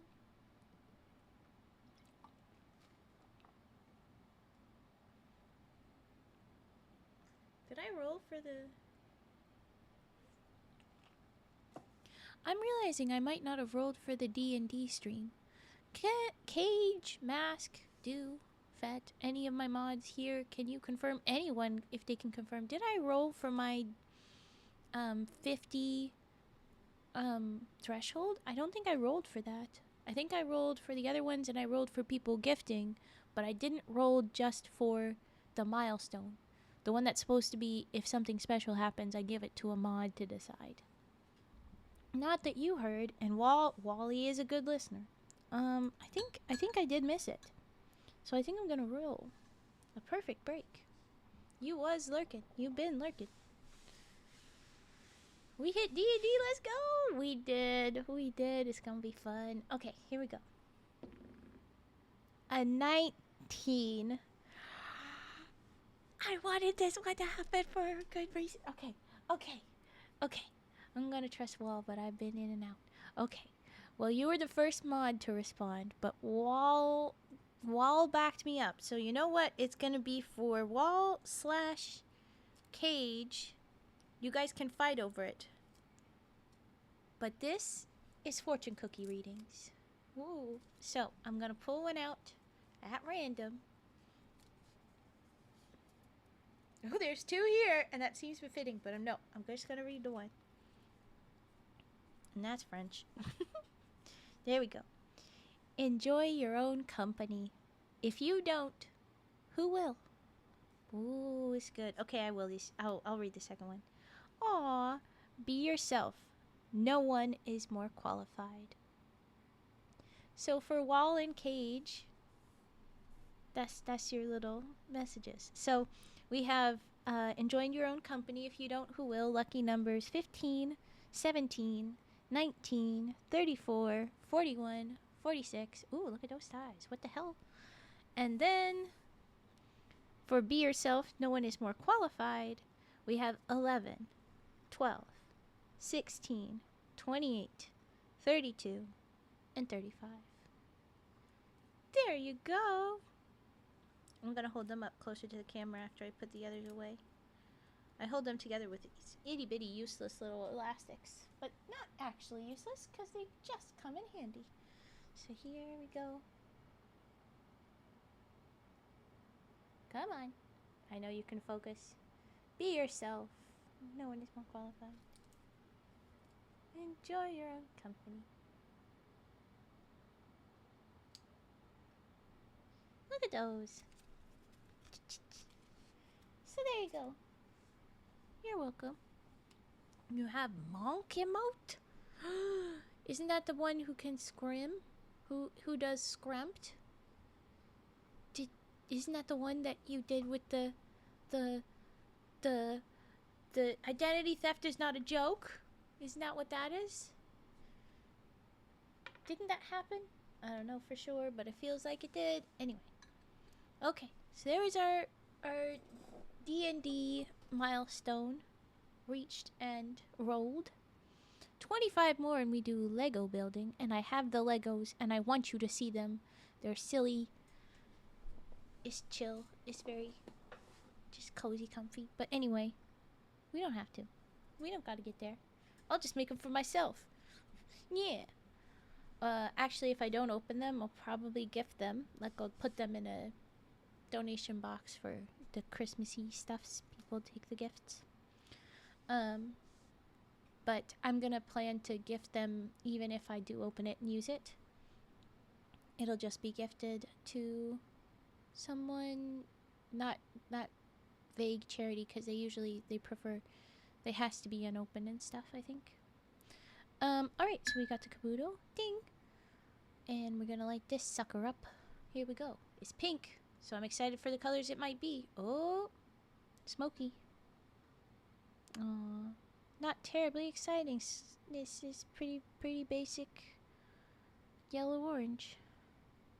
Yeah, basic. No, but you're still pretty.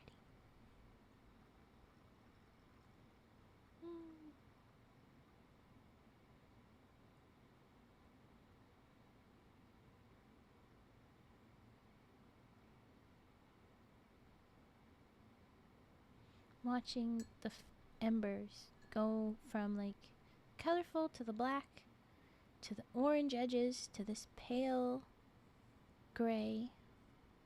A little metamorphosis of the paper.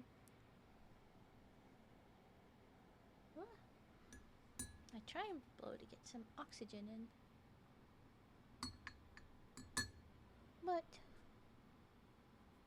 some pieces go flying. Okay. Black and white swan. Black swan. Oh no. Here we go. Burnt from the tail. Basic colors.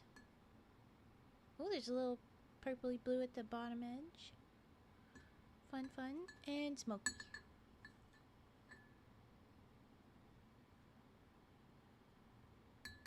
I'm trying to get the ashy bits off.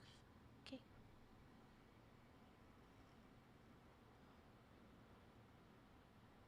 Oh, the sound.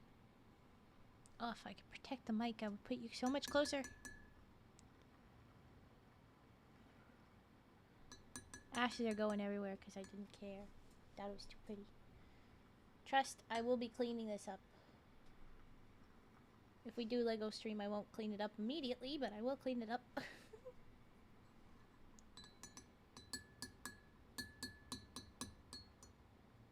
Okay, light the little nose. Oh, there we go. Burny, burn.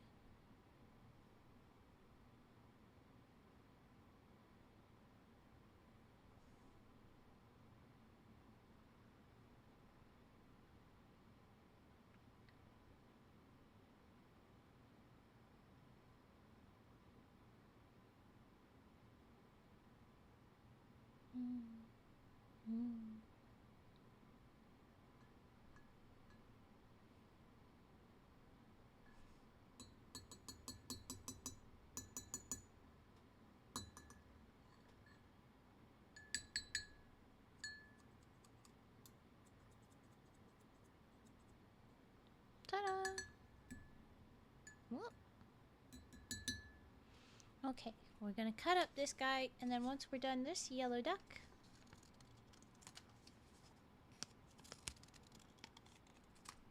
I'm gonna take a bit of a break and stand by the window. When I come back, we'll just talk a little bit on brain, on how the D&D choosing people will work. It's not much. We're just looking for people, but I want some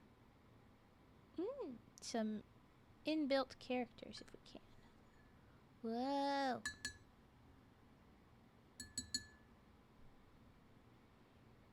Whee.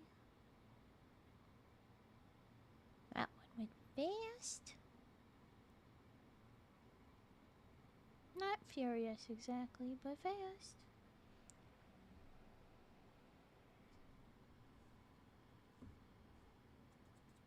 I'm gonna have to dump the ashes at the next one too. Okay, belay. Up we go. Ooh, could you hear it there? I heard it.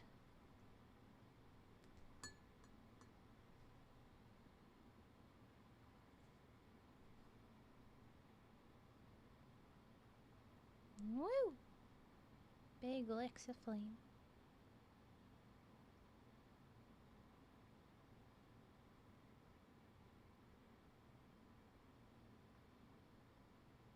Colorful. Little purple licks at the end, right at the edge.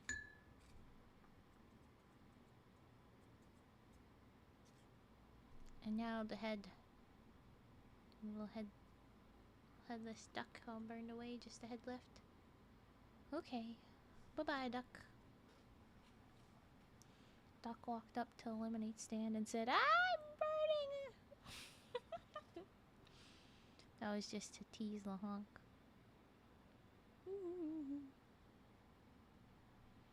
Okay. Pretty.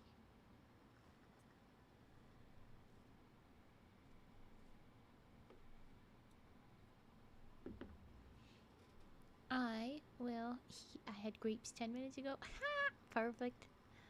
They were seedless and looked like olives. Oh, are you sure they weren't in fact olives? I will quickly grab some air. Go little candle, go. I like when it makes sounds.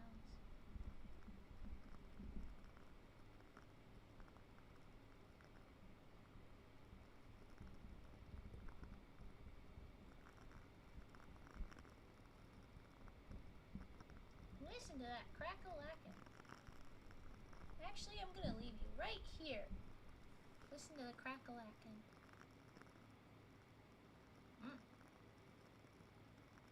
That was a grape. Looked like a plum tomato too. Stood like an apple. Wow, that sounds like a hell of a grape. Sounds like chicken fry is a wood wick candle.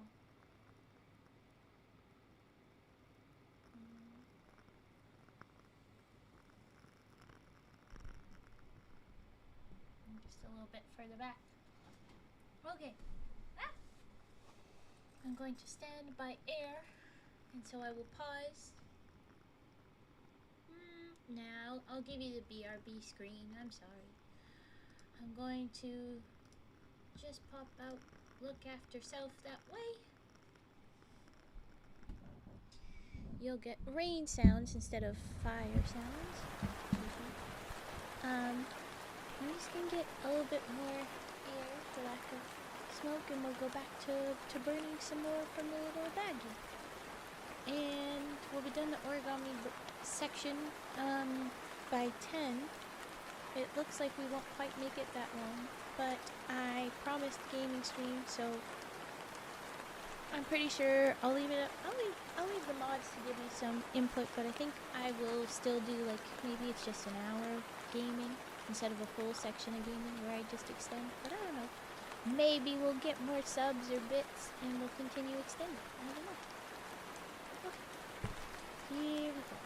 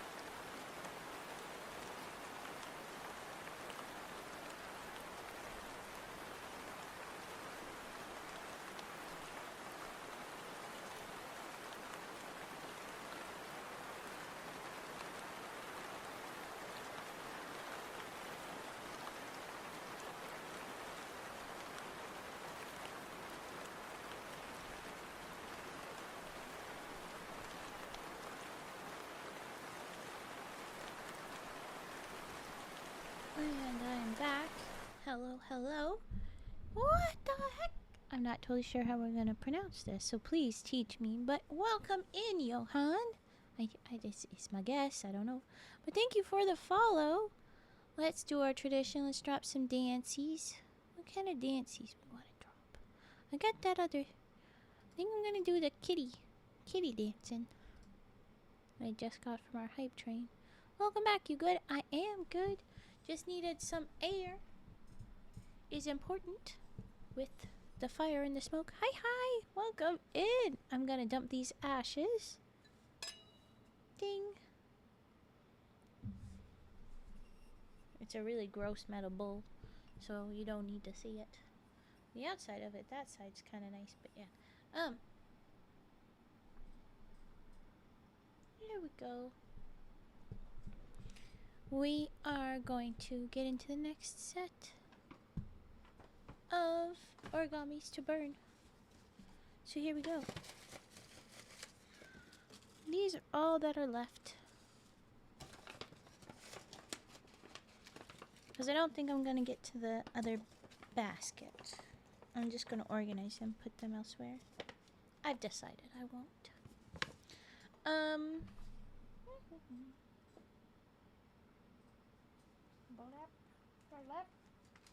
Double checking all the things. Double checking all of the things. My mods. Woo.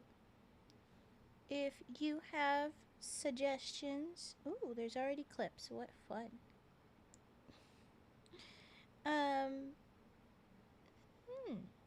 Why is that being slow? If you have suggestions for if we should extend or not with the, I know has to watch big, bog, meaty man wrestling, you now or you don't have to watch.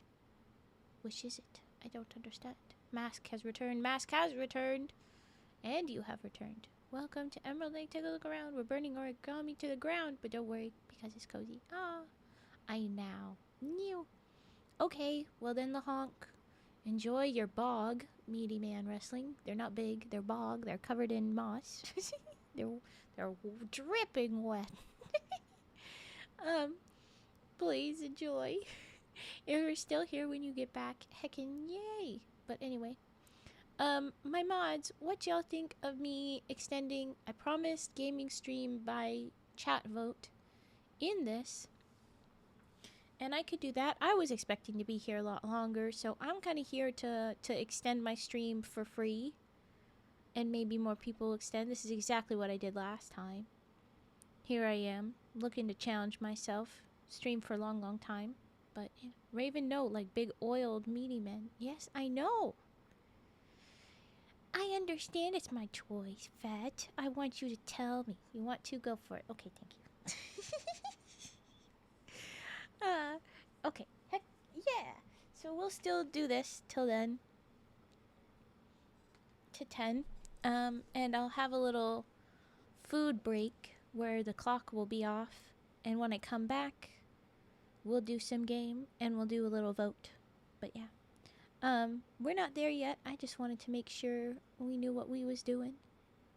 And I figure I could... Nah, I'll leave it up. I'll leave the clock going for now. I'm not good at making choices. Actually, I will pause clock. Oh wait, clock has been paused. Well then I'll leave it paused. Until I decide to get it up and going again. Flip a coin. I see that. I'll get it going again. We've got it running. And we will do as we are doing until we decide to stop. Okay, so this is probably going to be... These guys are some of the stinkiest ones. These, like, the neon papers. They're not always, but they're sometimes stinky. Stinky. But they're all pretty nice choices. Let's do clump at a time. Clump at a time. Clump at a time. Yeah, these look like good clumps. Okay, you're gonna go back there. You're gonna go back there. You're gonna go back there. And these guys can stay up front. Okay. Duck. You're up. Okay, I know I'm not a mod anymore, but I say go for it. Aw, well thank you. I'm just hoping we get more subs, because that's what we're aiming for. I wanna follow the rules, but I also wanna just go for it anyway. It just feels like, oh gosh, you're such a loser, you can't even get enough subs to actually extend it. Look at that pretty green. But it's like, I wanna do it, so, I don't know. Oh, I didn't mean to pick that up. That's how that paper works, I guess. That was fast. Blue lily now. This'll be smoky. Aw, head pass, thank you. It is smoky. Look at all of that. Smoke, smoke, smoke. For a second there, it looked a little like a rocket popsicle or something. You know what I mean? Oh wow, the scissors are smoking. They're that hot. Hot, hot. Okay.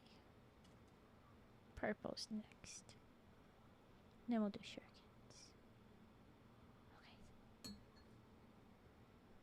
Okay. Look at them go. Embers. Okay. Smoke pouring out. Fire on the sides and now fire everywhere. Release the scissors. Oh, look at all those head pats. Remember, there's a head pat command, so you can see the Fraoug head pat, because there wasn't enough slots. We put it at tier 2.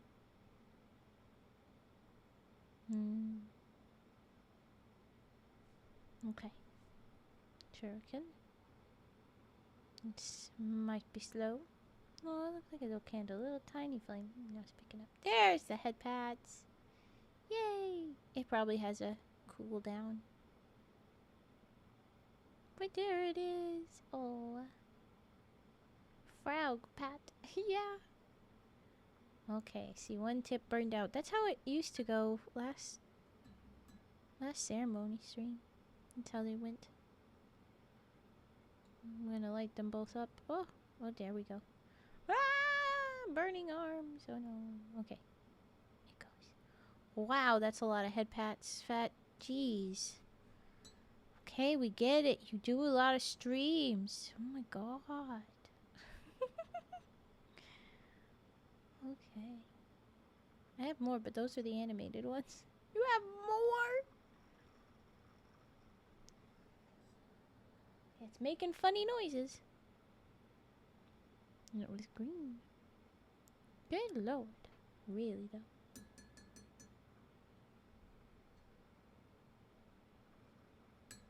Release me. Good sir, release me. It just rained gift subs this month. I guess so, I'm at loss for words. I think Fetster needs help. I think Fetster's getting a bunch of help with all the gift subs. Ah, don't go over there, that's illegal. You're being noisy. Okay, another lily. I'm gonna try lighting the lily from the top end. Which means holding it at a funny angle. Okay, come here. There we go. Okay. It's not gonna be as smoky until the end. I only have 32 gifted subs. Damn, Fat. Look at you. Just a pillar of the community. And everybody knows it.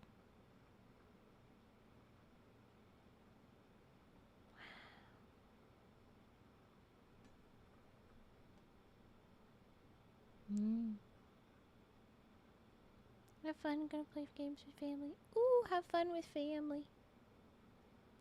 How did you manage that? I got like... I currently have a couple. I'm excited. I got a couple.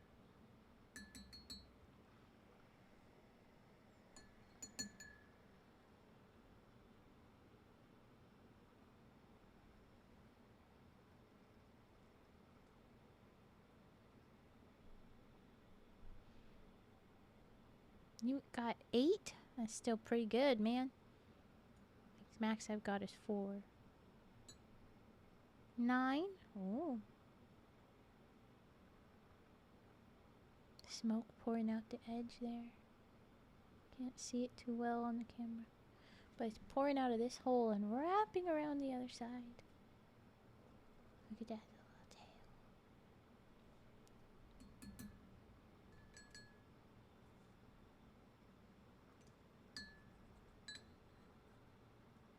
Okay, let's go again. Let's go again. There we go. I was really confused when I went to look at my subs and saw how many non-gifted subs I had. There was one more than I remembered. Oh. No, it's okay, but it's not a competition. It's like, I don't remember adding another sub, but it was myself. Oh. Oh yeah, look at that. It's me. Oh, that's fun. Still blue in the corner there? Oh, okay.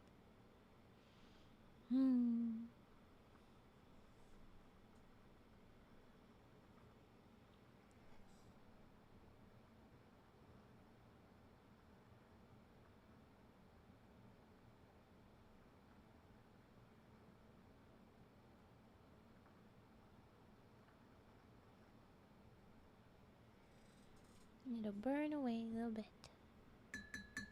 Didn't realize it showed my automatic sub to myself in that list. Yeah. It happened. Ah! The joys of FET joining streaming. Okay. Small break. Oh, right. I was supposed to talk about the D&D stream. So, me and my mods are watching out for you guys. If you have a name or persona that goes kind of separately with your name, like Lahonk is obviously the French goose that is very violent. Cage, it's not immediately in the name, but Nightwind, yeah, is bird. It's a very important burb shifty man. So we got a character kind of built in there. If you've got a character to play with, we can build off of that. That's step one to join. We have various little things. Step two is of course the good behavior. The good person do good. And then third is kind of be how it will add up, we think, with the other players. If you don't play nice with one person, then we won't invite the both of yous. If we've already got lots of this, then we won't do that. And then of course schedules will be reach out to people. Doesn't have to be an animal, because the idea is I'm gonna make your little things. It's easier if you're a creature, but it doesn't gotta be a creature. And then we're gonna have little chats with the people we think will be a good player, and then finally open it up and tell people, announce of it, that these are the people that are gonna play and these are for this. But we've only got so many spots for first stream, or first, because I think that there could be more if it go well and lots of people want to try it out. But also I get to say if I don't want you there, because I don't know, you're not gonna play in my particular world, right? I gotta pick out a different world to send you in, or whatever. I want no one to feel offended that they are not picked, because there will still be interaction from general chat. We'll kind of decide together on some fates of the little party that we get together. It's not gonna, oh yeah, not like lawful good or nice. It's like you're following and being respectful of the rules in here, and cooperative, you know, that kind of helpful for the stream. That kind of, yeah, nice IRL is closest. But if it's on a Friday, yeah, okay. Haven't done much for Fridays. Obviously, today's an exception, but we'll figure out what we do. We will. it's gonna be experimental. It's not gonna follow proper rules of D&D. It's gonna be closer to that than other things, but obviously to make it easier and to make it faster to play than putting together an official one, little bits, it'll be like that. There will be chat in the chat by our players, and so they need to talk, but the rest of the chat will have to be quiet so that it's not too chaotic. You know, I'm gonna be a shoebill or either emerald tree skink. What? I don't know what half of these things are. Get this little guy. No. Ooh. Already prepped character, not much to choose is a big piece of it. Like, like Turtle Boy. Very direct. Turt. Alright, dude. Eat well, take care. Thanks for helping out tonight. A burb or a lizard. Yeah, I do know what they are.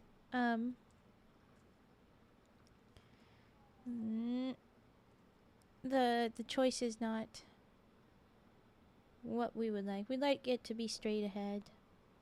You already have been this character here for a while kind of vibe. Now we're gonna do those. But we're gonna see how it goes. It might not be something that we pick up again. But we're gonna try it out, certainly. Because it was just a throwaway thing that I said once. And we're gonna try it. Bye-bye, tissue paper lotus. Alright. Ta-da. Komodo. Ooh, greeny blue, green. Woohoo. And then orange. Wow.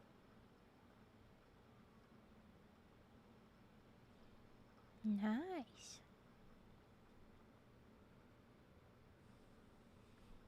Okay. Some other things as we light up another bit of origami.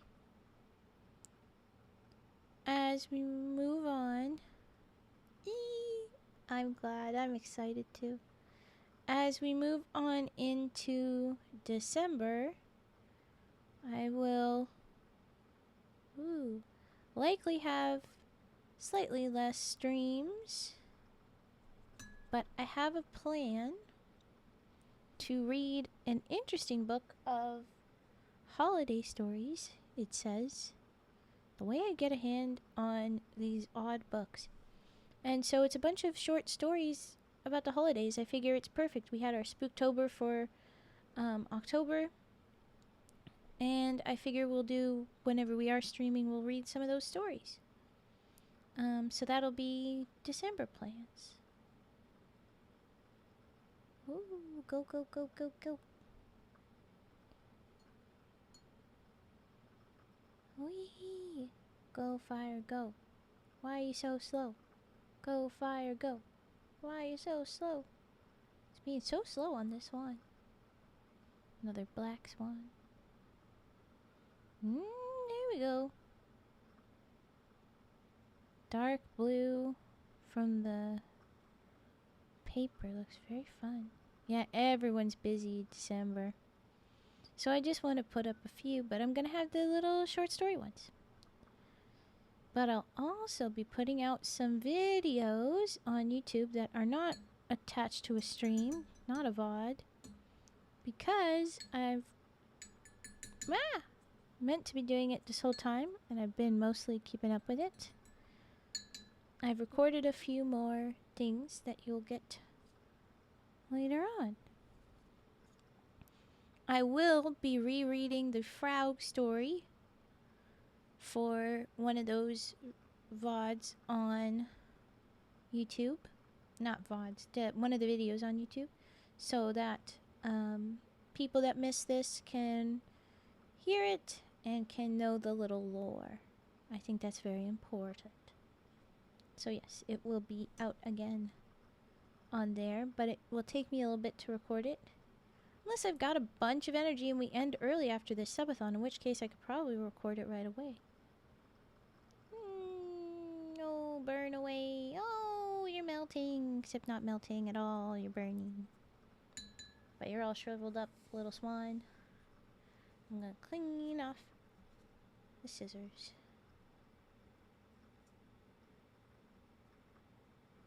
Okay.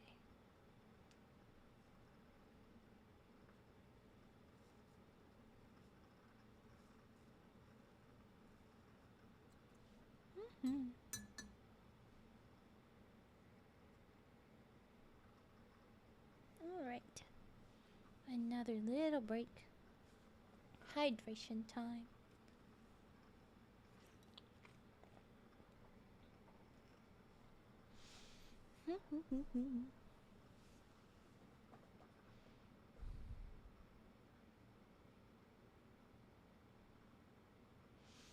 Well, I was really hoping to go a little bit further, but let's check out a very important number. Don't think we're there. If I just pull this across, it should give me these. I currently have 86 sub points. At 140 and 150, we get more emotes. So we're a good deal short. But I was really hoping.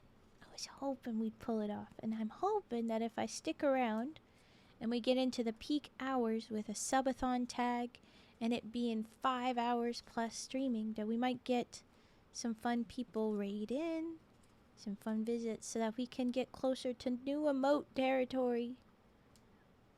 I would like that.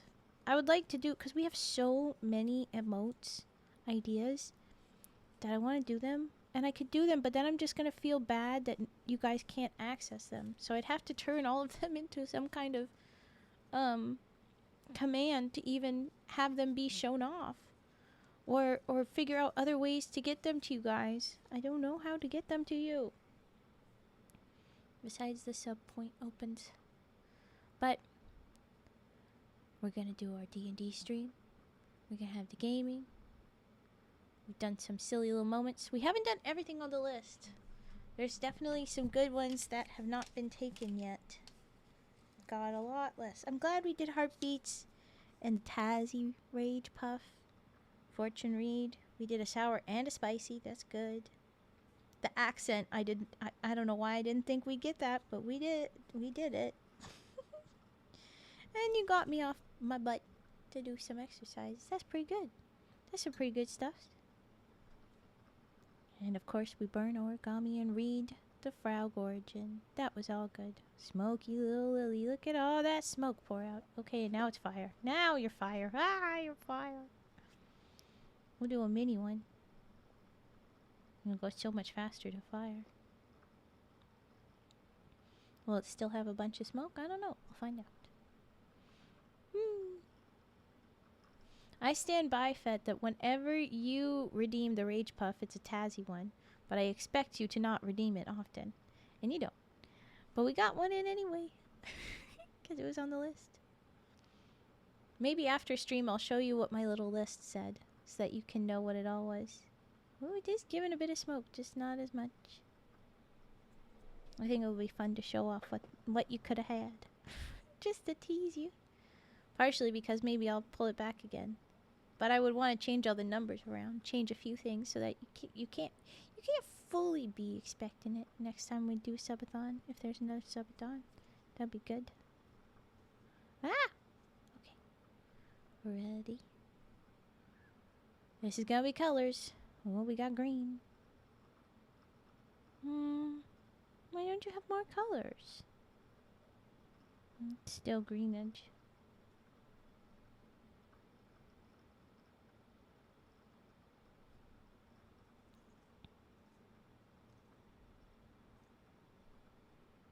Alright, the purple might be more blues. I think it might be.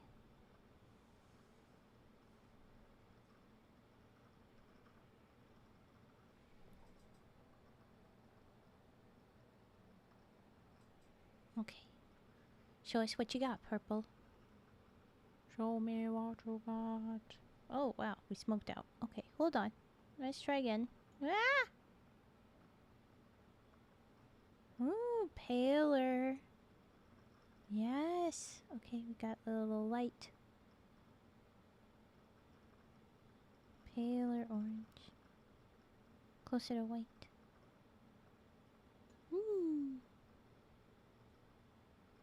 Fun. And then the pink will be the last for a little bit.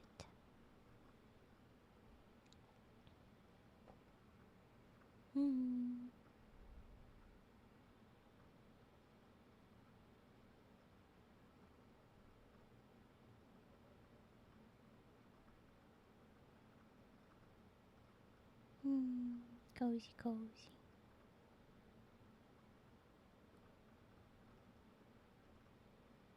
Okay, here we go. Oh, you're smoking out too, and you're paler. Paler orange. The edges. Alright, interesting. Not as interesting as some are. Oh, I heard the scissors touch my little wet paper towel for them. It sizzled. That happens again. I'm gonna try and bring it closer to the mic. Oh my gosh. Okay. A little rest. A little rest.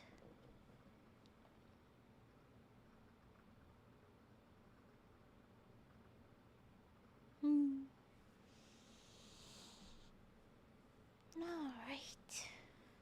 Fresh air. Helpful. Hydrate. Also helpful.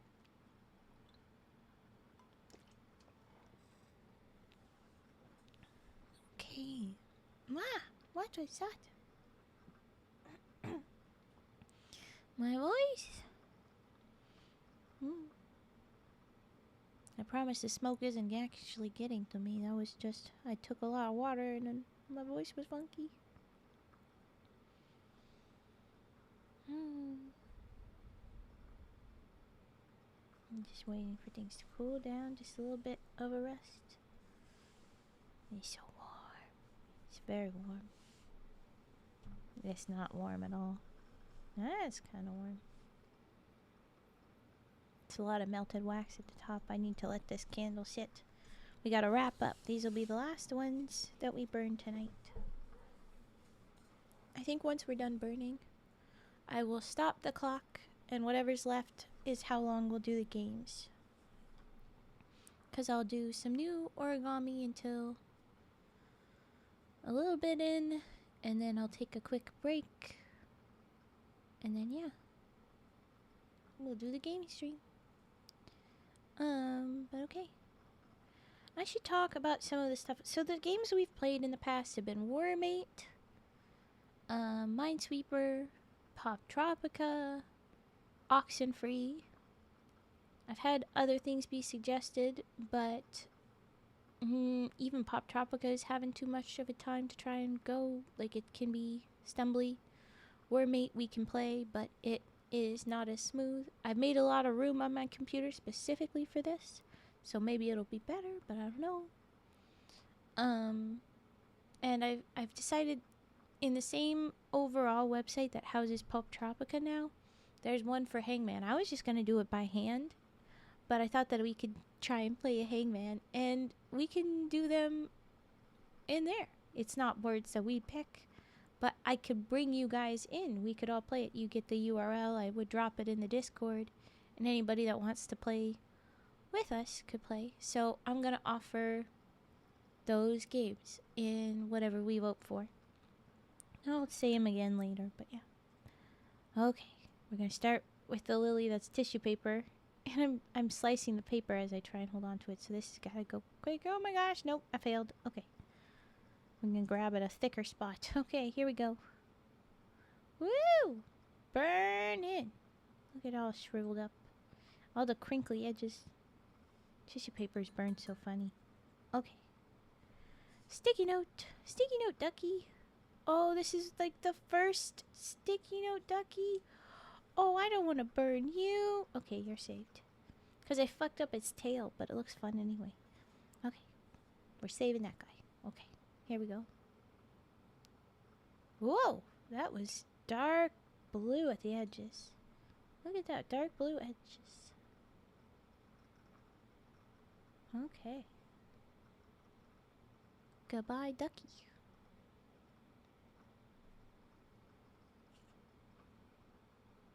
Another lily. Go, smoky, smoky, smoke. And now we're gonna...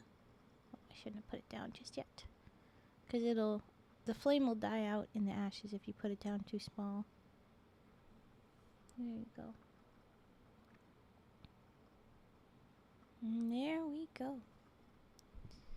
Now the last one, the big lily, I'll chop up real quick. How should we chop?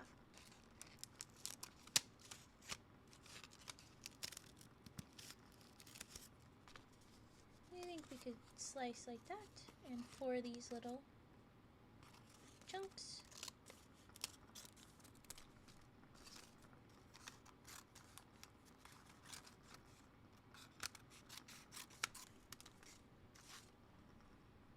Perfect. So now, 1.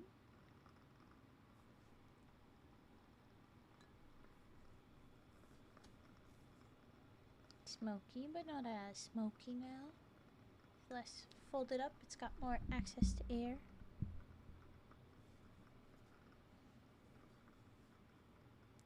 Woo!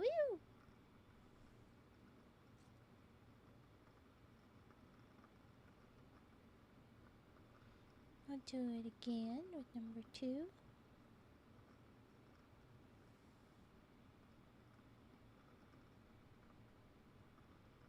I'm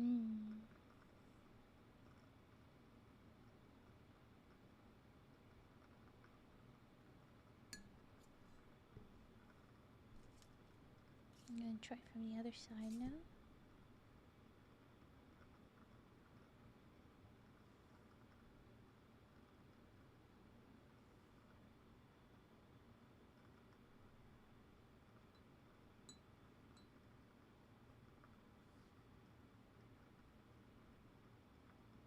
Big whoosh, big flame.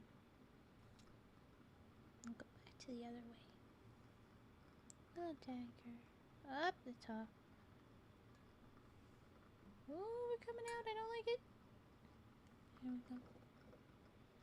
And that was the last of our origami. Oh, it's not going to sizzle this time.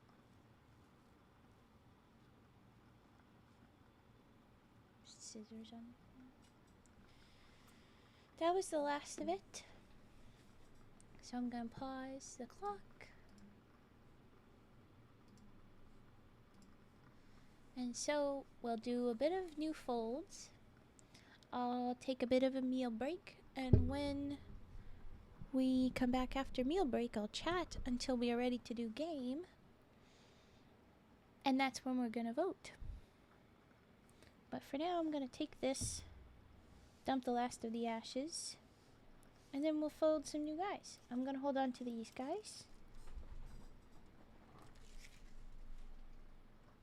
And all of these have survived for now.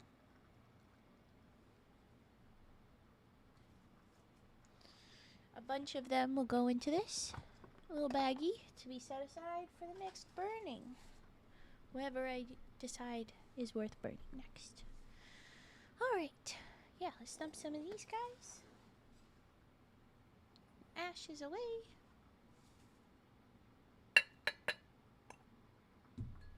That's messy.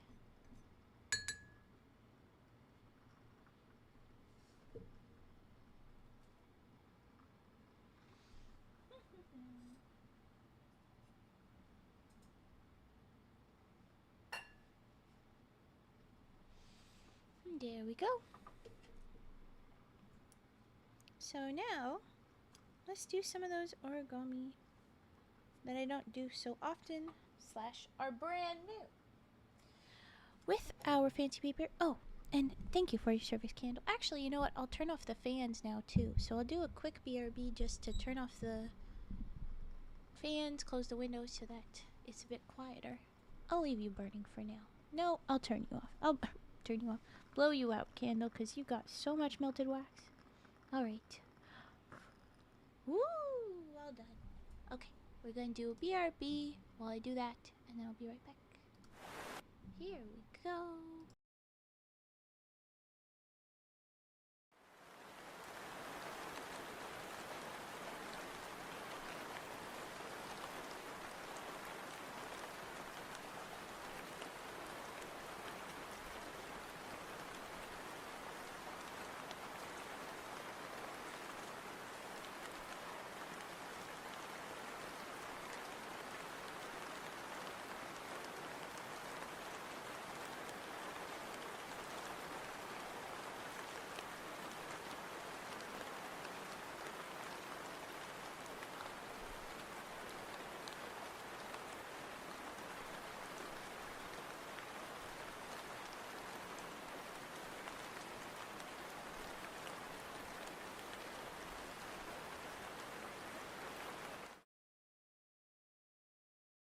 Hello, we are back.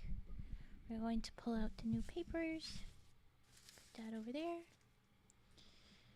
We can unpause redeems for origami, so I'll do that.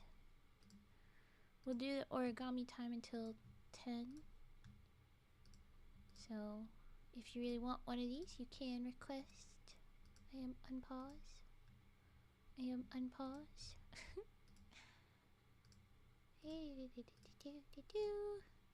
Blap. Okay. And very important moment. When we got the new papers, we got one that would show us how to make a bat, as well as other things. And I didn't do that. And I got this after Halloween, when the bat would have been perfect. But we also got a couple other things in it. We got cat head to do. We've got a butterfly. We've got swordfish. We've got seahorse. So what I'm gonna do is I'm gonna make that bat. Gosh, damn it. I'm gonna find the little black paper that had been set aside, if it's still here. Yes, little black papers. Oh no, wait, wrong one. Bad one. When the black and white paper set aside. Yes, there we go. And we're gonna try and make this bat. It's gonna be a little bat guy. I'm excited. So these are our little instructions. It is not clear on which side we'll be showing, but I'm gonna assume that this will be good. Fold up.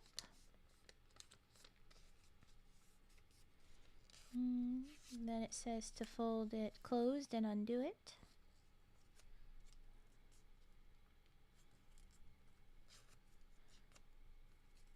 And then we're going to fold up about a third, it says. Go higher. Okay. About a third. Turn it over. Fold up the left and right sides.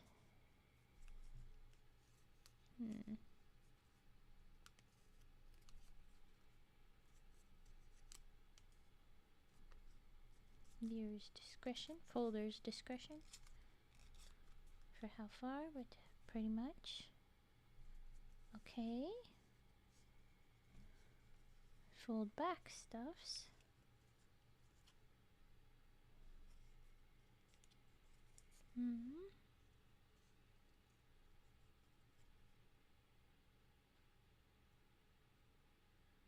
Oh wait, no, I missed this. I'm supposed to also fold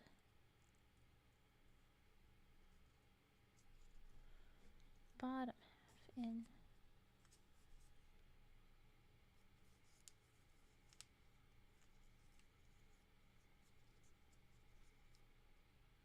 That can't be what they mean.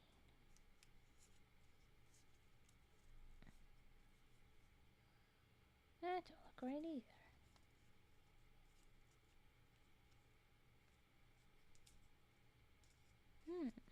This little fold all the way over kind of thing. I don't know what they mean.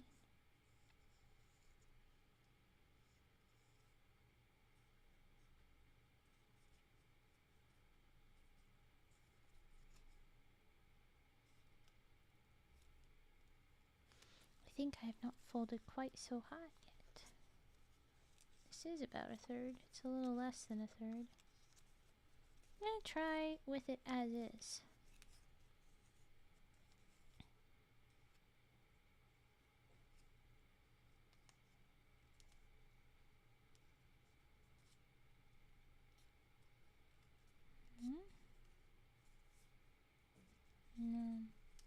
As is, completely.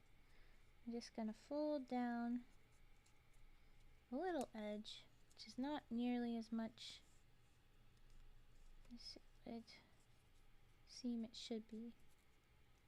Okay. I'll go that far. I'll go that far. Unclear to me what it should be, but I'm going for it. There. And now, I'm supposed to fold like that and out on both of them.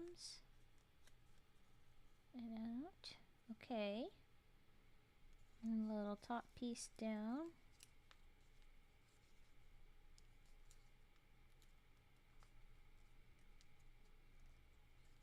And then back up. I think that's supposed to be the little snout. And back down one more time. Complicated little nose. Then it says I am to cut, which you know I am not going to be here for. But I will rip as I feel it should be ripped. Let's go by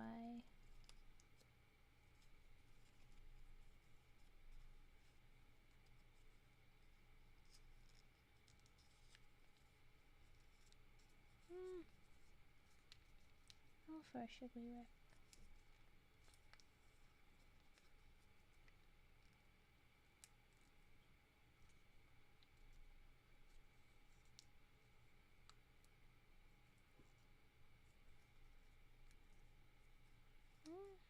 Let's fix that little tucking moment.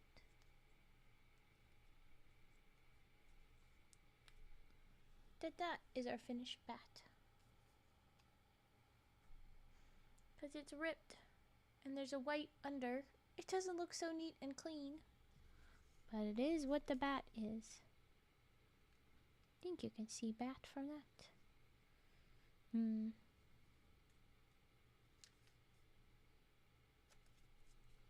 Yeah, I think that's given bat.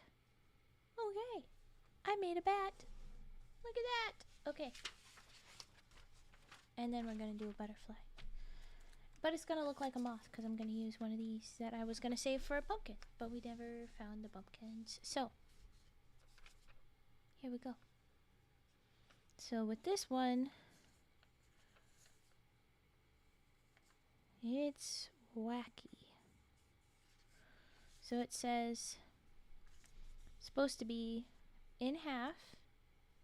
And then this is supposed to be a quarter, that's supposed to be a quarter, but that's supposed to be an eighth, and I'm not sure how that math works. Pre-crease your paper. First fold in half and unfold, then fold the sides. You may experiment with different distances from the center crease. Okay, so it suggests the different distances from the crease. Why are you giggling at me? What have I said? I don't know. I forget. I missed it. Okay.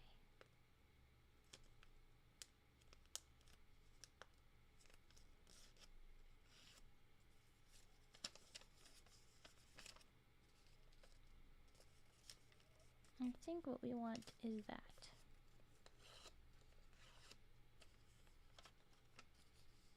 Right? Roughly.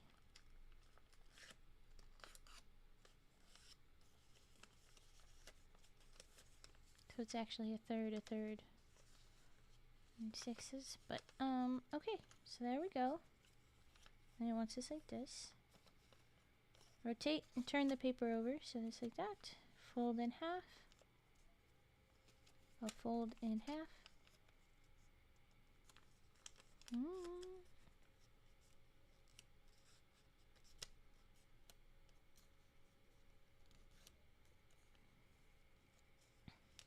Move the top layer of the right half to cover the left and flatten the paper. This is called a squish fold.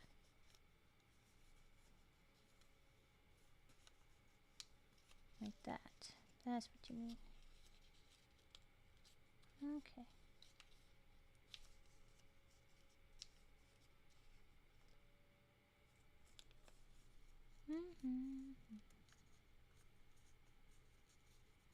Well, something's a little bit off, uneven here, but okay. I'm sure it'll still look like a butterfly slash moth. I'm gonna squish fold the other side too. Yeah, squish. Yeah, a bit uneven. We'll live. We'll live. Okay. Fold up the bottom corner. The middle of the top edge. Bring it back down.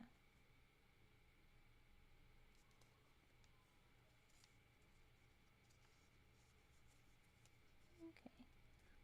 Like, is this the way they actually want it to be? But it is. Okay. And then, one at a time. Squash fold the left and right halves.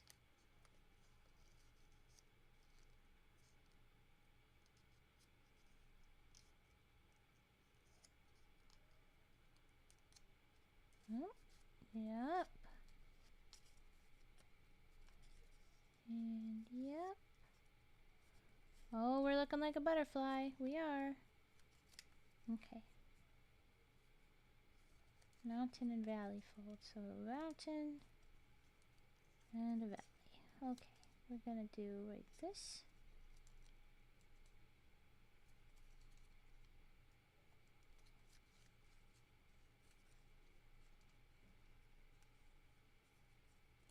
So that's that.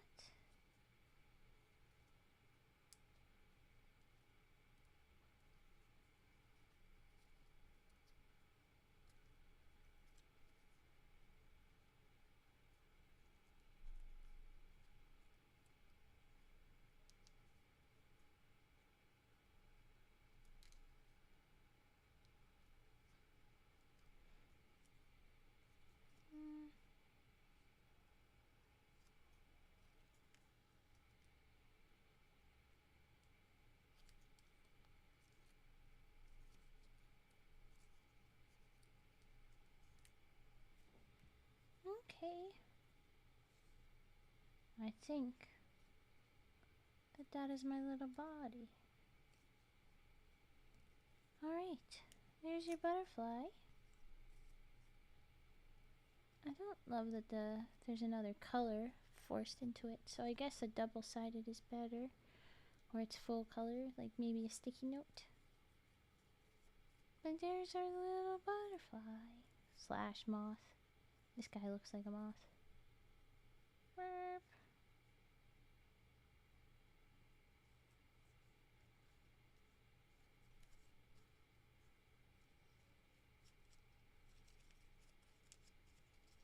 Do that. That pops this out a little bit while the body's doing its thing. I don't know.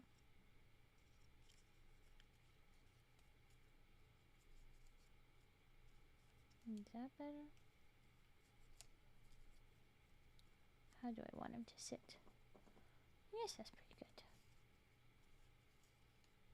I guess that kind of looks a little bit more like a moth, but I like it. A little butterfly. Alright. Everybody's very... Oh, butterfly, I just read. Oh my gosh. Everybody's very quiet. We're all very zen. I want anyone to tell me if they want seahorse, swordfish, or the cat. So we have a cat head, seahorse, swordfish to choose from. But we also have some of my other ones. That was the dragons, the dino, the fish. There are many fish. And so lots to choose from. You want swordfish? Wow, the mods have said swordfish. Okay. I'm going to do a big one. I'm going to do one of the colors on the other side. I was going to go blue. I think that's the one we're going to go with, but I don't know. That's not a bad idea. Okay. I want to do the space paper.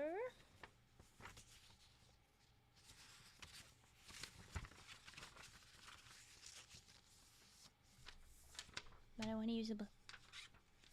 Colored pattern side facing up. Cut fold. Liars again. Don't like it. Ain't cutting shit. That's illegal.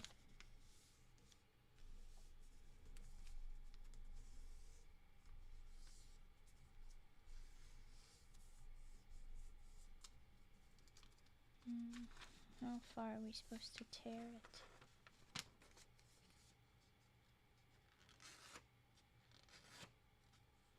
Doing very tight seal and crimping on just the little corner that I am apparently needing to rip.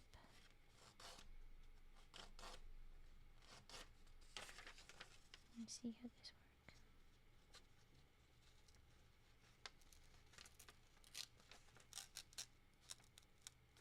Okay, I'm gonna assume that that's enough.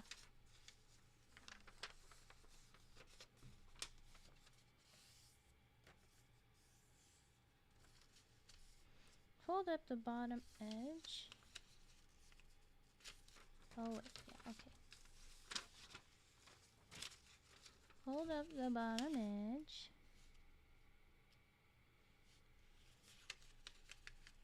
I'm supposed to go exactly.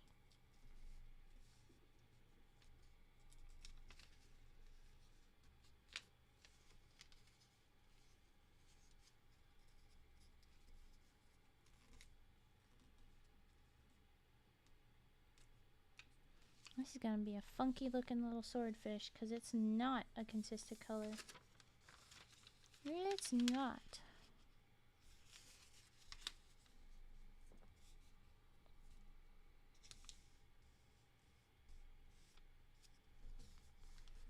We're trying something. Okay, theoretically.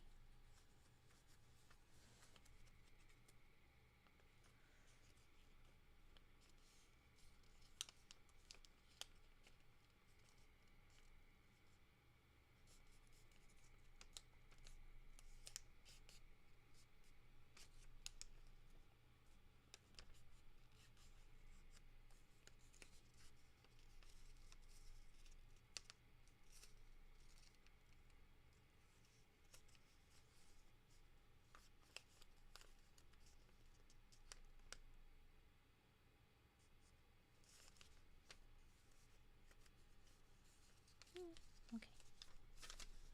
Little trickities.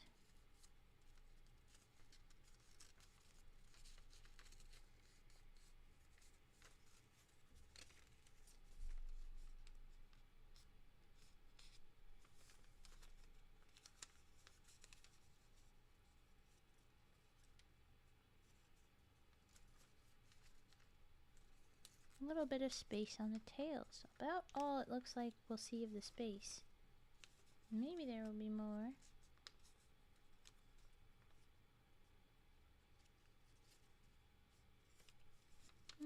Right.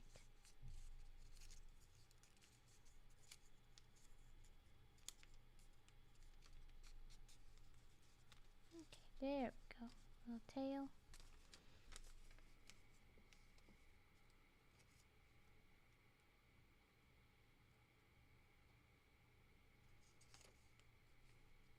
It says just to pinch the nose. And apparently I'm supposed to... I don't know. Okay. I'm gonna do this.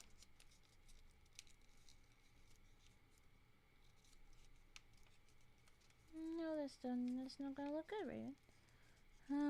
It says pinch nose, but I don't want to just actually flatten it because it's not gonna be even on both sides. I don't like that. I don't like it at all. This feels bad.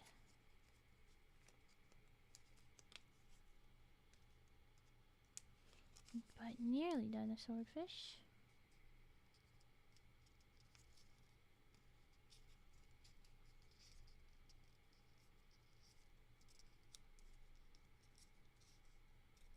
Oh, is that it?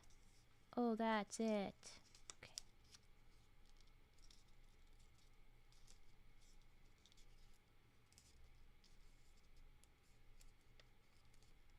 It's crinkly. It's crappy. It's origami. I'm trying here. I'm trying here.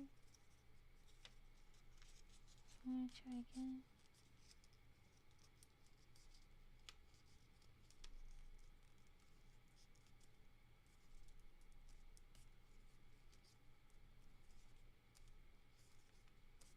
I'm confident that that could look better at some point. But this is our swordfish. Goofy little space tail. Way up. Little pointy face. Derpier than derp. Oh my god. That's all I can say. Alright. Okay.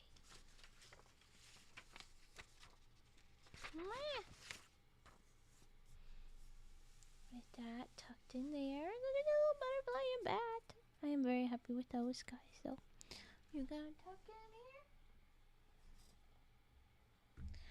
here. With them aside, I'm going to have the food break. I'll say again the game choices, and we can plan to vote for it. There you go, Brain. As soon as I am back.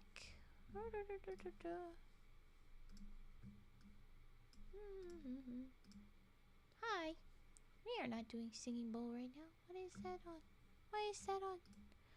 Food good. It is. It would be nice. There you go. We're gonna do food break and then be back for the little vote. I was expecting to start at 10, but I appreciate the little bit extra time before I jump in for the gaming. Or maybe I'll come back a little bit sooner. Oh, you has returned, Lahonk. Hello. We have landed on, since my subathon clock probably would have been wrapping up in 15 minutes. Like, we ran for a little bit with it paused. I'm going to take a food break, yeah. But I'm not gonna leave before I tell you the plan. We're going to do the gaming stream anyway because we've earned it by chat vote. That one. And so what I'll do is I'll take the food break just a tad early, and I'll come back and we'll do the gaming vote, and then I will game as it is chosen. And maybe I'll do second Fraoug origin read. I said that I would do that, and then that's when, if there's no more extensions, then we would wrap up. But I'm not wrapping up yet, even though we probably could have been wrapping up soon. So I'm going to go. When we come back, we're going to vote on Minesweeper, Hangman, Pop Tropica, Warmate, Oxenfree. I'm pretty sure those are it. How is Meaty Mossman? Yeah, it's a very good question. I'll say it again when we go and when we actually do the vote. But that's the plan. It's me being nice, extending my thing because I want to keep going because I've prepped for it. But we probably wouldn't if we were following the rules. Definitely not goodbye forever, you little shit. Okay, so here's my little break. I'll probably be gone 30 minutes. So I'm gonna put that on my little BRB screen. that I'll be back at 10, or break time screen, then I will be back at 10 EST. So, there you go. I will be back. We'll pick up the clock once we start the game. You miss me already? That's so sweet. Okay, thanks guys. Have